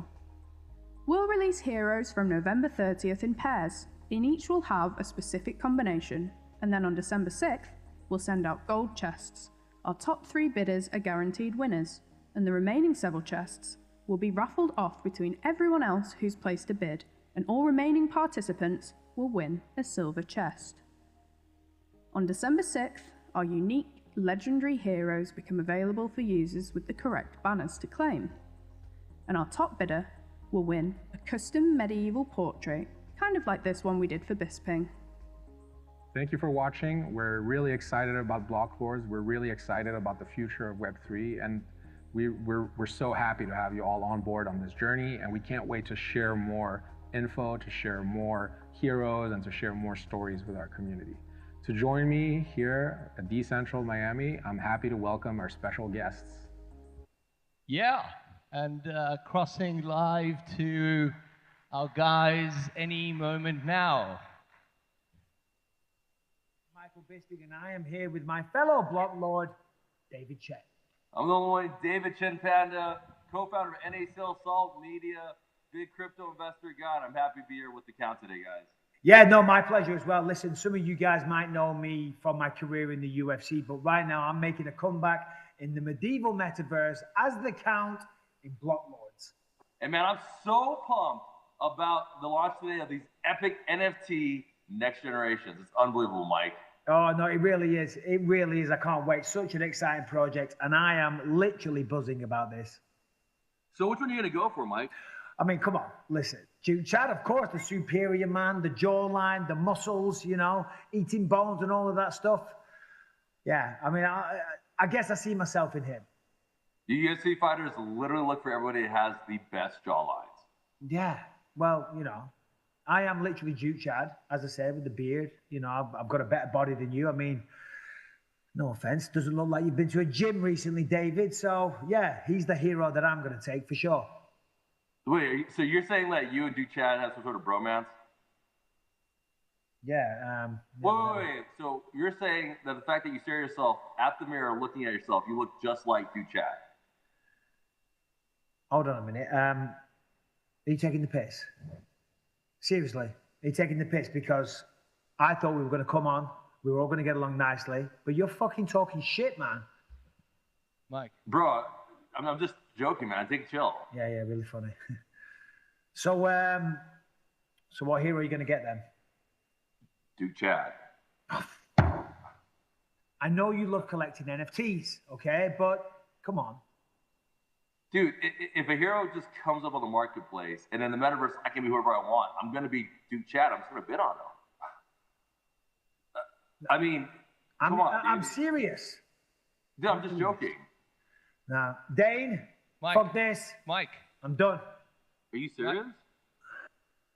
No. Mike. I'm done. Fuck this. Mike.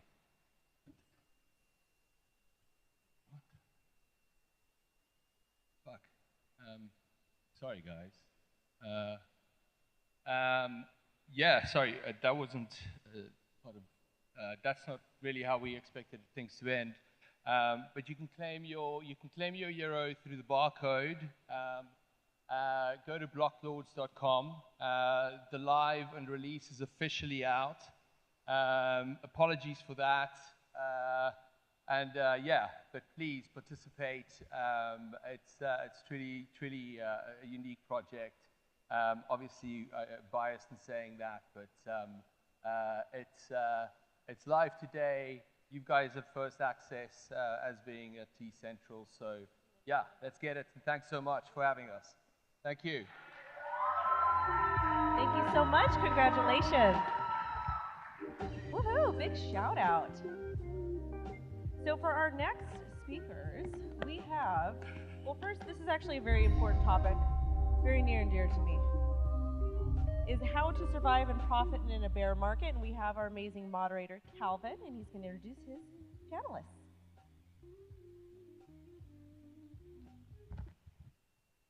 Hello, Miami.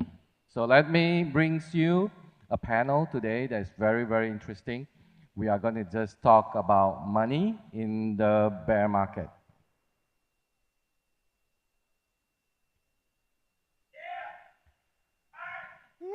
Whoa. All right, ladies and gentlemen, first, thank you to Binance and CoinMarketCap. This session is being live streamed to more than 13,000 viewers globally now. So let us just start by having the panelists briefly introduce themselves. Hey everyone, I'm Vanessa Ho. I'm based in Singapore. I'm from a project called SoCo, which did the Irene DAO project that some of you guys might have heard about, especially when Logan Paul bought it. We are a community management platform that helps creators and brands get into Web3 through NFTs and gated community. Hello, my name is Darren. I'm the VP of Candy Club. I first came into crypto in 2019. My first crypto project was GoldZip, which was a gold-backed stablecoin. We raised about $300 million US worth of gold. After that, we co-founded 2 GameFi titles, and this year we're launching a product called Candy Club, which is the world's first altcoin crypto casino. My name is David Brontes. I'm a venture partner at Buddhist VC. I've been in crypto since 2015. David, closer. During that time, I've been pretty fortunate to work with a lot of interesting projects as an investor, founder, advisor, and also lived through some of the cycles that have happened before this. So.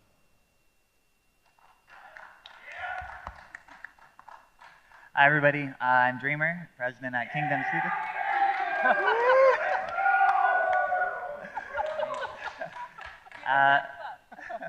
President at Kingdom Studios. We are the development company for DeFi Kingdoms. Yes. You got a huge fans club here. So, okay, the first question. Very, very easy questions for everybody. How long do you think this bear market would last? About Vanessa. Okay, I think I've heard from people from the market and friends from the ecosystem that it might get even worse next year, which makes me very nervous because we're planning to list our tokens sometime early next year. And I think maybe when COVID ends, end of next year maybe, people say, right, when the bull market will come when when COVID ends. There's no COVID right now. Yeah, COVID ends in Miami. For me, I think about a year, but after the FTX crash, probably about at least 2 or maybe even 3 years even. Yeah, so I also think the market's gone down significantly based on significant events, the news, but I think the ripple effects of that are still to be played out within FTX and also interest rates, things like that. So I guess my best guess is 12 to 18 months is probably when you start seeing some of that. 13 months. I'd say 12 to 18.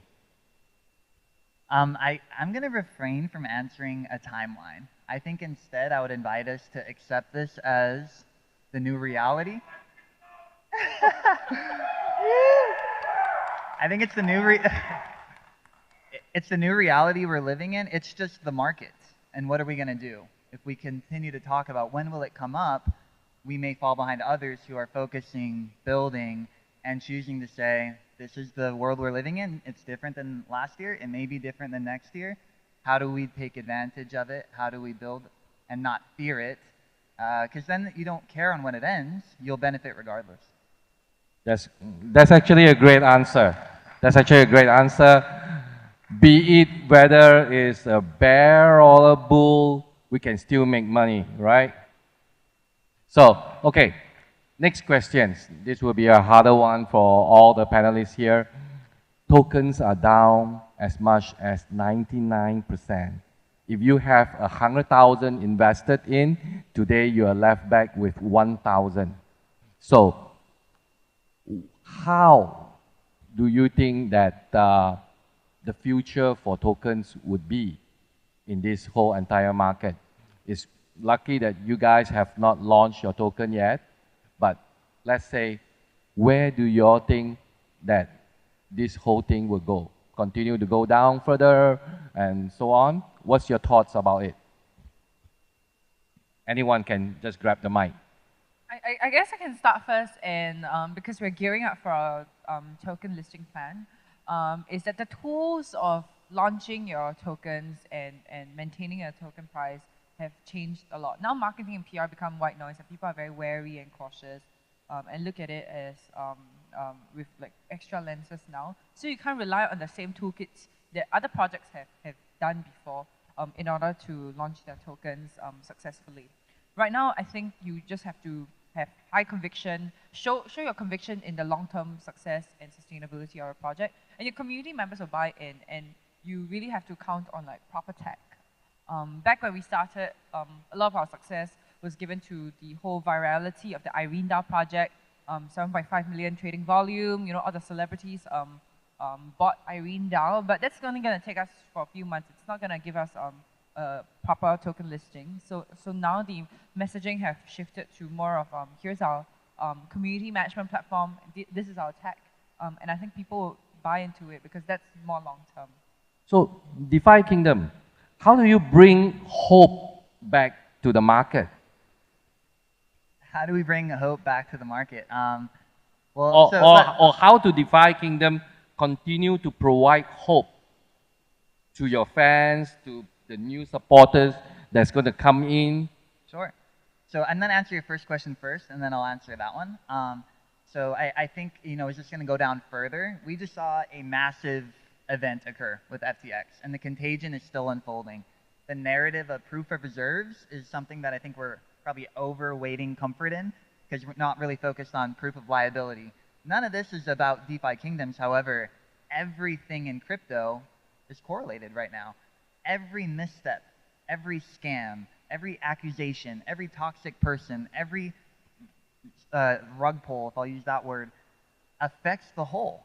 So we have to grow as a group. So what are we doing? Not knowing what could happen the next day, not knowing what the contagion will be.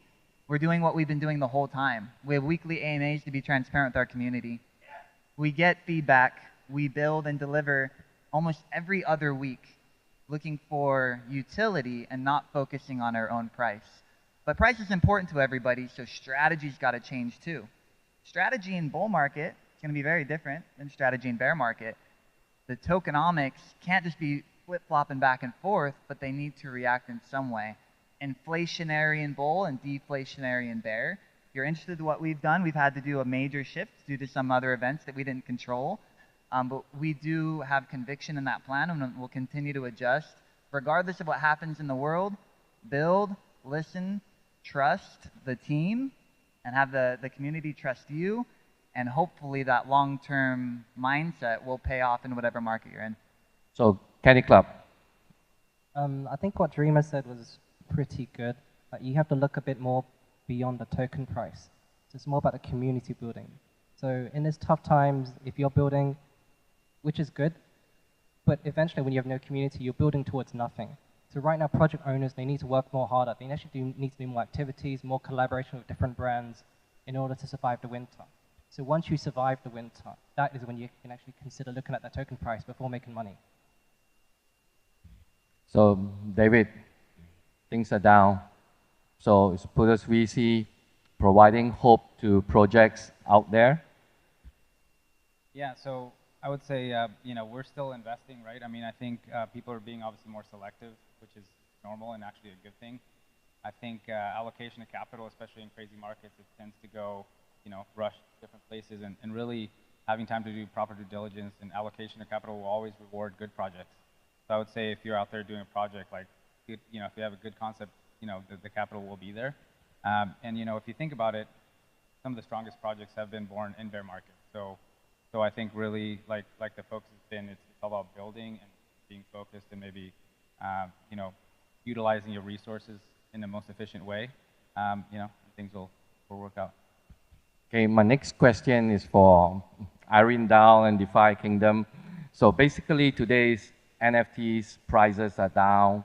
Hopefully, you can still maintain, you know, GameFi. To many people, the guilds systems are not working anymore to help propel GameFi. So how do you all see this market today, and how do you provide back faith, or what kind of changes do you think projects out there, new GameFi projects, new NFT projects, new celebrities projects needs to do in the current market situation now?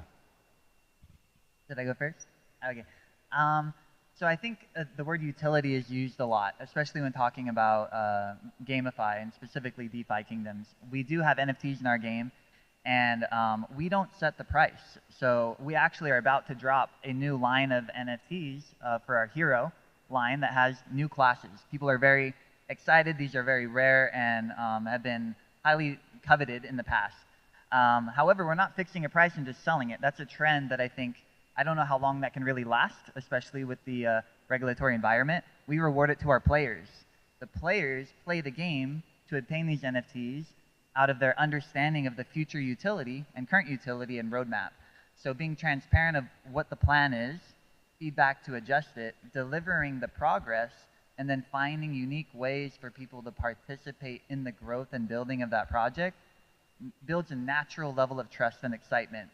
Avoiding hype, pre-sales, fixed price drops with promised value with no fixed date and no progression is not only worrisome, but in a bear market, it is very risky and likely would cause a lot of people to flee.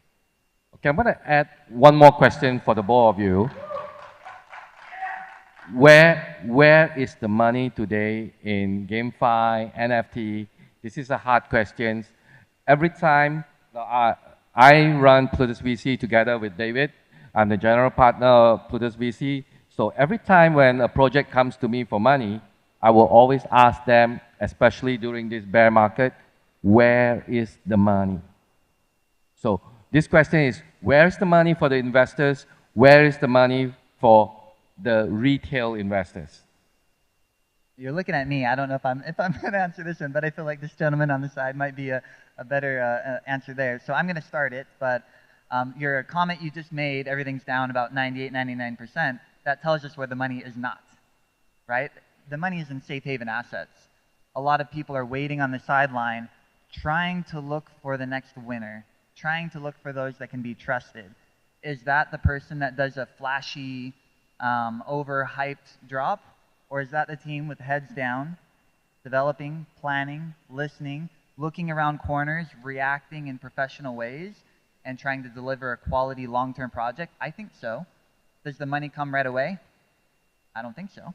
If we look at all the VCs that have looked at projects in the last year in the bull market, I don't know how happy or sad they might be with their investments. But I will say from our perspective, we have focused heavily on building a foundation of structure with not only our legal structure, but with our team, our community, and the value that we have. So we have a proven track record for when we introduce capital, we have the project and the product speak for itself. So I think the money's on the sideline waiting and watching, and those that will stick out will be the ones that survive through the list of things that I just shared. And you will then see money follow that fundamental value. How about Arindal? I want to add on to that because the foundation and the structure is important. But for us, it's not enough for us to maintain that because of your high burn rates, to maintain your dev teams. So if you just rely on our conventional revenue model, which is just taking 2.5% of transaction fees, same as OpenSea on our platform, I think we're dead. So we have to take on more reactive approach right now to find new revenue streams to come into our business to maintain our team. And that includes, some service fees and capitalizing on things that people know us very well on, which is our kind of like our ancillary service of social media marketing and our network of KOLs that people recognize us for. So that used to be kind of a free value add service that we do for people and projects on our platform. And now we have to start monetizing all these. So we have to kind of react by being a bit more creative with what sort of revenue streams can contribute to our pipeline as well. Great answer, revenue stream. So maybe Candy Club, you can explain a little bit how you can help projects with additional revenue streams? We can't help with NFTs directly, but we can help with NFT project owners So what we do is we work with people of large communities. So if you have a community of 10,000 or even 100,000, it doesn't really matter. What we do is that we have an affiliate program. So how it works is that we give all project owners a 1% turnover. Not to be confused with 1% deposit, but 1% rolling turnover. So what this essentially means is that when your community comes to our casino, they bet games on blackjack, roulette, whatever they bet, win or lose of that 1% goes back to you as a project owner. So there here is a guaranteed source of new income for project owners. 1%, isn't that very little? No, it's not 1% deposit, it's 1% of whatever they bet. So basically, what they bet of $100, they can multiply that by 10, by 15, and you get 1% of that. So David, you are the investor in Candy Club, the main investor in Candy Club. Why do you invest in a crypto casino project? Yeah, so I guess going back to, I guess the time that we're in the bear market, right? I think you look at projects and really the main focus for projects is, focusing on fundamentals, right? Like do more with less, right? So if you think about how you're running, it comes down to business principles. So, be focused on your deliverables, run your company efficiently, manage the resources that you do have to be able to survive, right? And really the reason why Candy Club had an impact was it essentially allows those projects a tool to be able to come in, have something that doesn't have any cost to them, but they can automatically have an impact. And what that impact is not only for the utility of the token, but also engaging their community, right? Which is a big thing to do in the bear market. You have to have a reason to engage, a reason to keep your community vibrant. And this is a project that we found that was amazing because it allows people to instantly, because the platform is ready to go, instantly inactivate that in those projects, engage with the community, create airdrops, have tournaments, whether it's for fun or wagering. It just created an amazing opportunity to do that and also have a new revenue stream. So that was the main reason. Yeah, and I think it's something that many other projects should consider. The concept of it's not just Project ABC and what they can do relative to Project XYZ. It's how can Project ABC and XYZ collaborate to make each other better. And if you're somebody with money, and let's just assume that money still is on the sideline looking around, if they see 100 different options and they have to pick one, and then they run into 7 that are all teamed up, that are helping each other make money, that are making a more stable environment, interoperability between these different protocols, between the different games, am I going to pick 1, 2, 3, 4, or is my one choice protected by 7? There's less idiosyncratic risk. There's more, I guess, profit sharing, but also a reduction of risk. I think more of us have to be reaching out to others and say, let's bake into our business model a way for not only Candy Club, DeFi Kingdoms, or others to make money individually, but how can we help the whole, the industry, those that we work with, the community, let's create influencers from our community, let's create all-stars, let's create business models and a way to show those sitting on the sideline that they're not just investing in one token, they're investing in an ecosystem, a mindset. Yeah, and to that point, I think when you're talking about interpolarity, I mean, really what Candy Club does very interestingly is interconnect tokens, unlock the value that way. And some of the other really interesting projects that I've seen as well on the GameFi space is they're doing the same thing for like NFTs, right? So it's like if people have NFTs sitting in their wallets that have zero functionality, now they're finding ways to integrate them into games. And it comes down to unlocking value. So what do we do now when it's slow? It's like actually utilize everything you've already invested in and get the most value for that. So if you can unlock people's value that are in their wallets, having zero use case and now can work across different games, these kind of things are super interesting, and even more so now. So I'm gonna be a little bit biased. So is Irene Dow or DeFi Kingdom a partner of Candy Club already? Not yet, but we'll reopen the conversations. We actually got started talking about it, so I guess we have to follow up after. Progressing conversations in a good direction. That's good because what you just said just now allows everybody to understand that he truly understands the true value of Web3. So just let me briefly a few seconds. Web 1, Web 2, I've been a VC for 20 years. I've seen the whole entire space from Web 1 to Web 3. So Web 1, Web 2 is what I call a walled garden. My community is mine. I will never share it with you, right? That's Web 1 and Web 2. Whereas in Web3, it's just exactly what you just said. A lot of Web2 companies jumping onto Web3 still does not understand the true value of Web3, and that is community sharing. That is one of the most important points. That's why we have joint AMAs. One community with another community on a joint AMAs means they consolidate the communities together and become stronger. That's what crypto industry today needs. Exactly. So,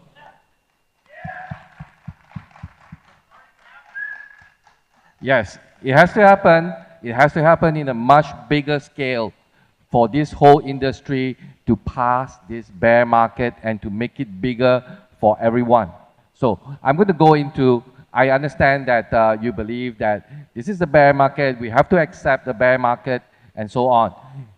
Let's talk about money, because everybody, I believe, why do you all come into crypto? You are not for the love of technology. You are not because of the love of the JPEG. Everybody comes into crypto for a few. I think majority, more than 2/3, come into crypto for wealth creation, profits, money, basically. So, any tips for people that currently in this particular market, from any of the four of you, that can allow the retail investors, which is the most important. If you ask me, the VCs are not your most important people. The most important people to any crypto and Web3 project are the retail investors, your supporters.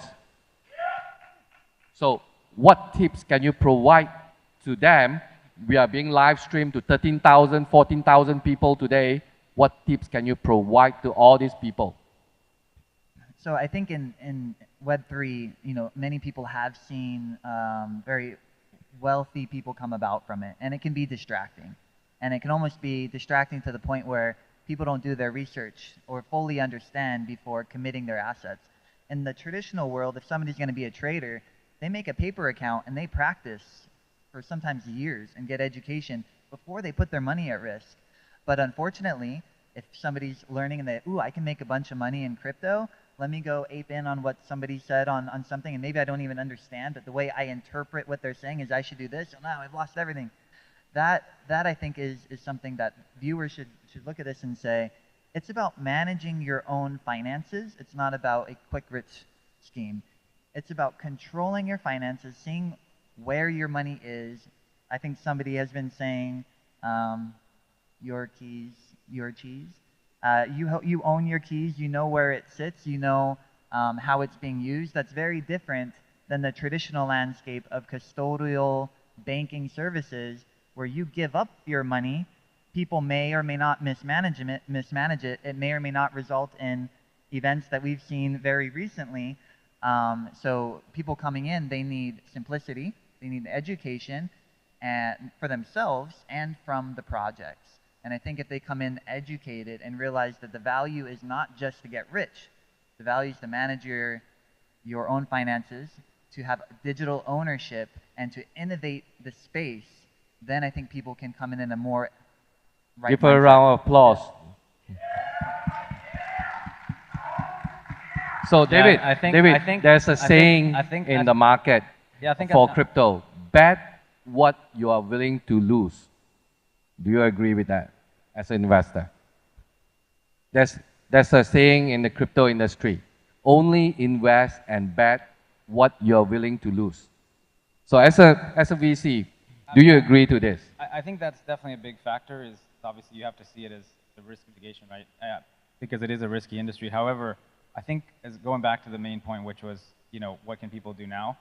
I think this is a good time to, the famous slogan, like, what's in your wallet, right? It's like you actually can, for once, kind of stop and think, like, as a retail investor, for example, look at your wallets. What did you invest in? What do you hold? And then kind of ask yourself, like, why do I hold that, right? Was it because I saw something trending and I bought this thing and it went up and now down?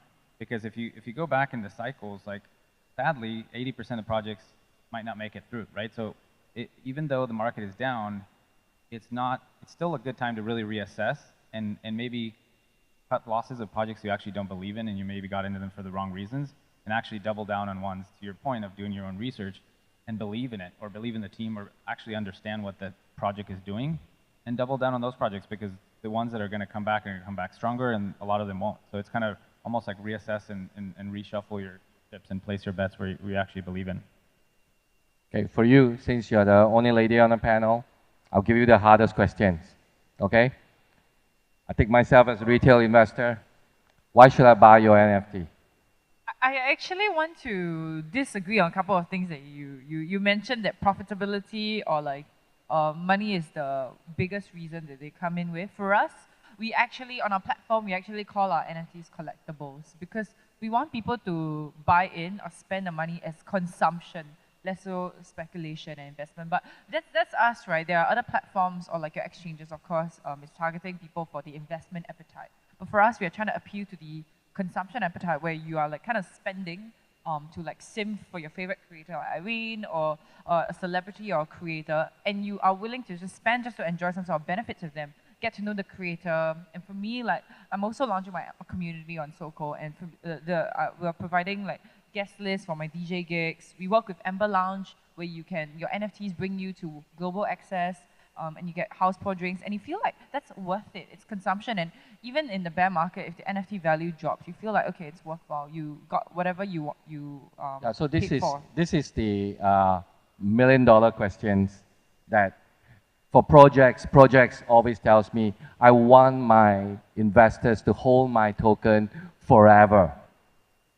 Do y'all want to hold a token forever? You see, only Bitcoin. See. So, okay, who is in this market? Scream, okay, for profits. Nobody? Say. So, yes.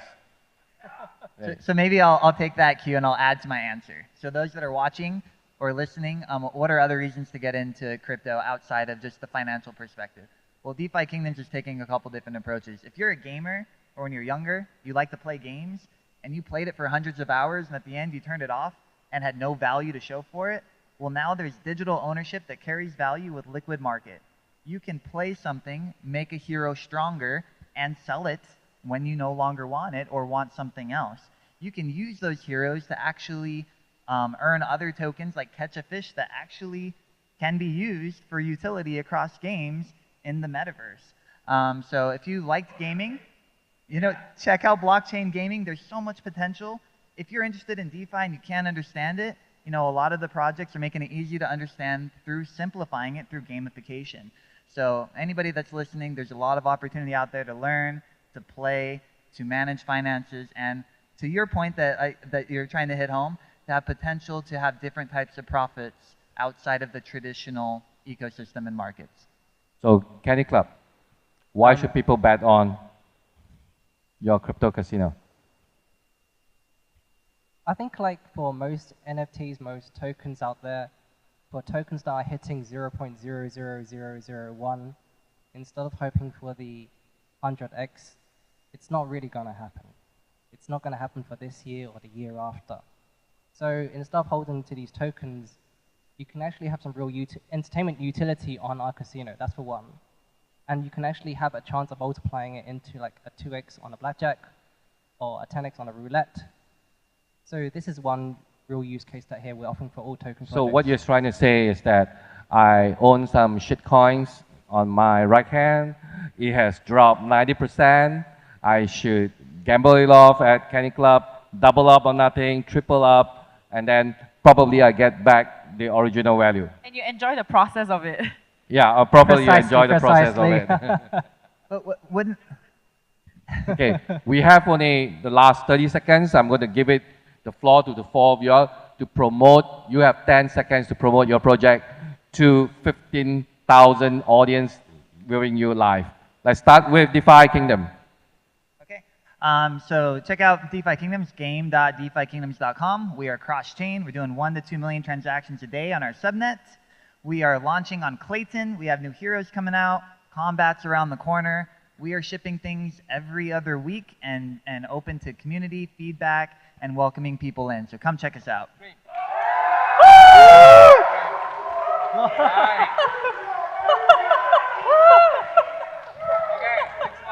Candy Club. Candy Club, we are a crypto casino. We have over 200 slot games, over 100 blockchain games, and we have live casinos. We basically, oh yeah, Kelvin, you was going to say something? No, go ahead. Okay, basically, we can give immediate use case to all projects in the community space. Basically, giving your assurance to your marketing team, your community. And I was told that Candy Club yesterday's revenue passed 18 million US just for World Cup bets using shitcoins. Thank you, thank you. Arindal. Okay, whether you're an artist, influencer, Web3 alpha, doesn't matter what you do, you can be a creator on SoCo.xyz and connect with your community, or as a fan or a community member, come on our platform and support your favorite creators by owning your first NFT. Okay, thank you Binance, thank you CoinMarketCap, and 15,000 people and everybody here. Good luck and make money! Thank you for coming on. Love it, yay! All right, you guys, we have a keynote from Crown Sterling, and this is probably one of my favorite crypto topics, OPSEC. So we're gonna be talking about personal data sovereignty, and we have the amazing Robert Grant. Give a round of applause.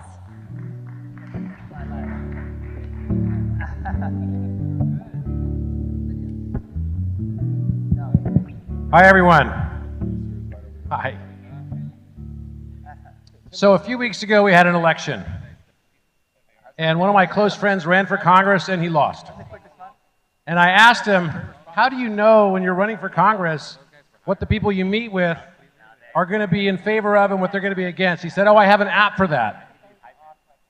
And I said, what do you mean you have an app for that? He said, oh, I have this app, and I can look on this app and find any voter in the United States on this app, and I've only paid for the license in California, but I can look anyone up and I can find out what their positions are on every single topic. And I said, what? You got to be kidding me. And he hands it to me, and I said, well, let me look myself up. So I looked myself up, and I was shocked to find 56 pages just on me. 56 pages on every single possible detail you could think of politically. What my position was on abortion, how did I feel about China? What did I feel about the COVID lockdowns? Who I voted for? My party affiliations? My house? Every detail on me. And many, many more I could never even conceive of. 56 pages. I'm not unique.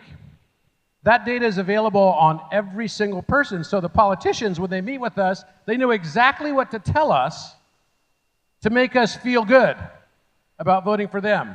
How many of you knew this? And I said, where do you get that? I met the CEO, and I said, where do you get this data from? He was a mathematician. He said, oh, from messaging apps. From your messaging apps. From your social media.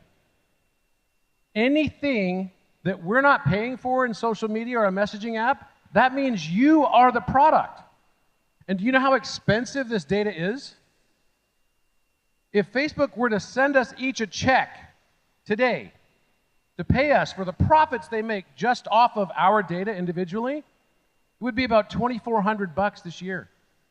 Did you know that you pay $200 a year for being on Facebook? $200 a month, excuse me. $200 a month.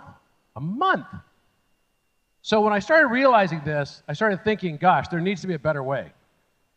So we created a company a few years ago, and if I could pull up the slide deck, there we go.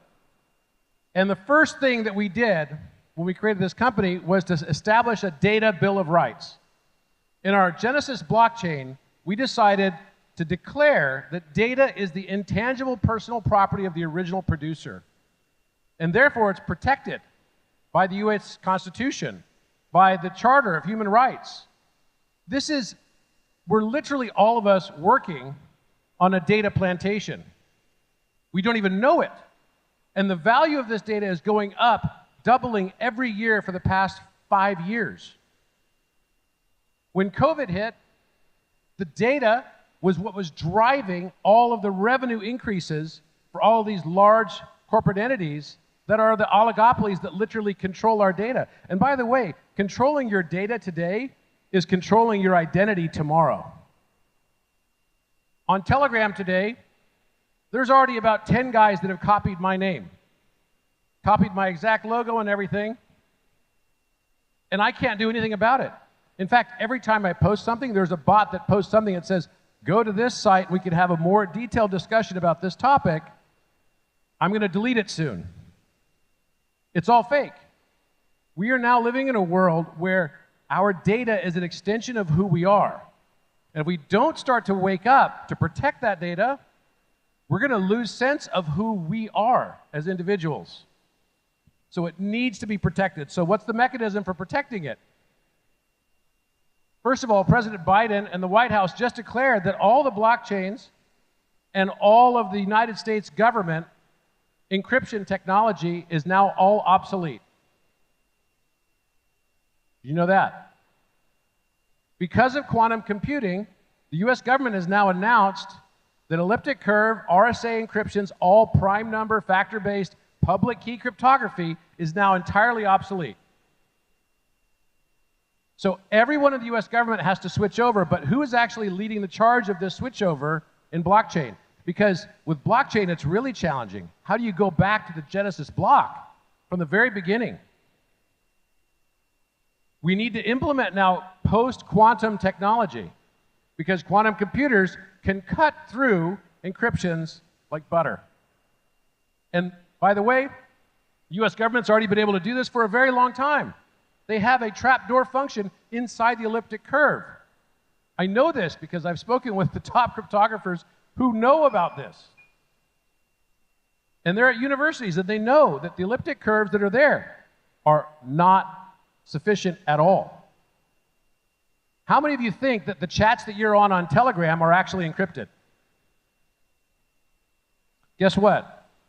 Any chat that you have not specifically designated as a secret chat before you open the chat and is only one-on-one, so any group chat is not at all encrypted. Not at all. No encryption whatsoever. It's completely open. How did WhatsApp get 10 billion in sales last year? There's no advertising on the platform. There's no subscription fee on the platform.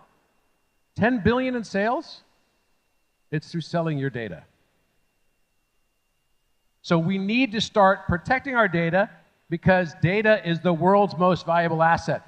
For so long, money needed banks to protect it. We needed fences and walls to protect our assets and our property. And today, we need post-quantum encryption to protect our data, our most valuable asset. There's nothing more valuable than who you are. I have a friend right now that works in deepfake. And he's told me that he's actually gone to the families of James Dean and Grace Kelly because now they can actually have those characters, those actors, show up in new movies. The next Indiana Jones movie with Harrison Ford is actually going to be starring a deepfake version of a young form of Harrison Ford. We're going to start seeing lots and lots of movies where dead actors are actually going to come back to life. And there's going to be a huge battle over the fate of what happens with the family estates associated with that. It's already started. I can get a deep fake of myself. In fact, they offered me to get a deep fake. They said, oh, we'd like to put it on your website. That way you could have like a Q&A version of you for all of your followers, and even your grandkids after you're long dead will be able to know how you would answer something. It sounds kind of cool, but also super creepy. We're now going into this world, and we have to be mindful about protecting this data because it's the world's most valuable asset. The key to a sovereign future is quantum-resistant encryption to protect freedom of speech and freedom of assembly. What we have created is a new app. It's up and running. It's available now in beta, and it's a limited beta, but it's about to go in extended beta. And it's called Orion. It's the world's first quantum-resistant backed encryption for messaging that is entirely decentralized. This means it cannot be censored. Why is that? Well, because if a company has control of the server where your messaging is located, if the government shows up to them and says, hey, we don't have a warrant, but we think we have probable cause on this person, therefore, we need you to give over the keys to their data. Either the company is going to succumb to it or they're going to face a lot of hurt and difficulty. So now what happens? If it's on a decentralized network, nobody has control of it, except you, the owner of your data, because even the keys are sharded across all the network of nodes. And because of that, no one node and no company, no centralized architecture can actually go and give it up to anyone else. So the only way that the government or anyone else can come to you is to follow due process under constitutional law. Get a warrant by convincing a judge that there is true probable cause, and then you can decide whether or not you want to succumb to that warrant. This is what the Constitution is for. Government exists to protect people's individual rights and freedoms. We are here so that we can pursue life, liberty, and happiness, and that to secure these rights, governments are instituted among men, deriving their just powers from the consent of the governed. But it requires our consent. And that's what's become broken in society today. We need to level the playing field and bring back the individual rights and freedoms. Our app platform includes decentralized storage. It also includes a compression technology that's novel and mathematical. It's all backed by one-time pad encryption, which is the exact same encryption used to protect the nuclear codes. The nuclear football is a one-time pad. All military-grade encryption, true military-grade encryption, is only one-time pad encryption. Look it up. We were the first to put it on blockchain because we want people to have their own sovereignty. We want sovereign communities. We want a social media platform where I'm not going to just get kicked off of Instagram. I might leave Instagram and take my total of 3.5 million followers on my different pages and bring them over into a platform like this. Why? Because I then have control over at least the communication with my crowd. We built a platform for influencers and for people to join in. We hope you join in with us as well and take back our sovereignty. Thanks very much.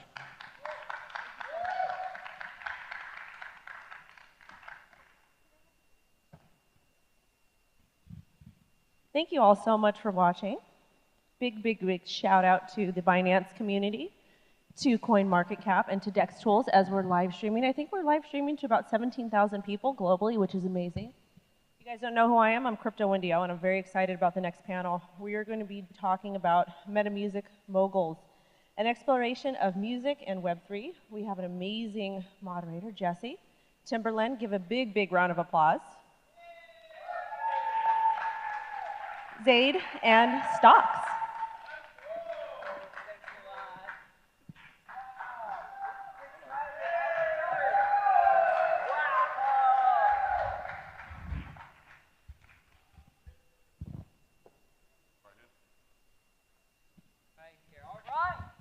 Down here. Long day, lots of great content. This is day 2, so we're excited you guys are still hanging in here with us. Amazing panel. Some of the brightest minds that I know when it comes to hip hop and Web3 and in music and Web3 in general. So let's just start by, I don't think anybody needs introductions, but I'd just love each of you to just quickly explain what gets you excited about Web3? Real quick before we begin, guys, this is Timberland. I got him out of his house to be out here. Can I just get a what's up? Some noise, something. This guy is showing up here for this space for us. And I'll be honest with you, the thing that gets us the most excited about it is how much this feels like the Wild Wild West. We were just talking about it backstage. Yeah, that's what I like about it, that is, you know, you can be free. You can create magic with no strings attached. You know, it's the Wild Wild West. And right now, there's no manual to how to run it. And you creating a new manual. I'd like to be the first of a lot. You know, that's just my whole play, to be the first to jump into stuff ahead of time before everybody else jump into it. And What makes me excited about Web3 is the fact that as I'm an independent artist, it gives me the ability to really focus on my audience and curate my fan base, really tighten it, and it gives us the opportunity to really build from ground up without having to go through so many loops and end up having to buy your own things back at the end. Talk about it. Basically being free. Freedom. Well, I want to hear what kind of stuff are you doing in Web3? And I'm a big believer in it. I definitely understand the space and know that this is an opportunity to like pave ground waves, pave highways in the new internet. And there is a lot of opportunity. So you obviously have a lot of options. What are you building? What are you working on? What are some of the projects that each of you are doing? So Timberland as a brand has so many things. Let the genius speak. Yeah, no, man, don't do that. Timberland as a brand has so many projects that he touches, but one of the main things that we get excited about, we have a main character, his name's Congo, he's a bored ape, and we've given him a life in this place that we're building called Timberland, which is a music game platform that we're building to invite people to own alongside some of the music that this guy to my right makes. And so one of the main things that we're working on right now is building this place called Timberland, where people can come through and engage with us in a live setting, play games, and also earn some free stuff. Stocks, I know you're doing amazing stuff in this space too, as an artist, as a host, as a producer. Would love to hear some of your projects, some of your focuses from your perspective. Well, from early stepping into Web3, I jumped in as a collector, and then I ended up teaching, taking the teaching route with Revolt TV. We did Meta Money, where I wrote and produced the show, did everything, and we're just basically teaching the simple beginnings of people, to people that don't understand how to even get a wallet, what are NFTs, what is minting, blah, blah, blah, blah, blah. So it's like we did that, and I've also done music video release drops with Glass XYZ. We recently did a Solana drop, sold out in a minute on Glass. You know Shout out to Glass. And then when you say you did a drop, what does that mean? So we minted a music video that I had. I had a music video that came out a long time ago on one of my projects, and it was on YouTube. And then I ended up taking that video off, and then we minted it on Glass, and in that minute, we made more revenue from that video in 1 minute than we did from 3 years of it being on YouTube. And that's facts. Facts. We did the same thing. Really? Yeah. Yeah, absolutely. We have the highest selling Bored Ape music video where this guy came and dressed up in his mocap suit and brought this character to life, and we dropped that video on Glass XYZ. And I think it was the best performing video they did last year, or this year actually. Shout out to Glass XYZ again, but big, super big for the creators. 2 million views on YouTube does not get you nearly as much money as 15 to 50 people participating in your video. That's true community, that's true core fan base, that's straight to the consumer. And I feel like, I come from both worlds. There's nothing wrong with the other side, but I think for independent people, you don't have to chase major labels when you have a label in your back pocket. Your label's in your mind and what you put your mind to. All the tools are right in front of you. So to me, I don't feel like, I jumped out of there. And I still deal with the majors, so I like this world because I never was introduced to it. So for me, it's like I might as well take what I built up on this side, I call it Web 2, and move it over to Web 3. And I find more freedom because I'm only competing with myself. I'm my own boss. I make decisions on the videos, me and Zayda. We go through it, we making the cuts. It's no middleman. You know what I'm saying? That's the thing I love about being independent, because, the majors is more like a banking system, high interest rate banking system, that you pay all these high fees and don't really reap the benefits of the fruit of your labor, and it's exploited in a lot of ways that it shouldn't be exploited. But in Web 3, you can control how you want to give yourself to the world. Exciting. Precisely. And so do you see yourself going back, like if you were releasing a record or another album, you have digital audience, you have legacy audience, you're building in this Web3 space as a pioneer in this new frontier. Do you feel like Web3 offers more opportunity for a release? If you were going to do a classic Timbaland project, how would it feel? Well, for me, it feels real big, but let's be real. Eventually, we got to have this whole room filled up. That's when it really becomes real. You know what I'm saying? When everybody starts to understand what a wallet is and what Coinbase is and crypto is, and don't worry about we in a down phase, because everything goes in a down phase, and then everything that goes down comes back up, right? And people just gotta bear with it and understand it. But I believe, I could say maybe 2 or 3 years from now, especially with independency, you know what I'm saying? I feel like independent is gonna probably overtake the majors, because a lot of independent people are not gonna wanna go to the majors, and they're gonna be superstars. We're gonna see that probably in the next 3 years, depending on their grind, their mentality, their hustle. And we're gonna find out there's gonna be a lot of people eventually starting to come in here with more wallets. As you see, all these networks are starting to connect wallets to their accounts, like Riddick, wallet. You can get a wallet. They're trying to give the users wallets, trying to educate people on this thing. But I feel like it's the wave. We only have 60,000 wallets right now, right? So, or OpenSea. So imagine, just give it about a couple years. It's a brand new thing. Right now it's going through a little turmoil. And a lot of people are like, I don't know, but they don't understand the benefits yet. It's just like anything, when Instagram first started, everybody didn't want to take pictures. It's like, what is this? What is this? I said, it's a yearbook in your back pocket. You know what I'm saying? That's like, think about it like that. It's a high school yearbook. It's a yearbook. It's a photo album. But I can see everybody's photo. I don't want to. Then all of a sudden it blew up. And that's how I feel about this. I feel like the people just don't understand the benefits of Web3 all the way yet. But just give it time. And I want to be not the main guy, but the first guy who stepped into it and opened up the door for somebody else brilliant. Look at Stocks. He'd come up behind. I'm coming behind him. But it's like more of me coming from that side of the world, going over to here and seeing progress. People just go by, they go by numbers, and that's how the world is. Oh, it sold this. Oh, for real? I need to go check it out. But once people understand the benefits behind Web3, I think it's going to be the wave.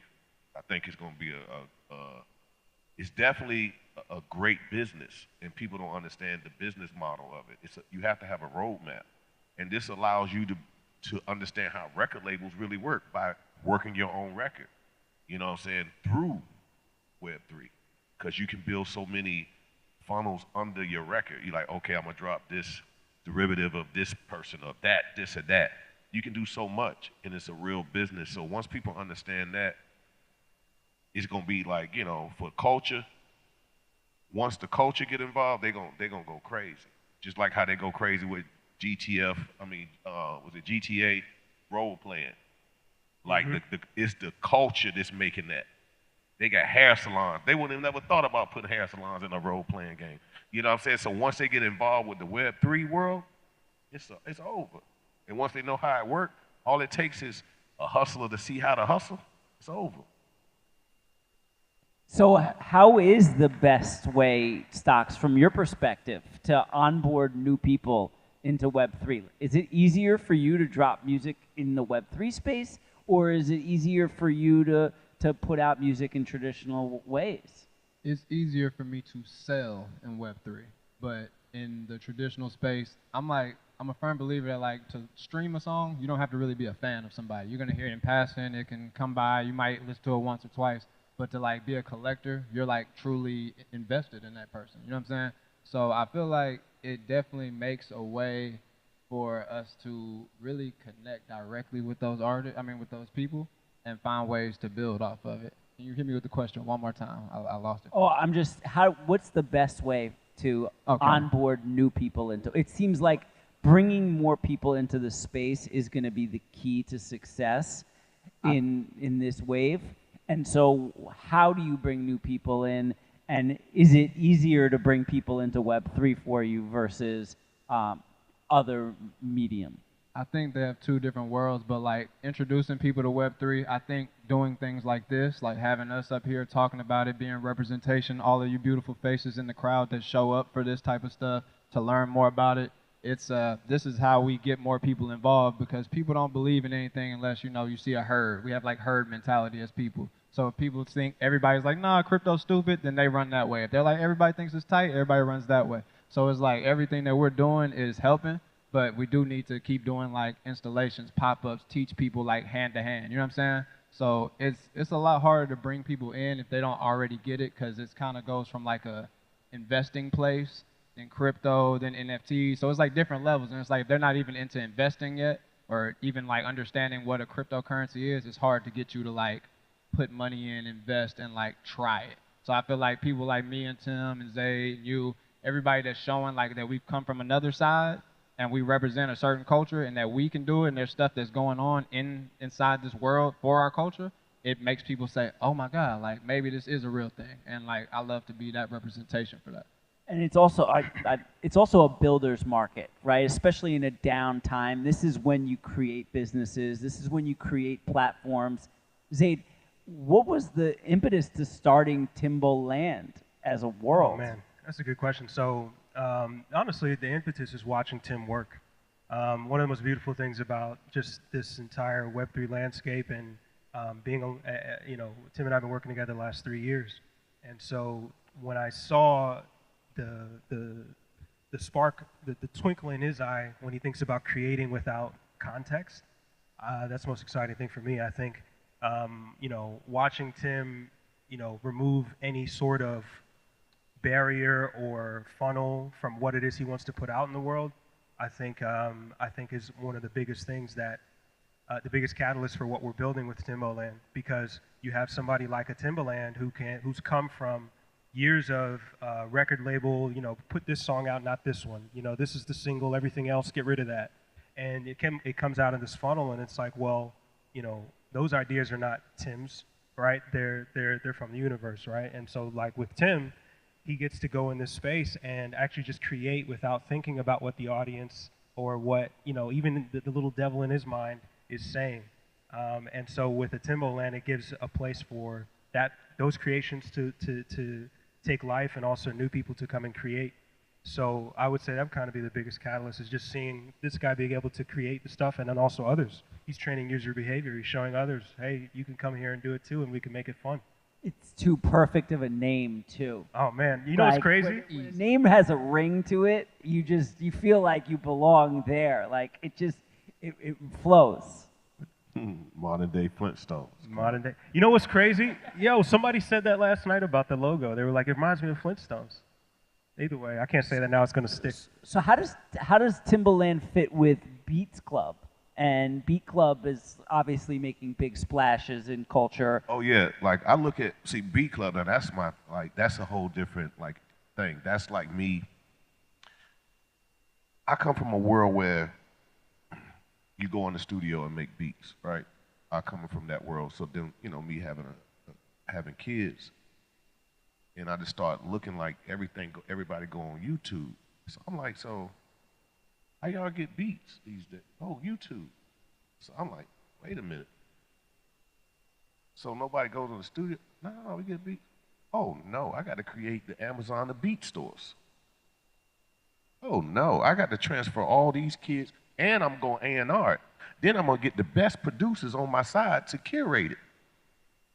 So I created a platform. I said, I said, this got to be, I told my team, we got to make the Amazon beat store, where you got high-end beats from the VIPs, where I got Mike Dean, Scott Storch, will.i.am, everybody from all the top producers is producing today. So if I don't put over millions of dollars in kids that's creating in their bedroom pockets, because they never could get their music heard. But by me having a curated place, and the beauty about B Club is our A&R portal, because people send in their music and they want feedback. And I call myself a high-end concierge service because I'm here, because I'm not a faceless company. I'm on the company. I'm on the calls. I talk to the memberships, and we just launching. So it's like it's just blowing up, and we just launching. But the reason why I have so much face value right now is because I'm in it. Like, I listen to these kids' music, and I know that's all they want. And I feel like that's my transition from being the best producer to being the greatest producer, by producing others, making sure they shine. And say if stocks need a beat, like, yo, man, I'm looking for something. Yeah, I got you. I got these 4 kids that are amazing. And so I connect stocks with them. Next thing you know, he create a relationship. I don't want nothing from it. I'm here to connect the greatness to greatness. I just want to curate the best of the best, but not so much. Thank you. And at first I had it where you had to be a VIP, members only. But then when I started looking at YouTube, I'm like, wait a minute, I need all these kids to come here. But what's going to make their membership special is they get to build their levels up to get to the VIP or the elite type list. It's like the playlist of beats. So stocks might go up there and be like, who the hottest kid? He go up there and it's like, how you go on Apple Music, you got the kid's face, you see his beat, see his profile, you can demo it. I got integrated technology where you can demo it, raise, I don't like this, I can do this, change that. So I'm all about making an ecosystem that I control. You know what I'm saying? That, like, when it comes to beats, if I'm Timberland, that everybody call the legacy, well, I need to control the whole beat market, music market. I need to control all of that. So I just said, I need to create a store. I need to be like how Jeff Bezos did with groceries and products. I got to do that with music. I got to have the best writers, because, these artists looking for the best team. So I have like Jazzy. I have some of the best people that I pulled aboard to build this company. And like, they give me top lines because people be looking for hooks. I got you. Boom. Everything worked out. The sessions, who write it, splits, I got that all covered. I just need you to do it, record, and sign up. Be a member. I got you. You don't need to go over there. Come over here, baby. So that's the whole ecosystem, or that's part of the ecosystem. I'm sure there's more too. Let's talk a little philosophy about music in Web3. It seems like there's conflicting ideas about royalties and fan ownership. How do you feel about co-owning music with your fans instead of a publishing company or a record label? How do you feel about fans being investors in projects? Is that something of interest? Obviously, there's the fan club experience, and that's something that a lot of people are talking about in music and Web3. Ticketing. How does music really, what's the best philosophy when it comes to fans and artists and releasing music in Web3? I think what we're beginning to see is sort of like a minor leagues and major leagues showing up in the music industry, where there's like the indie guys are the minor leagues, and maybe you start in Web3 and maybe you start with your fans owning with you, and then that community bubbles and there's a majors that would come in and maybe take it from there. I think it's still too early. I mean, we're just talking philosophy, but I think it's somewhere between that and the like pay-per-view and cable approach, where it's like, yeah, HBO, we go to HBO and we subscribe because I want to watch Game of Thrones, but there's DSPs, there's Spotify, Apple Music, those guys that I just want to watch TV, man. And it's like, I think there's going to be a place for indie artists with Web3. Will the big guys have fans owning half their stuff? I don't know. I don't think they'll need to, but I know that the indies might, just to get off the ground. I think that's the biggest thing. Wouldn't you agree, Stock? I definitely believe in splitting equity of records, because as an independent artist, I've never been signed to a major, so nobody's ever paid advances for my beats. So me and all of my producers, we split equity on stuff. Like, I split equity with them, my feature will get a piece of equity. I even give my engineer some equity. You know what I'm saying? How do you And guys split it, if you don't mind me asking? I'll split it like producer will get their 50% side. Do you use a split? Huh? Do you use like a split I'm straight program? split. No, like a OX split. No, so I, like I count the numbers and send the payments myself. Does anybody here know my about mama OX is my split? business manager. She do it, and then we send the payments out. For real? Yeah, I send it every accounting period, every 3 months, whatever. I'm sending it. And so like we do that, and it's like I learned from the early point of being an indie that was my way to actually produce music and keep my career going without having to break my pockets. So it was like it turned into a thing, and it became just my business model because I'm always in the green as soon as I drop, unless I shoot a video, pay for promotion, whatever like that. I'm always in the green. And my lawyer doesn't love it because he's like, yo, like you're kind of playing yourself. But I'm like, without these producers, I wouldn't have none of this music. I actually watched the interview where you were saying producers are the vehicle and the artists are drivers. And I thought that was the coldest quote right there. Because I was like, that showed me that beyond everything you've done, that you love this shit. Like, it's important to you to make sure they get where they're going through that music. You know what I'm saying? It's like, so that's important. And I also believe in the fans getting equity and stuff like that. I wanted to do it, but I was afraid to do it because of the SEC, to be honest with you. But I've heard of different people doing it, and it gives the fans incentive to keep listening to the music. You know what I'm saying? If I'm listening and I'm getting paid, I'm going to keep slapping this. You know what I'm saying? I get paid more for this than anything else I'm listening to. Keep it going. So you split it on paper? Like you don't use like a split contract or anything like that? No, we do the splits on ASCAP, BMI. You know, they get their publishing splits, and then I'll do like my mechanical royalty splits at the end. Yeah, but we do it on the split sheet. See, that boy do it. He know what he talking about.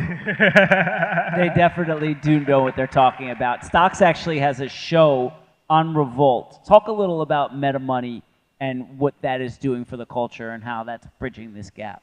So Meta Money is a show that we did at Revolt, me and the homie Dunny and the rest of the creative team at Revolt. We ended up doing that just to educate, because I remember I went to Revolt Summit in Atlanta, and I was like, I just bought my ape around that time, and I talked to Dunny, and I was like, yo, like, we need to put more people onto this. And he was like, absolutely, like, you think you could come up with like a lesson plan? So then I made like a pilot with like a couple different terms and stuff like that. We shot that, and it ended up getting picked up for 2 seasons thus far. And we have been teaching through that, and I'm like seeing, like, I'll be at the different NFT events, like NFT NYC, we did a show. There's a lot of people coming up to me like, yo, like, keep doing Meta Money, because I'm really learning stuff from that. Like, the way you say it, it's like, everybody says I translate it well. I don't want to say it myself, but everybody says I translate it well, and it makes it easy for the next person to pick it up. So I just look at that as like my job. I like to be the bridge right now. You speak to the culture. Absolutely. And we need more of that. We need more of that. I'm telling you, it's some steps to this to make everybody understand it. It need more of this.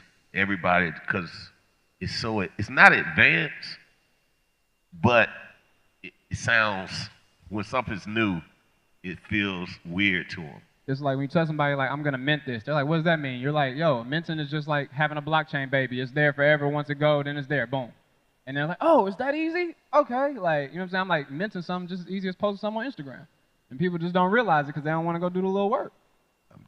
That's why we here. So, Tim, how do you feel, though, about fans investing in your music or co-owning music with you? I mean, for me, I think it's kind of cool, especially because you might get somebody that's a banker that just want to own your music. Now, I just got involved with a banker, and it kind of connects you to people that you don't even know. That's why I think it's cool to let fans own, because the fan that you might meet that own your music, I'm gonna say, yo, I want to meet this person. And when I say a banker, he could his regular job could be a banker, but he just got into this, took some funds because he wanted to be a part of this. So guess what? It all worked out for me, because now I met a new banker. He's giving me some point of views on something else. I tell you today, a prime example happened today. I did a one-on-one session class. Always do. I like to give back, and I do these one-on-ones with people on their music. So it was an older guy from London. So I'm like, now, you know, music is a young sport. That's what I'm saying in my head, right? But they don't really have no age, right? But I'm looking, I'm like, damn, you want to do music now? Like, but he was come to find out, he was the guy who started the first streaming service before Apple and invested it and sold it early to Nokia. So I said, wait a minute. He said, so what I do is build companies and buy companies and sell them. I done sold major companies, and I invest into tech companies and bunch of new tech companies. But I do music because It's just something that's always been my passion. I said, hold on. You need to be mentoring me. He said, but I do have an idea for you that you might want to invest in.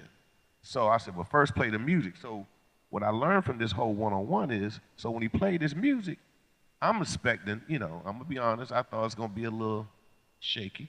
But it came out, it was all right. It wasn't bad. I had a few comments. And it realized that, what I realized is when I told him, I said, man, you have taste. It might not be the music of today, but his taste buds are very unique and exquisite. So, because of his other endeavors that he invested in, because he invested in a lot of good companies, I'm like, wait a minute. Hold on, man, why? He said, I don't need to do it for money. I'm just something that I love to do. He was talking, I'm like, wow, you never know who you will meet in life. You know what I'm saying? So then after the one-on-one session, I told him, like, yeah, your stuff is good, man. Like, it ain't, it could fit in, in this day, you could put your music out anywhere, right? But it wasn't bad. You wouldn't think that came from him. But then he said, okay, I got something for you. I can't explain all what he told me, but I'm going to say it in simple terms. He said, how would you like to invest in, you're like this, a vinyl company where the vinyl could be made in 24 hours? He has the company that he told me the people that Peter Gabriel invested in this company. He started naming big, I said, wait a minute, hold on. He said, we have the technology. The vinyl, it takes a long time to make vinyl, and it's a custom, and it's reusable plastic. Like, it's all stuff from the earth. It's like all these things that he was saying, I was like, oh, this is brilliant. Your vinyl in 24 hours. 24 hours. I was like, where do I sign up? See, out of that one-on-one, I got a one-on-one. I got, and that's what I say when you give stuff back to the fans, you don't know who a fan is. You don't know what they are. It allows you to connect with people. So that's why I think ownership with a fan is very key to next level success. It really gives community another meaning when you talk about it like that, and you know that everybody's going to be in it together. If somebody has also involved in that project, even from a small investment standpoint, they're going to go hard for that song, even if it's a catalog song or a new song. Now your fans are actually like, they're your partners, and on a small level, they're going to go hard and maybe open your mind to all sorts of exciting new ideas. So in this last minute, let's just talk about the future of this Web3 ecosystem and where you think things can go and where you'd want to see things go in the short term. I think free is going to play a much bigger role this year going forward with just free mints and onboarding people. We had that onboarding question. So I think free mints are going to be a big part of it. And for us, we're just gearing up for the access release to Timbaland and getting people in there. So for us, we're just excited to see what new trends. I think everybody's looking for the new wind to carry them through this year. I feel like everything is, it's only time will tell, but that's kind of where our head's at. So let me break down what Timbaland, like in my eyes, when I saw what he built. So it was music and video. I'm gonna be real quick. And I saw that, but then I said, no, Zay, you don't understand. You world building. We building a video game. It's deeper than just, it's a musical video game. We have to create the new culturally thing, almost like how Fortnite is, but in a music way. Beta Raider had their own little game. It's like, how do we create that, but make it like how girls used to double dutch, jump rope, you know what I'm saying? Make it where everybody wants to go inside this world and do something when it comes to music, I look at it, it's like, when I saw it, I was like, wow, this is a game more than anything. And so when I kind of put that in his battery pack, he started like making a cool ass roadmap. That's why we say it's free to activate, you know what I'm saying? Because it's stuff that's underneath that is beautiful that we building out. Because I look at it, Timbaland is a world where Stock can have we could build out his thing in Timberland. And I really call it the land. I don't really say Timberland, I call it the land because That's because he's Timbo. because I feel like I want everybody to own it. I want him to feel like, yo, meet me at the land. I'm doing this. Stock is out. Meet me at the land. I'm doing this. I got to pop off at the.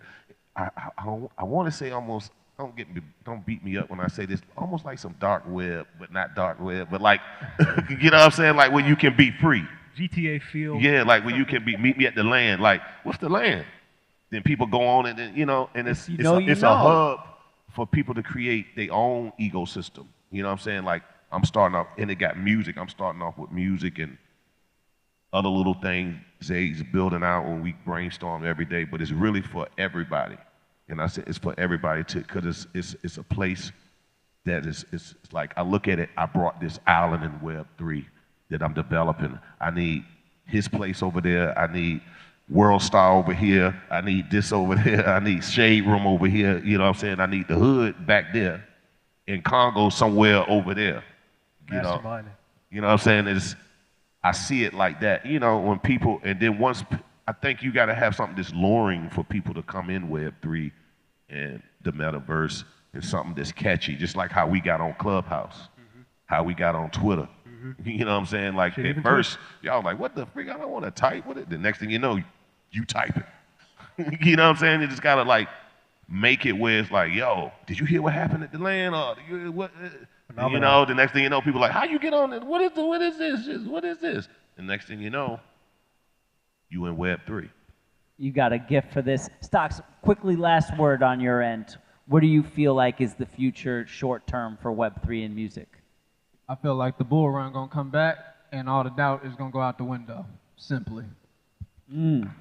I want to thank DeCentral for having us. Right there. I want to thank Stocks. I want to thank Zaid. I want to thank Timberland. Thank you so much. Thank you for all of you for paying attention.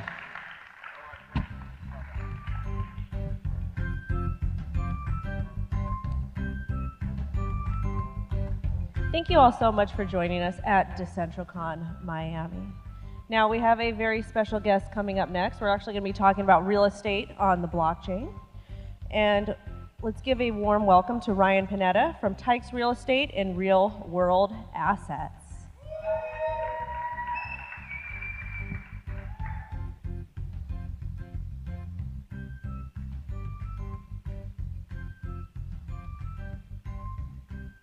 All right. Thanks for coming out here, guys. I got to follow up Timberland, so that's kind of going to be a tough one to do. I didn't expect to do that when I came in here. But anyways, it's funny because I actually ran into him about 3 months ago here last time I was in Miami at Grant Cardone's office. And it's kind of the segment of all these Web2 entrepreneurs are realizing there's a lot of things happening in Web3 that we need to be cautious of. So for us, we launched an NFT project called Tykes about 2.5 months ago, and really our mission is to pioneer the future of real estate. So before I jump into this real quick, who am I? For those of you who don't know, I've got 7 different businesses doing over $1 million a year. Getting into crypto was something that wasn't my first rodeo in business. We're trying to do this like any other business, right? Second thing, 500 million views on social media. So I don't know how many of you guys follow me on there, but a lot of different, there we go. We got one hand. That's good. Okay, so a lot of people. All right, so I don't need to explain that. You guys kind of seen some of the stuff. I own over 500 rental units, and I flipped 500 homes. So a lot of experience in real estate and business, not just some guy starting a project, all right? But here's the thing. Real estate's being disrupted by technology. When you look at the way houses are built, it's being disrupted, all right? For one, we've been building houses the same way for 100 years, like sticks and stones. That's how we've built a house. When you've got innovation like 3D homes and prefabricated homes and other things, they're going to change the game dramatically, okay? Another thing, this blockchain.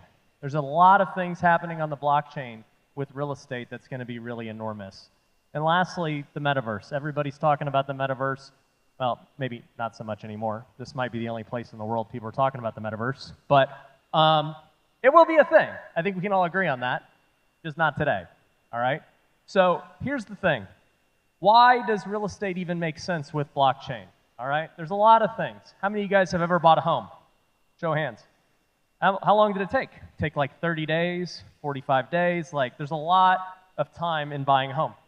How many of you guys hated how many fees you had to pay? Yeah, you had to pay the title company, the appraisers, the inspectors, the title insurance, the realtors. Like, it's crazy all the fees you have to pay on every single deal, and it's so slow. Can't buy a house on the weekends, can't buy a house after 5 p.m. It's crazy. The blockchain can solve a lot of that, right? We all know just the idea of ownership, whether it's an NFT or a token or whatever, right? Like, you owning your information and having, you know, this asset that you can easily transfer in a second is going to be massive. And you don't think that that's going to come to real estate at some point? You don't think they're going to be entrepreneurs and people from Web 2 that are going to come into the game and figure out how to make this happen? It's going to happen. You know, people are already trying to do it. You know, it's just a matter of timing. So that's going to happen. Other thing, home building, right? We talked about 3D printing and prefab homes. You know, personally, I've been looking at buying different businesses that are in this arena because this is the one that can happen right now. You know, the time it takes, has anyone ever built a home? Show of hands? Okay, so a few of you guys. It takes a long time to get permits. The material cost is extremely high.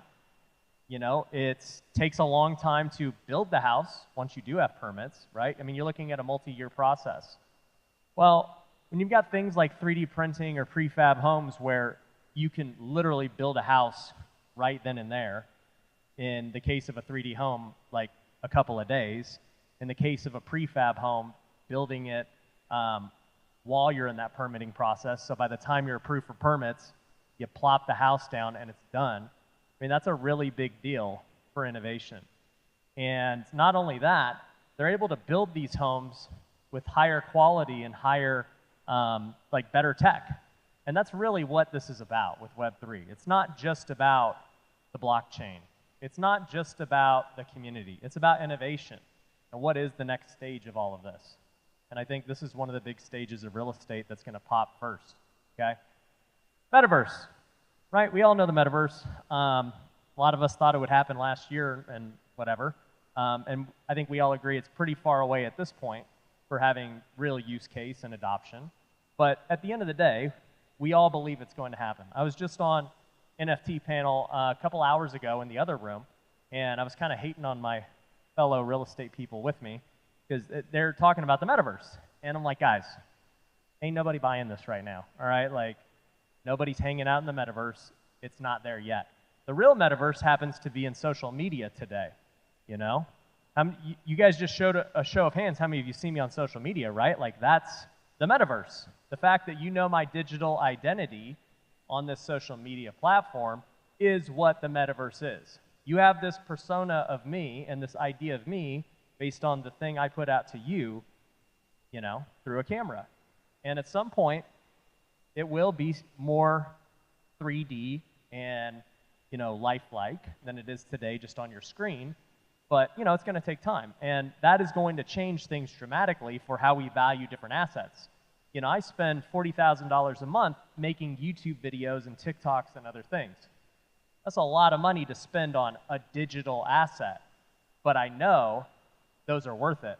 I know that my real estate on YouTube and Instagram and TikTok and Twitter is super valuable. It makes me a lot of money.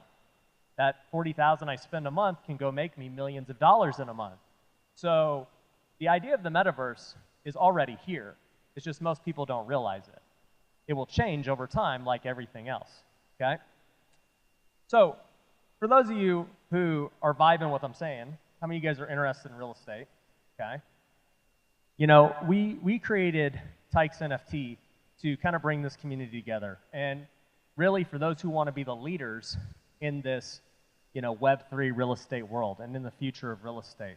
So what happens when you buy a Tykes NFT? Well, we got some cool little pictures and art, but it's obviously much more than just a JPEG. So we have education and networking. You get access to high-level real estate investors, entrepreneurs, Web3 experts. you know, we've got over 5,000 tykes that were minted. They sold out instantly. And, you know, we have a lot of high-level people that came from me in the Web 2 space. You know, I wanted to bring all the connections to all the entrepreneurs and investors I had, and tykes be their first introduction into Web 3. And I wanted to make it as seamless as possible for them. Along with that, we've got weekly trainings on real estate, crypto, and business. Because here's the thing. As somebody who runs a pretty big NFT project, it's really hard to make money in crypto right now. Would you guys agree? Like, it's not easy to make money, right? But I can tell you this, you can make money in real estate right now. You don't have to rely on shilling the next crap coin. You don't have to rely on trying to like launch some NFT project or get on some whitelist. And that stuff ain't even gonna make you rich anyway. Like, that's a hustle, right? You guys can make big money actually acquiring skills that you can use in the real world today, all right? So we teach a lot of that stuff. Also, we have a Discord channel, like most projects, that's really amazing and active. So along with that, I wanted to do something that was a little bit different than your typical Ponzi scheme coin. We created what's called Tycoin. And so for our Tykes holders, if they stake their Tyke, they can earn Tycoin, and it has compound interest if you choose to stake it for a longer period of time, which you can see in the graphic. But with Tycoin, we wanted to build immediate use case, not speculation of what this coin could be. It's not Dogecoin, it's not Shiba, okay? It has actual use case. Number one, we've created a Tykes marketplace where you can actually buy and list your own kinds of products in Tycoin. So for me, as the founder, I've listed a bunch of my company's products on here. Like one of these is a ticket to our upcoming event. We're gonna have over 1,000 people in Las Vegas in January. I would love for all of you guys to come. It's called the Tykes Summit. And it'll be a room that's much more packed than this. And it's gonna be great. And we're gonna have a good time in Vegas. And I know crypto people love after parties. There's gonna be plenty of that. All right, I've been to NFT NYC. I know how you guys roll. Let's do it. So we're gonna have that. We have courses, we have trainings. There's a lot of high-level people in our Tykes community who have their own products and services that they're listing. You could buy it with Tycoin. Like, they're freely putting it out there for people to use their coins because we're trying to create real-world value with what we're doing, not hypothetical, high in the sky, in the future, one day it might work out value. Like, no, today. I want you guys to make money today in this recession because it's about to get worse. I don't know what to tell you guys. Like, it's about to get really bad with the recession. And so dreams will not get you out of it. Skills will. And that's what we're doing, okay? Also, we've got Tykes shares. So I've bought a $1.5 million home here in Vegas that I've listed on here. It's like basically our Airbnb program. So once again, people can use Tycoin to go stay at the properties and, you know, go do it. People can list their, our members can list their properties on Tykes share as well. Also, I created my take on Shark Tank, which is called the Tyke Tank, obviously. And with that, we are trying to build the businesses that are going to be the future of real estate. You know, when I showed you the blockchain, there's already people trying to fractionalize real estate, people trying to build exchanges, people trying to do these big businesses who don't have influence or marketing capacity to get it to the masses. We do. And I'm going to have them come through, and we're going to blow it up. That's what the Tyke Tank's purpose is, to have our members be able to invest in these businesses and have smart people run them, help them out in the ways that they can. So we've got a few businesses we're already looking at that I may have already mentioned with issues that I see in you know, the Web3 space and real estate. Also, we've got our Tykes Summit coming up. Like I said, that's in January 9th to the 12th in Vegas. Put in your calendars. Would love to see you guys there. It's going to be epic. And literally, you get all of that with just one Tyke. Like, that's just owning one, okay? There are special perks for those who own 5 or more or 20 or more. One of those is the Tykes boardroom. So those who own 20 or more Tykes, we have about 60 people in that program, and they get access to what we call the boardroom. You know, it's our elite level people that obviously if you buy 20 of these things, you're pretty invested in this, right? You want to be around other high-level people. And we do what's called a board meeting every time we have an event. So we had one a few months ago. We're going to have one again before the summit, where they're on the inside of what's actually happening. And they're getting first priority to invest in these businesses. They're obviously making 20 times the Thai coin someone else is making with 20. They have special perks and privileges. I've helped promote some of their businesses because I want to see them win too. So the boardroom is a really exciting thing and a really valuable room. And here's the thing, there's a lot more coming with everything we're doing.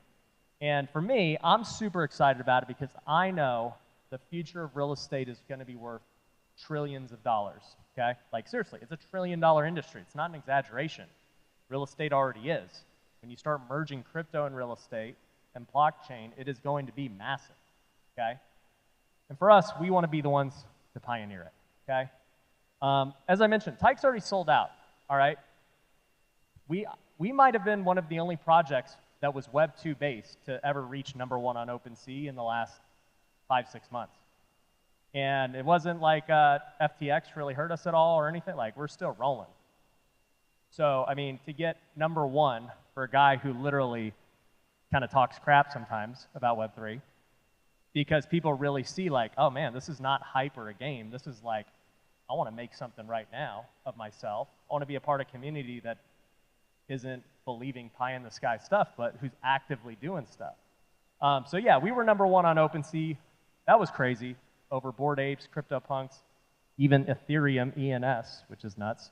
But look, there's no Tykes for sale anymore because over 1,000 of them were burned to create our Boardroom Beast collection. Those who had 20, we gave them the option to just burn all 20 and create a special one-of-one NFT.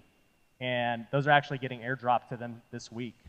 And it's crazy. Like, they just willingly burned like millions of dollars. On top of that, majority of them are staked for over a year. So if you look at the liquidity of Tykes, over half the supply is staked for a year. So they can't even sell. And it will continue to drop as we release more future releases. So if you want to do it, you can learn more about it at tykes.io. Our team's happy to talk to you about whether or not it's a good fit. You know, you can buy them on OpenSea right now. We minted for like $500 just a couple of months ago. They're at like $2,500 minimum.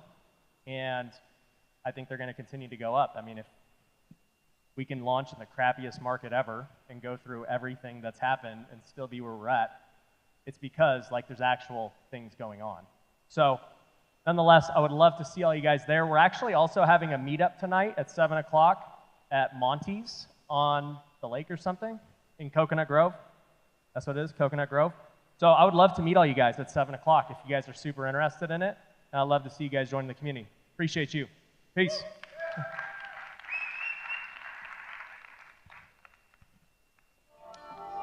We love meetups, we love community, and we love NFTs and Music Men, of course. This is probably going to be my favorite panel of the day.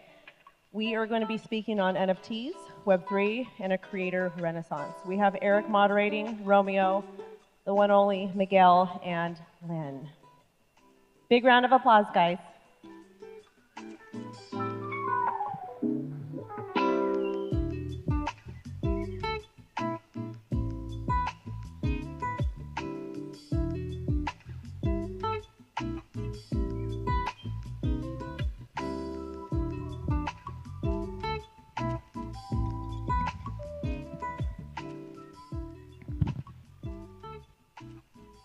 Alrighty.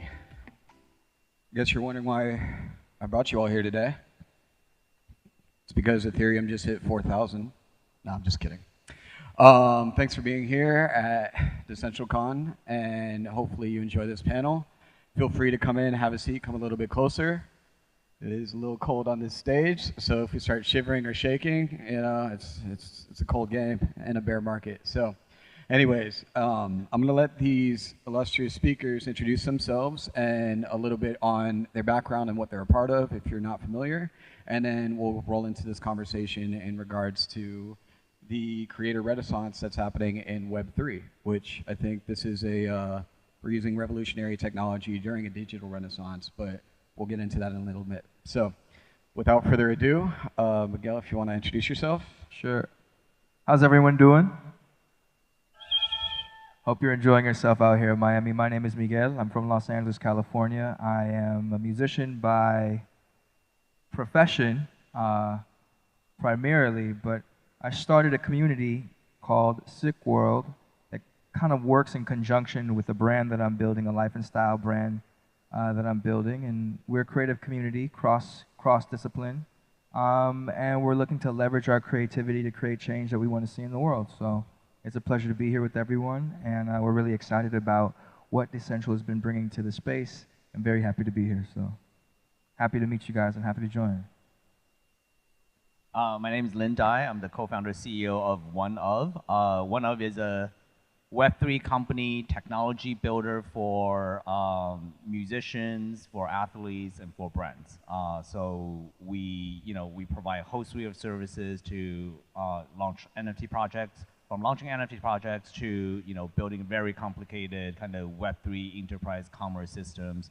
We work with everybody from Doja Cat to Biggie Smalls, Warner Music Group, the Grammys, and on the sports side, everybody from Wayne Gretzky to Muhammad Ali. On the brand side, Anheuser-Busch, American Express, a lot of major companies helping these companies with hundreds of millions of users to kind of take the right steps to get into the Web3 space.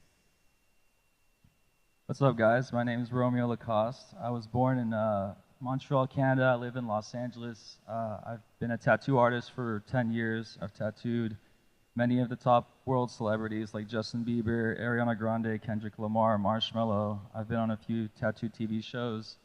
I've been in the crypto space since 2017, and now I'm creative directing my own Web3 project, so I'm really excited about that. Very cool. And my name's Eric, or Motivate. I built one of the largest NFT and DeFi communities in the world. Work with brands like Hennessy, Netflix, artists like Doja Cat, Flosstradamus, and a handful of others in the space. And I have a project called New Friendship Tech, which is just turning social currency into equity by way of participation using blockchain. So that means everybody in this room, you're providing value by being in this room and attribution to this conference by being at this conference. And that should not get neglected or pushed aside or diluted. We appreciate each and every one of you. And there's ways of showing that now, especially when we could just gift you something into your wallet after the fact. So yeah, it's NFTs, New Friendship Tech. We're using technology to create new friendships in this digital renaissance, which, I want to go into that word because I think we've beaten community to death. I think renaissance is getting there. But what would you guys say is like why do people keep calling this a digital renaissance? What's different in the creative process or the creative minds, or I guess the way that people view this space as something different from what we've been doing or how we've been doing it? Do you know why, or have a reason or a thought on like why people keep clinging to that idea, that narrative with the Web3 space? From my perspective as a creator, I would say the Renaissance aspect of it, I think, has a lot to do with creative control and sort of the removal of the middleman. I mean, the proposition of anything being decentralized is one that I think a lot of people are having a lot of challenges in understanding. That being the primary function of blockchain, it's kind of when people understand that, having a centralized bank, the way that we all maybe put our money in a bank now, and they still control how much you can pull out. They control how it gets lended, and they make money off of that money that is yours, and you don't see any of that. That's a centralized process that something like blockchain gives us a chance to bypass and then control. So in the same way, as a creator, I believe it's a renaissance because it's given us a new process through which we can communicate and build directly with our audiences. And I think though we've had, Web 2 and the proposition of the internet. It's just a complete different accountability that blockchain gives us, that's not centralized, and it's shared amongst all of the participants. So it is it's a new way, a new process, but it's almost taking all of the same, to me in my mind, it takes all of the same propositions the internet has and just makes it owned by everyone all at the same time. So maybe that's what it is to me. It's just that there's no middleman. It's all direct, which is excellent. Yeah, I do think it's like the realest and rawest form of direct-to-consumer that we've ever seen. And a lot of people do say, like, not your keys, not your wallet. Well, I guess you could say not your bank, not your money. Or you could say not your masters or publishing, not your record. And now that process is open to a lot of people to contribute and participate in a way that we haven't seen before. And I think that's where you kind of steered that to in my head. That's my recap.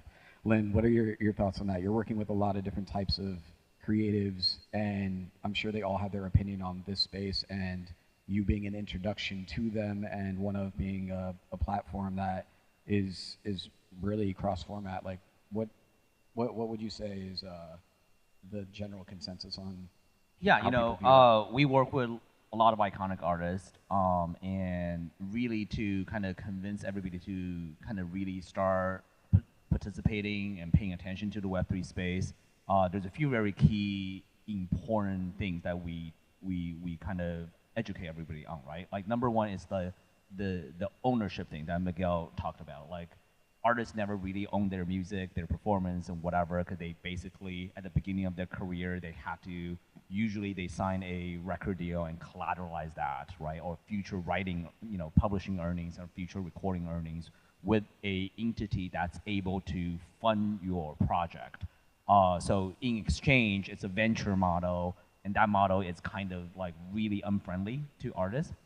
Number two, the big difference really is, why Web3 is better is it turns your relationship with your end consumer. And this goes beyond just like artist-fan relationship, right? It's a commerce model that is a two-way street. Because before Web3, Miguel would be telling his fans that, like, hey, buy my album, buy my ticket, and I'll give you a great experience. Now he can basically say, like, hey, participate in this community, you hold these tokens, and if you help support this community and help support me, you will directly benefit because your token is going to be worth a lot more, right? Like, because there's only so many people that can participate in this. The participatory ability for fans and consumers is like never before existed in kind of the first 200 years of the capital market, right? So it's really exciting. Yeah, newfound investments in people, right? It's social capital, social currency, more than a like, more than a follow or a subscription, just a whole new world of, how I can give back to the people that are giving to me. And I think that's a beautiful thing. Romero, you being an artist as well and more of an illustrated / tattoo world, I'm sure you have books and books and books of art, and this space probably is just full of excitement for you because there's just so many different ways that you could repurpose that, and distribute it into a whole new life. Why would you view this space and creating in it anything different from like what you've been doing previously with the high level talent that you've been working with? Well, it's kind of funny because so I've been a tattoo artist since I was 17, but my first passion and what actually got me into being a tattoo artist actually was I was a big fan of anime and video games. Like, I grew up drawing like Dragon Ball Z and Pokemon when I was like 12 years old. I used to sit on my bed. And this was before there was like Netflix and you couldn't even pause it. So you had to just it was streaming on TV and you had to just watch it and draw it while you're watching it. But that was like my first passion. I'm sure that's what a lot of people got them into art. I know a lot of, for a lot of kids, that was kind of like what really got them through, those times when you're young, and that's what kind of got me into being a tattoo artist. So now it's kind of crazy because I always had a dream and a passion to be involved in something like anime and video games and Pokemon and these more like these sort of like video games, sort of like illustrative, series and comics and things like that. But back then, before the Web3 space, there really wasn't an opportunity. You had to go to college, you had to be an illustrator, you had to kind of go through all these really difficult steps to be able to get involved in these IPs. Now, with the Web3 space, you see people all the time. I mean, look at Bored Apes. Bored Apes was just created by a couple guys who created an IP, they created a project, they were early on, the project blew up, and now it's massive. And you see a lot of these projects coming along. It's a lot easier now. People like me, people who aren't even like me or as successful as me, can hire a graphic designer, can draw themselves, can create an IP, and with building a community and building a social following, you can literally create an entire brand. And now, for someone like me, I'm able to get involved in creating my own series, my own project. It doesn't have to be involved with tattooing. I don't have to go to college and go to be a part of some huge studio to be involved in creating, the next, anime series or the next comic series. So this new wave has really empowered a lot of the people and given them the ability to have opportunities they could have never had before, and it's absolutely incredible. Yeah, no, I agree. I mean, I see that, the community component of it plays such a role in how people are viewing things. So it kind of makes me wonder, like, what were they thinking before? Like, where's your community living before? Now everybody's native communities are Discords, Telegrams, WhatsApp, group chats. We used to have message boards and forums, but now more than ever, the emphasis is on community and community building and letting them have that participation in your process, which I think that level of transparency requires a lot of vulnerability, and you're essentially allowing for market research to happen before your eyes. It's like, oh, you guys don't like this?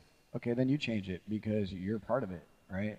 So I think that's a beautiful component of the space and this renaissance component of the, I guess, just industry at large. And with that, like, what would you say is one of the biggest hurdles that you found in operating in this space, since it's almost like, you got to learn the code if you want to speak the language. And this sounds like a bunch of foreign words to a lot of people when you're talking blockchain, cryptocurrency, NFTs, et cetera, et cetera. I just tell people NFTs stand for Ninja fucking Turtles. But what would you say is like an obstruction or adversity that you faced in bringing people to understand what you're doing or trying to do in this space? This can go to any of you. Don't be shy. Yeah, I'll say something controversial. I think the fluff and the hype is really dangerous and bad for the space. I'll say, Beeple's $69 million NFT, like, certainly put NFT on the consciousness of mainstream consumers, but it's, I think in a way it really did a huge disservice. Everybody look at the space as something for a quick money grab. I'm sure Miguel worked on his craft for 15 years before, right, he really, gained commercial success. That's with everything. So basically last year were filled with 99% projects that really didn't care about a community, that used community as a word, versus, like, you can see how many, like, real projects that's still holding their floor price and people are still working on things. It's a fraction, right? So I think the hype really is a hurdle, and it's almost like we self-inflicted it in the excitement of the bull market, and we really need to recognize that and rally around kind of the builder that's still, like, on stage right now. So, do you think financial incentive damages the integrity of the art?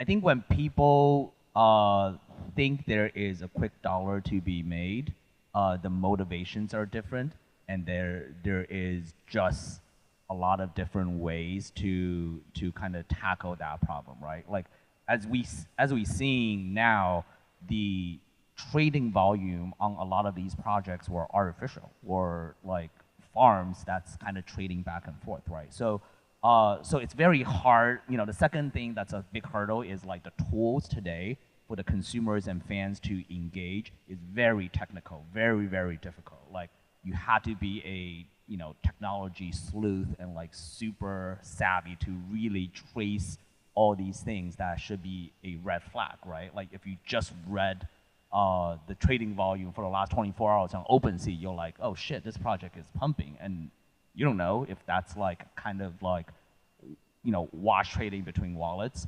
So there need to be a lot more tools to make it easier to understand for broader base participation. And then there should be, I'm glad, like, a lot of the froth got washed out. So you can see the project that's still building. like walk down to NFT now, the gateway right now, the project that's still out there, like communicating with their fans and supporting their communities, are the project that's gonna be here 10 years from now. And Miguel has, people know you as a music artist, but also doing a lot of other things, and you express yourself in different mediums. You're building community with Sick, right? So, how is that, explanation of what you're doing being delivered to? I would think that that would be an obstruction of you having to figure out how to effectively communicate what you're doing to people that are like, I'm down regardless, but like I don't get it, right? So what would you say that is? Yeah, I totally would say that educating and clarity in educating is probably the biggest differentiator between people who, really are going to become a part of the community and stay a part of the community. And kind of tacking on to, just the idea that the motivation in the bull market, a couple of years ago, or a year and a half ago, when things were really ramping up and we were seeing so many projects just go crazy and things being traded on a secondary like nonstop and just things just jutting up so crazy.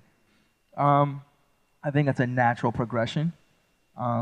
Because we live in a market system in general and people are having to survive. We're all here, we all have to find a way to make a living, and that's a big part of the proposition. So money will always be a part of it. I think now what's happening is we're starting to see the intention become the basis of whether or not communities or projects really do win or if they kind of fall by the wayside. And one of the things that we were just talking about this, so we had a space just maybe 45 minutes ago for our community, and it was that, instead of pushing the monetary, equity of the community or what the community has to offer in terms of equity, it's more about, to me, I think what will differentiate projects in the future is what is the ethos of the project? Do we align on what we believe? And because when you align with people on belief systems, those are the things that keep the glue. And as a musician, as any artist will tell you who's done it for long enough to be consistent and to be able to traverse the adversity, you have to be doing it for the love first. It's the ones that do it for the love that always see the money later on, but the love has to come first. And so I think winning in this part of the market that we're in now, I think the differentiator will be those communities that center around what they love the most and really bond on that, and then let the mechanical part do what it's supposed to do. That's mechanics, that's math and economics, and however you build the equity in the community, but it always should center around an ethos and the love of a similar love. I think that's the big differentiator. Yeah, no, it's the why, right? At the end of the day, mission statement, core values, ethics, ethos, and I think a lot of us we could say we did it for the love or we did it for the fans, but they didn't understand because of lack of marketing or whatever it may be. But at the end of the day, like I think there is a new level of authenticity and transparency and vulnerability expected to be attached with this space, and I think it's building a more educated consumer. And that's where we're at now, where people aren't so giddy to throw money at anything that moves and shakes and flips, right? And understanding that it's technology beneath the art or the aesthetic or the consumer-facing, whatever it may be, being able to delineate that is super important. And I think letting people understand that that's really, like, on a base level, like, that's all it is. Obviously, there's layers underneath it, but, being able to separate those two and let people understand what they're getting and the future value of it is not to be expected, and it's dictated by the people that are behind it. That's all inside, right? And How about you? What would you say is like the biggest level of adversity or obstruction you faced in getting people in or into? Well, I think first of all, the technology is a little too complicated for the everyday user. I think that as they develop technology that allows people to obviously, and there's more of this already coming out, but when you're able to connect your credit card and you're able to buy an NFT or buy a token on, a website, and it feels more like you're purchasing an item off of a website, more like, like when gamers are playing Fortnite and they're collecting the skins, and it doesn't feel like there's like a blockchain involved and it's not so overly complicated. I think when they can sort of integrate that type of an interface with what the Web3 projects are trying to do, I think that you'll be able to really appeal to the mass audience, because right now it's a little too complicated for a lot of people. I mean, I remember when I first got into crypto, there's a lot, understanding blockchain, understanding how the tokens are not really on your wallet, they're on the blockchain, and just like there's a lot of things that are just too complicated for everyday person. And then having obviously like the transactions and putting the addresses and all that stuff, it's just like a lot of it's like really scary for the everyday, the average consumer. So I think that once that bridge is kind of like crossed over and there's an interface that's a little bit more easier for consumers to just basically type in their credit card and be involved in something, whether it's a community, whether it's a token, whether it's a project, an NFT, a skin, anything, I think that's when that bridge is going to be what's really going to appeal to all the mass and really get the world on board. Right now, I think we're still kind of like figuring it out, but we're getting closer for sure. Yeah, I mean, and that falls into education and accessibility to have adoption, right? I built a 250,000 person community in the space by educating, but I've seen other people come into the space and taking advantage of people's lack of education when they could have made so much more impact and money if they provided that education. There's a lack of publishers in Web3. There's a lack of journalistic integrity. There's a lack of editors. Like, there's so many different opportunities, and it doesn't matter if you're not a curator, creator, or collector. It doesn't matter if you're not a dev or engineer or back end, front end, whatever. There's so much room for growth and so many opportunities that you could have a fresh start tomorrow and change your life the next day. So I think the education component is so key and clutch. And yeah. I mean, I'll say education is super important, but also it's like, it falls on kind of product builder to build easier product, right? Like internet was like a thing, but like my mom didn't, kind of passively just use it every day until Apple came out with the iPhone, and she, like, everything she does, she's communicating with everybody like back home in China. Like the interface that like Apple put out was like game changer. That was the watershed moment for mass adoption, right? For mobile computing. So like we're not quite there yet, right? So what what OneUp does today is kind of a hybrid approach. We do let you sign up with a email, phone number. We do, like, if you don't understand crypto, we do custody your help you custody your assets. But like it's a stopgap, right? So they need to be much better, easier to use, like wallet, understandable, all those solutions, which will come in probably, in the next like 2 to 3 years, that really help. Like the onboarding burden of me having to, or somebody like my mom had to go take a 3-week like deep dive course on, right? Like she's just never gonna do it. Like most people just won't do it. But like if I am a Miguel fan and I need to collect the latest whatever he's offering to his community, I should be able to do that within 2 minutes from like learning about this opportunity, right? Like so that needs to happen. Conscious design, period. Frictionless transactions. I hope you're a Miguel fan. Oh, bro. It But took- convenience, took right? 3 weeks. 3 Convenience. weeks for his mom to get your NFT. Listen, it took so long. I mean, onboarding anyone at this point, really, it is like the education proposition and how easy it is now for us to make a purchase with our credit card. That's like, you don't even have to touch it. You don't even have to put your password in anymore. Your password is remembered for you. Everything is so convenient on the Web 2 side that when you try and step into Web 3, then it's like, okay, wait, now we have to back up and then like kind of learn all this foreign stuff. So I think with time, all of the convenience will catch up and it'll be so much easier to onboard. And there'll be a lot more information out there and more people advocating. Again, use case changes the level by which we have interest, right? So the more use case we have across the board, more people will have more interest, which means more education will naturally be brought to to the space, and yeah, naturally it'll happen. So it's just, I think about, again, more projects remaining true to the ethos and focusing on the ethos of the community to meet the convenience. And when those two kind of get to the same place, then we'll see another reemergence of popularity, I guess. Yeah, it's almost like you guys are saying we're unlearning, right? Because technically that's what we're doing. Like, from even streaming services, like, music was never meant to be $1. It doesn't cost $1 to make. Why would you, what?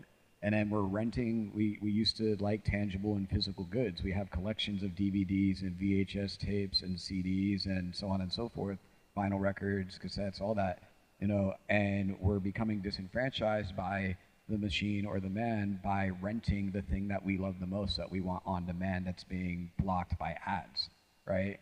So going back to the direct-to-consumer side, like, this is really feeding a palate that has been kind of starved for a long time, and it's really allowing new connections and relationships to be born, which redefine our culture. And I think that goes back to the Renaissance thing. So I guess looking forward, I'd love to know how you guys define success. How you guys define success, whether in Web3 or just in general. I think it's a question that anybody can approach in a different way that provides perspective. To me, success is seeing a vision through without losing your principle, understanding that the vision will change, and accepting that ultimately it's about finishing and moving on. I think if we can continue to build things that, really stay true to the core of the purpose, and can accept that it will augment and it will evolve in the process, and be able to accept that without losing ourselves in it, being disenfranchised by the challenges, remembering that there's learning that will push us to new levels in the end, and ultimately that's the purpose. I think you're successful because every new peak is just another plateau. You'll find another mountain to climb, you'll find another planet to reach, and that's exactly what we continue to do as human beings. It's a part of who we are. And so yeah, I think that's really the core of it for me. I don't know how I follow up with that. So I'm going to define a little in a more micro level, right? So when I started this company, the goal is basically we saw the potential of Web3, how this is going to transform like every industry.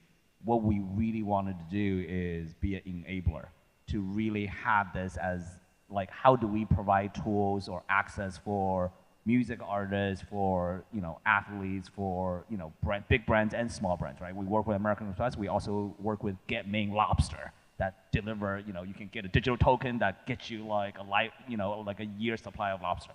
So really be the enabler, like to really help. And my goal is like small. People say like to help the next billion customer. I only want to help the next 100 million customer. To really like people. I use my mom as an example, just like people think she's really helpless, but really it's like, if the goal is, if I can actually get my mom to like go buy something that she finds value, not just like trading JPEGs, but like buy something that she's like, oh, okay, because like this gets me like a massage at like her favorite massage place or whatever, then I achieve my goal, right? Like have the technology disappear, but also enable everyday people to connect with everyday like businesses or artists or things that they're passionate about. I'll keep it short because I feel like you guys have already crushed it and killed it with your stuff, with your saying. But I think as an artist, I'm a pencil artist, I'm a visual artist, and I think as somebody who, whether you're not an artist and you're creating something and you just have a passion, I think that success to me is pulling through and finishing and succeeding on your passion and creating something that brings value to the consumer, that changed someone's life. Like for me, like doing a tattoo for somebody that was, in remembrance of someone that passed away for them, and giving them something that was going to change their life forever, for the rest of their life. They're always going to look at that. It was something that was going to change them. It changed them in some kind of a way. And now with Benefit Media and my company, I'm trying to create an IP and a brand that it's not tattoo related, but if I can make a difference and create something that brings value to the consumer, it's not about making money and making millions or taking as much money as I can from somebody. And obviously, just like Miguel said, the money will come when you have something that has value. Bringing value to the consumer, the money comes. You don't have to make it about the money. So I think that when you create something that can really impact the consumer, and it's something that you can make a difference in the community, make a difference in the technology, make a difference in the environment. Like if I can do something that's people are gonna remember it for the NFT space and the crypto space and the blockchain and the Web3 space, and they're like, that project stood out. That project was something really cool. That project did something different. That to me is success. That's the epitome of success, is being remembered for something that changed the life of somebody or made an impact on somebody. I love that, because this whole space for me is definitely building in posterity. You're building for a better tomorrow, hopefully, and you want to look back and see the legacy that you're leaving behind. So absolutely, I agree. And yeah, I think that's our time. So I appreciate all you guys being here and all of y'all being here as well. Give it up real quick for our lovely speakers. And thank you. Thank you, Wendy. Thank you, guys. Thank you, guys. Thank you all. Up next, from the Secret Network, we have Tor, and we're going to be talking about our fight for Web3 privacy.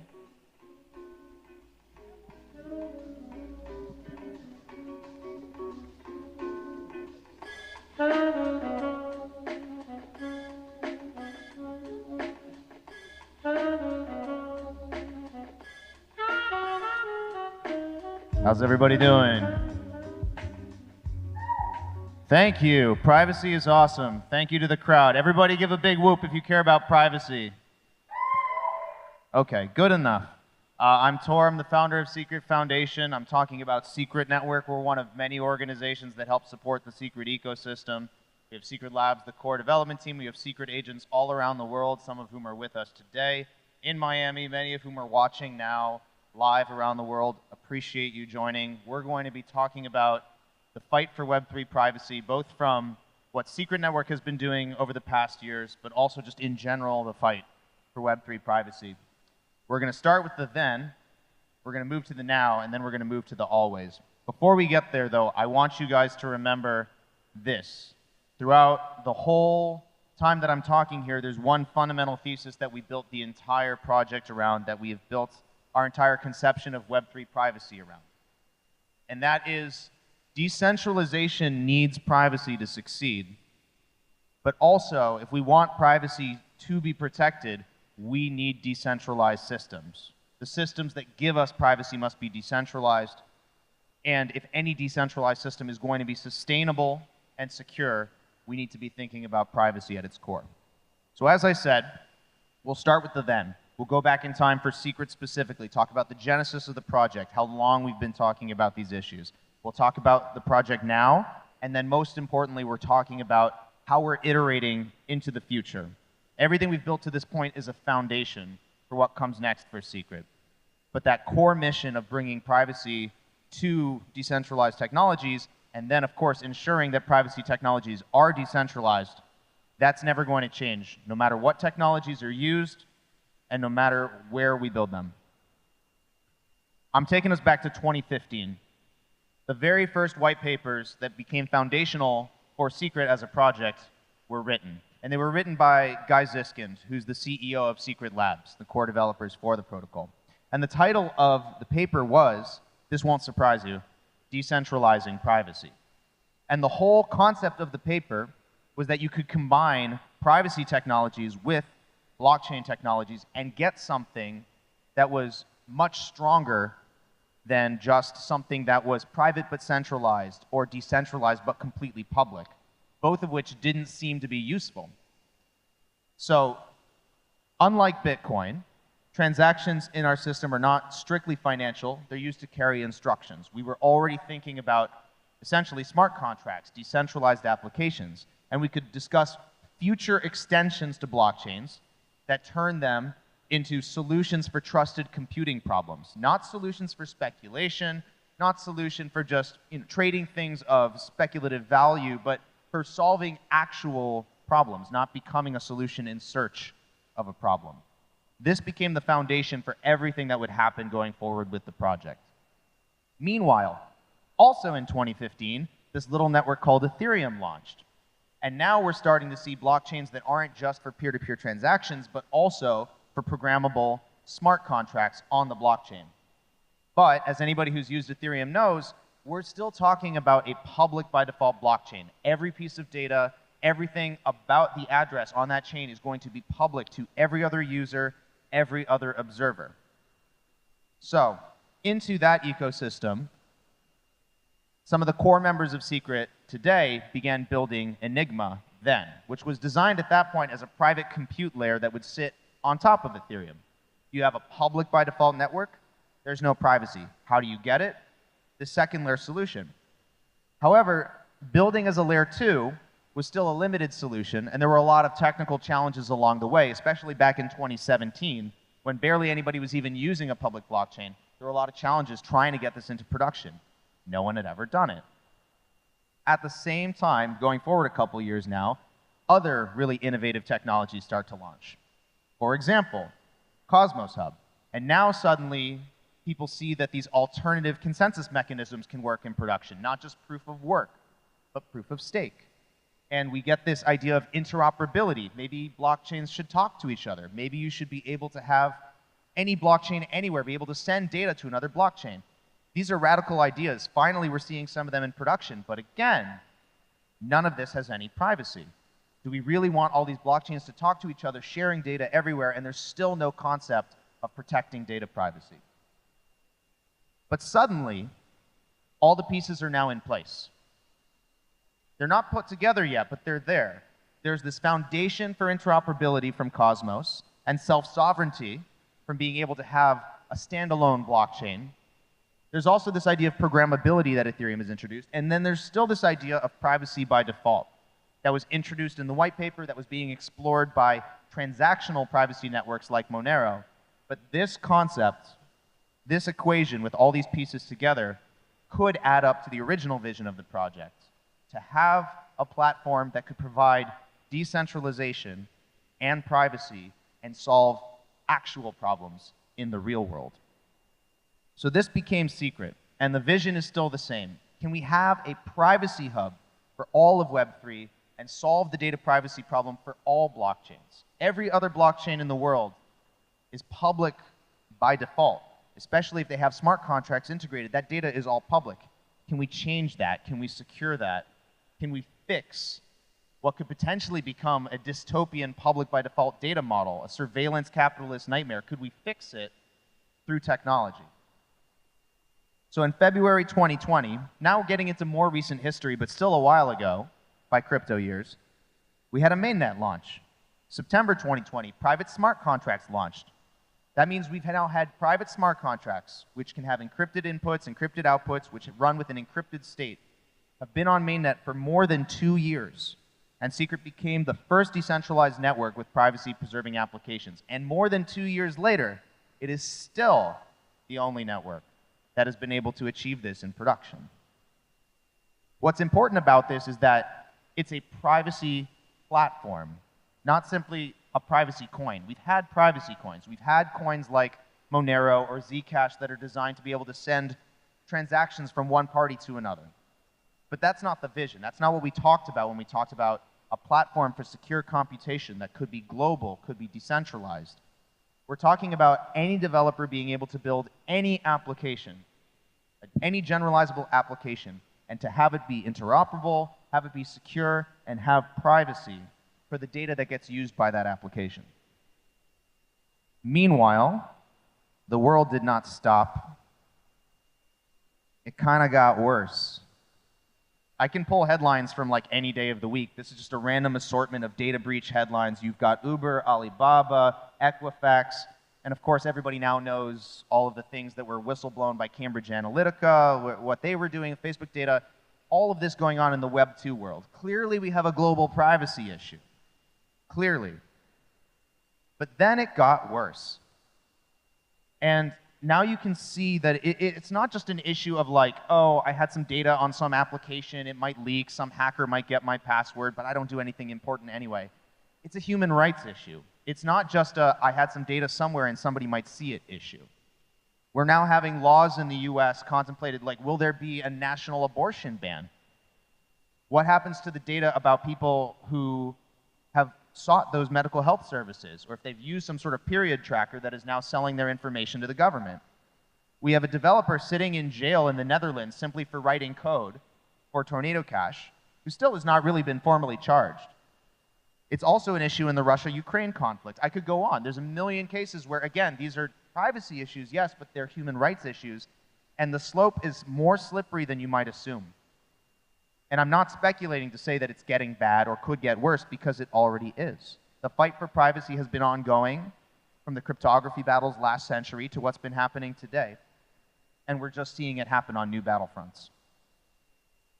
Even in Web3, suddenly there's become this consciousness shift about what is the role of privacy. And we've been saying the same thing from day one. Privacy needs decentralization. Decentralization needs privacy. You don't get any other story from secret. But suddenly you're starting to see a realization in the public by default blockchain world that maybe we do need base layer privacy. Major thinkers, thought leaders, suddenly this is the big realization they're having on Twitter that we had 6 years ago. So we're not upset about this. We're actually celebrating. Finally, people are starting to see the issue the same way we've always seen the issue. But it's not enough to talk about it. You actually still have to do the hard work of trying to build it pragmatically and iteratively and get these solutions into production. The point is that privacy is needed now. We're not going to need it speculatively someday in the future. We didn't only need it yesterday. We need these solutions today, not just for every Web3 technology, but for every technology. It's just that we know decentralization is the future. We also know privacy by default is the future. How hard can we work to have that today and get resources into building those solutions now so in the future we're not left wishing we had? It matters across every vertical. It's not like this is only something we're going to need for transactions or DeFi or NFTs or certain things. We need it for everything. Anything that people have been building in Web3 and everything you wish you could build in Web3 is going to require privacy at the base layer to be possible and to be sustainable and to be secure. At the same time, user experience matters. And usually when you have something that's privacy preserving, there's some user experience compromises, and it's a little clunky and it's a little weird and it doesn't work as perfectly as Google or Facebook or anything else that's siphoning off user data and reselling it. Okay, but we shouldn't give up. We need competitively good UX or privacy solutions so that people can adopt them. We shouldn't treat users like it's a hassle to experience privacy. They need to celebrate being able to have that privacy while using the applications they want to use. We're going to have to fight for both. So with that in mind, we already have a lot of mainnet dApps on Secret that are trying to solve for both UX and privacy and security all at once in production, building the plane on the way down, because privacy is needed now. We're not going to wait in the future for mythical, perfect solutions. That's only found through iteration, experimentation, and trying to bring real solutions to real users and to get the best developers in the world to try to build them. So I'm just highlighting a few here. Sienna, which is a DeFi protocol and platform. They do lending, they do swapping, they have a DEX. Alter, which is a communications platform for private messaging. Another huge use case for decentralized tech that you just can't or should not build on a public by default blockchain. We have a big NFT ecosystem. Stash is our marketplace, the primary marketplace where you can create, buy, sell NFTs that have native privacy. If you're going to have assets that are social and scarce and important and valuable, why do you want them public by default? Why do you want them sitting in a wallet that everybody can see, making you a target? Why don't you give users confidence that their security is in their hands? And if they want to show off their NFT, they can. And if they don't, they can keep it secure. Those mental models make sense. It's just that we didn't build them because we didn't have a private by default foundation. And today, with Secret, you do. In the future, there's more. Our booth downstairs has only 25 of the dApp names on there. I'm only highlighting a few on stage, but so many more are coming. Shade Protocol is launching a number of applications, including a privacy-preserving stablecoin and StableSwap. We've got Secret DAO launching, and also Pax, as well as a DAO platform that's trying to bring privacy to DAOs, DAOs being a massive use case for Web3 tech. We have OneNet, which is building Bushi, and they're trying to become a privacy-first Steam for Web3. If you care about having true ownership of in-game assets and what democratization of gaming might look like, so do they, which is why All these apps are building on secret. We have more wallet support coming. UX is important. You can't just have one wallet. You have to have a dozen. You have to have a competitive experience for users who are trying to experience these applications. Fina, Leap, StarShell. There's already Kepler live for a lot of applications on desktop, mobile, so you can easily get started with secret dApps. But this is only the end of the beginning. This is where we are. This is why we're here. This is how we got here. This is what's live. This is what's coming. But what's next? The most important part is what's next, because privacy, again, all of this is iterative. What's good enough today will never be good enough tomorrow. What we've built to this point will never be enough for the user of tomorrow. It needs to be more private, more decentralized, and we're always moving in that direction. And as we move in that direction, we're asking questions, we're iterating, we're fixing, and we're trying to get to the end state that we know we must, that we've known since 2015 we're trying to get to. Privacy, decentralization, needing each other, and finally having each other. Here's the vision. It's not just a privacy silo. We're not saying come to secret and never leave. We're saying, can we be a privacy hub for all of Web3?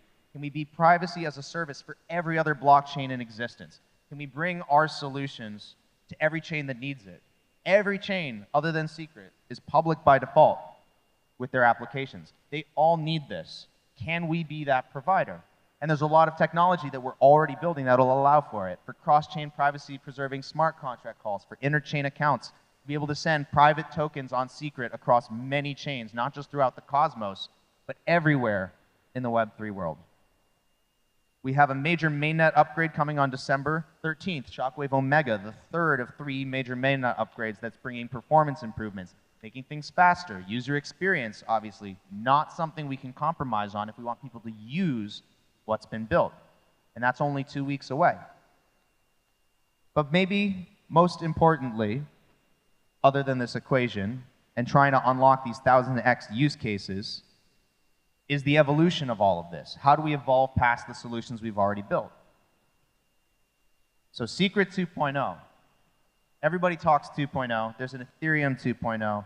There's an Atom 2.0. All of these networks are always iterative. They always knew that there was going to be a transition and improvement. Ethereum moved from proof of work to proof of stake.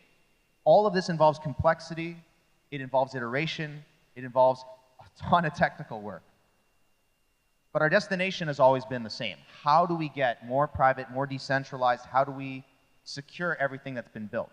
And the Secret 2.0 vision is, how do we add even more cryptographic solutions to what's already been built? How do we integrate cutting-edge technologies like fully homomorphic encryption, multi-party computation? How can we use the best of what's been developed in the zero-knowledge space to amplify what Secret has already been a market leader on since those very first white papers in 2015?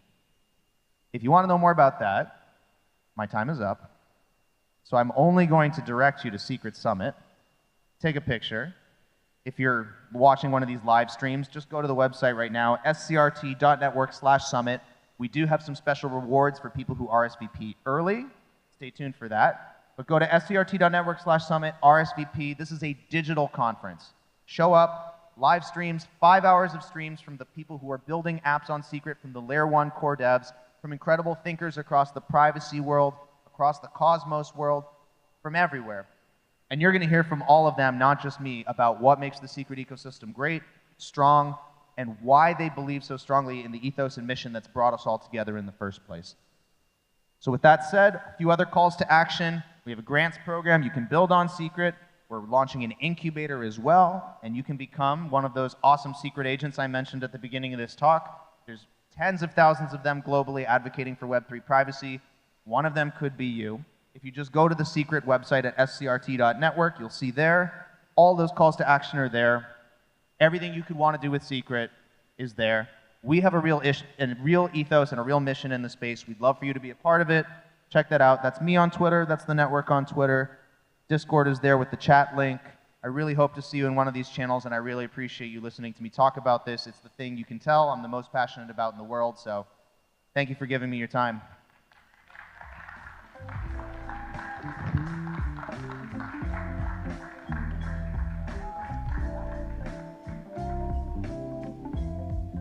Thank you to Secret Network. Now we have a very special performance from Ivan Lin via Wave. And big shout out to everybody watching at home, Binance, CoinMarketCap, and of course, Dex Tools. Smash the like.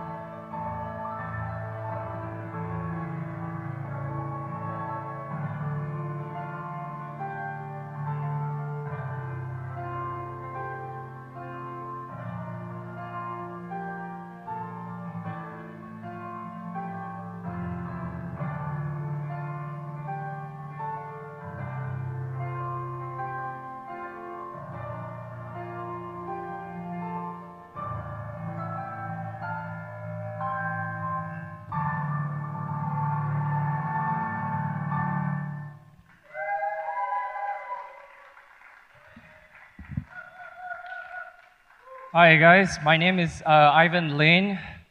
I'm the music director of the video game Assassin's Creed and its concert tour.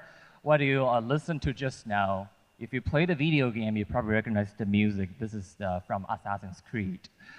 And Assassin's Creed is also the very first video game soundtrack ever to be nominated a Grammy Awards, which will be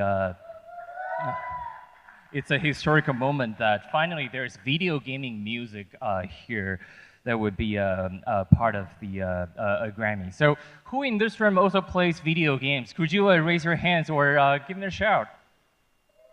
Great. So I will be performing one more song, which many of you in this room would know, but I wanted to also get this chance to share with you guys that after so many years of music business and video gaming production, right now I run a music company called Wave, which is a Web3 music streaming platform. We all know that you guys were here listening to Timbaland and all the artists here that for music industry and the music world, it's been a not friendly place for music creators, for music communities. Musicians are really good and being really creative about writing great music and producing a great music, but unfortunately the infrastructure for music business isn't really good. And there's a lot that we can optimize. And what we do here at Wave is all about empowering artists by providing a technological service where the middlemen like distributors, publishers, royalty collecting agencies, and all the middlemen can actually be replaced by a technological service, which is a Wave that we're launching actually next week.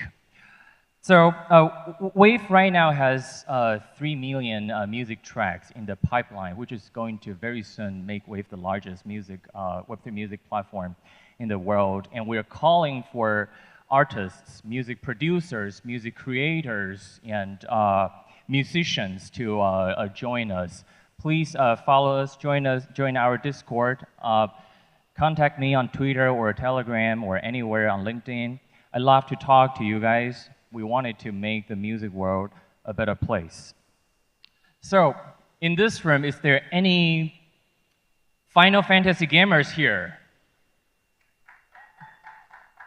Okay, so the next music I'm going to play, if you play the Final Fantasy, you'll recognize the tune right away, and also the tunes that I personally and originally recorded for its soundtrack. This is Final Fantasy. Thank you, guys.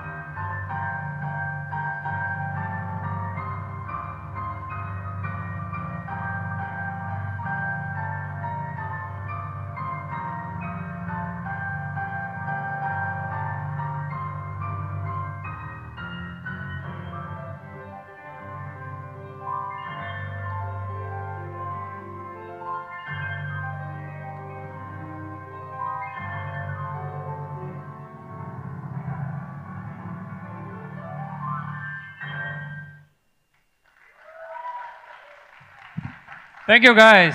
Have a good day.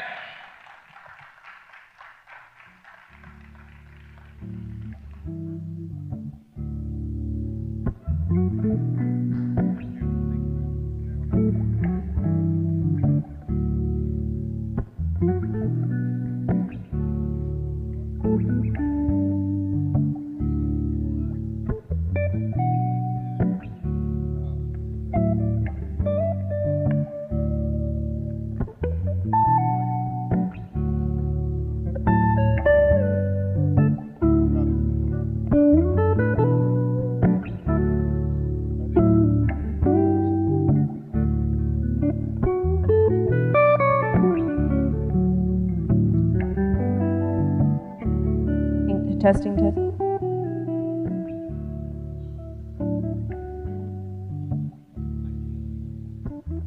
Well, thank you all so much for attending Miami DCentral. It was an amazing event. Again, this is probably my favorite crypto event, and one of the reasons why is it incorporates Bitcoin, Web3, NFTs, Metaverse, crypto, you name it, DCentral's got it. And plus, we had some amazing guests. And big shout out to everybody in the metaverse watching us live from the Binance stream, Dex Tools, CoinMarketCap. Thank you all so much. But before we close this out and party, we have to give a big thanks to the founders and the organizers of DCentral. Give a big round of applause for Michael, Justin, and of course, Esther.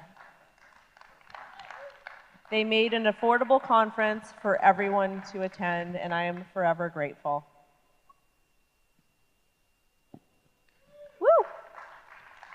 And of course, thank you for letting me MC. This was fun. Hello. Awesome. Well, I want to say thank you to everybody, especially here on day 2 on the final hour. It's been a crazy week, and hope you enjoyed it. You know, we're trying to bring all of Web3 together. And that's what we're trying to do, a little bit different things, where we had a fashion track, DAO track, DeFi, NFTs all together. And as you can see, and if you talk to many of the booths, we're a multi-chain event, no maxi stuff. We really want to bring everybody together in one place. And so we're happy for everybody to join us, especially supporting each other and building together, especially during these crazy times. And we also had some really crazy stories, right? We had BitBoy come in fresh from Bahamas, sharing his FTX journey and hunting Sam down, all the way to some crazy new stuff from the metaverse from Timbaland, and many other future speakers as well, future speakers such as Tor, always dropping some alpha on secret network and privacy, and why decentralization is still important more than ever as well too. So yeah, you know, it's been a crazy absolute week. I don't know how you guys are feeling. You guys are still, Michael's still standing, so I'm still wired. I want more alpha. But no, it's like these past 2 days have been really amazing, you know. Everyone's coming together, everyone's being a part of the community, and everyone traveling from all around the world too. You know, once again, thank you for the ones that came here and the ones that are still here, especially it's 5 o'clock, we're about to be ending the stage and everything. But, you know, we want to, from the bottom of our heart, thank you guys for being here and being part of the community, because without community, we're technically nothing, right? So give a round of applause for yourself as well. Yeah, so I also want to do a special shout out to everyone that helped create our Minerva Circle this time at DCentral. This is the first time we had a women's lounge in space. We had like a huge turnout of women speakers. We had over 120 women speakers at a crypto conference. And also, it's probably the first time that we've ever had a full day of digital fashion and metaverse fashion track. So we had that on the alpha stage, and we had that for the full day. So thank you everyone that made that possible as well. Awesome. Well, it won't be any surprise, but we'll be back again next year here at the same location during Basel, kicking off as well. And we're also expanding out into a few new other cities as well. Austin we did earlier in June. If you didn't join us, we did DCentral Austin earlier, right before Consensus Week. But next year, we're looking to kind of expand out into a few other new areas, I should say, to build more friends, build more communities, and also highlight some of the new developer communities that's been expanding out, both not just in the US now, but also in Asia as well too. Esther, Director of Asia. Well, okay. I need to announce that DCentral in 2023 is planning to have our first conference in Ho Chi Minh City, Vietnam. So this is our launch in 2023 in Asia. And also we have plans to have a DCentral Japan, Hong Kong, and Singapore. So, you know, I hope everybody can join us in Asia. We're going to have a lot of fun.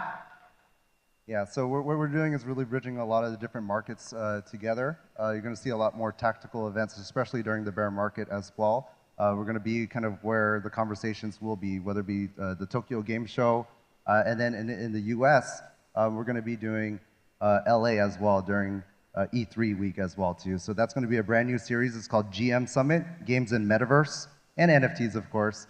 And we're going to be in LA as well too.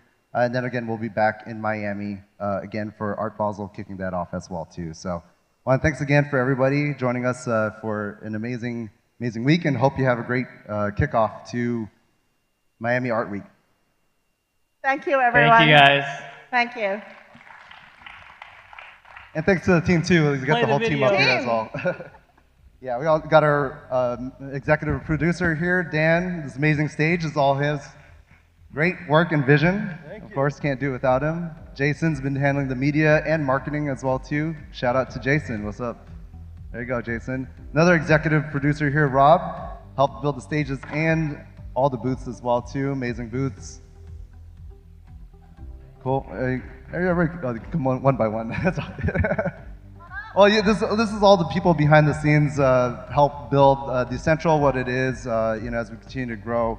Both online and offline events as well. And we have Giovanna helped put together a Minerva Circle as well. So she curated all the women's speakers and invite all the guests as well. David behind the scenes, but if you are a sponsor speaker, you probably talk to David. David's the man behind the scenes along with our team. Same with operations here with Linda. Thank you, Linda. Our team's getting bigger and bigger. You got hit? Constant as well too, can do with ops, and the rest of the team coming up. And Duke as well, and Tiffany joining us for DCentral Vietnam as well. Duke is our brand new partner too for DCentral. As we're expanding, especially with what's happening in Vietnam too, would you say Ethereum is looking to, East Vietnam just happened as well. A lot of development has been growing in Vietnam. And I'd say probably, I think the stats was like almost 40% of the country, or at least 40% actually have crypto too as well. Yeah, we're pretty excited. I represent a co-founder of Spores Network, a launchpad and GameFi Metaverse publisher. Known DCentral for quite some time. Like I was here last year. Pretty excited to join with this family to build out Asia. And yes, Vietnam is both the epicenter for Web 2, tech and dev, and so we want to build that for Web 3 alongside DCentral. Awesome, awesome. So yeah, we have the DCentral team up here. Then just get the photos too, and then shout out to our video and media team too, always making everything lit. Awesome. That's it. And done.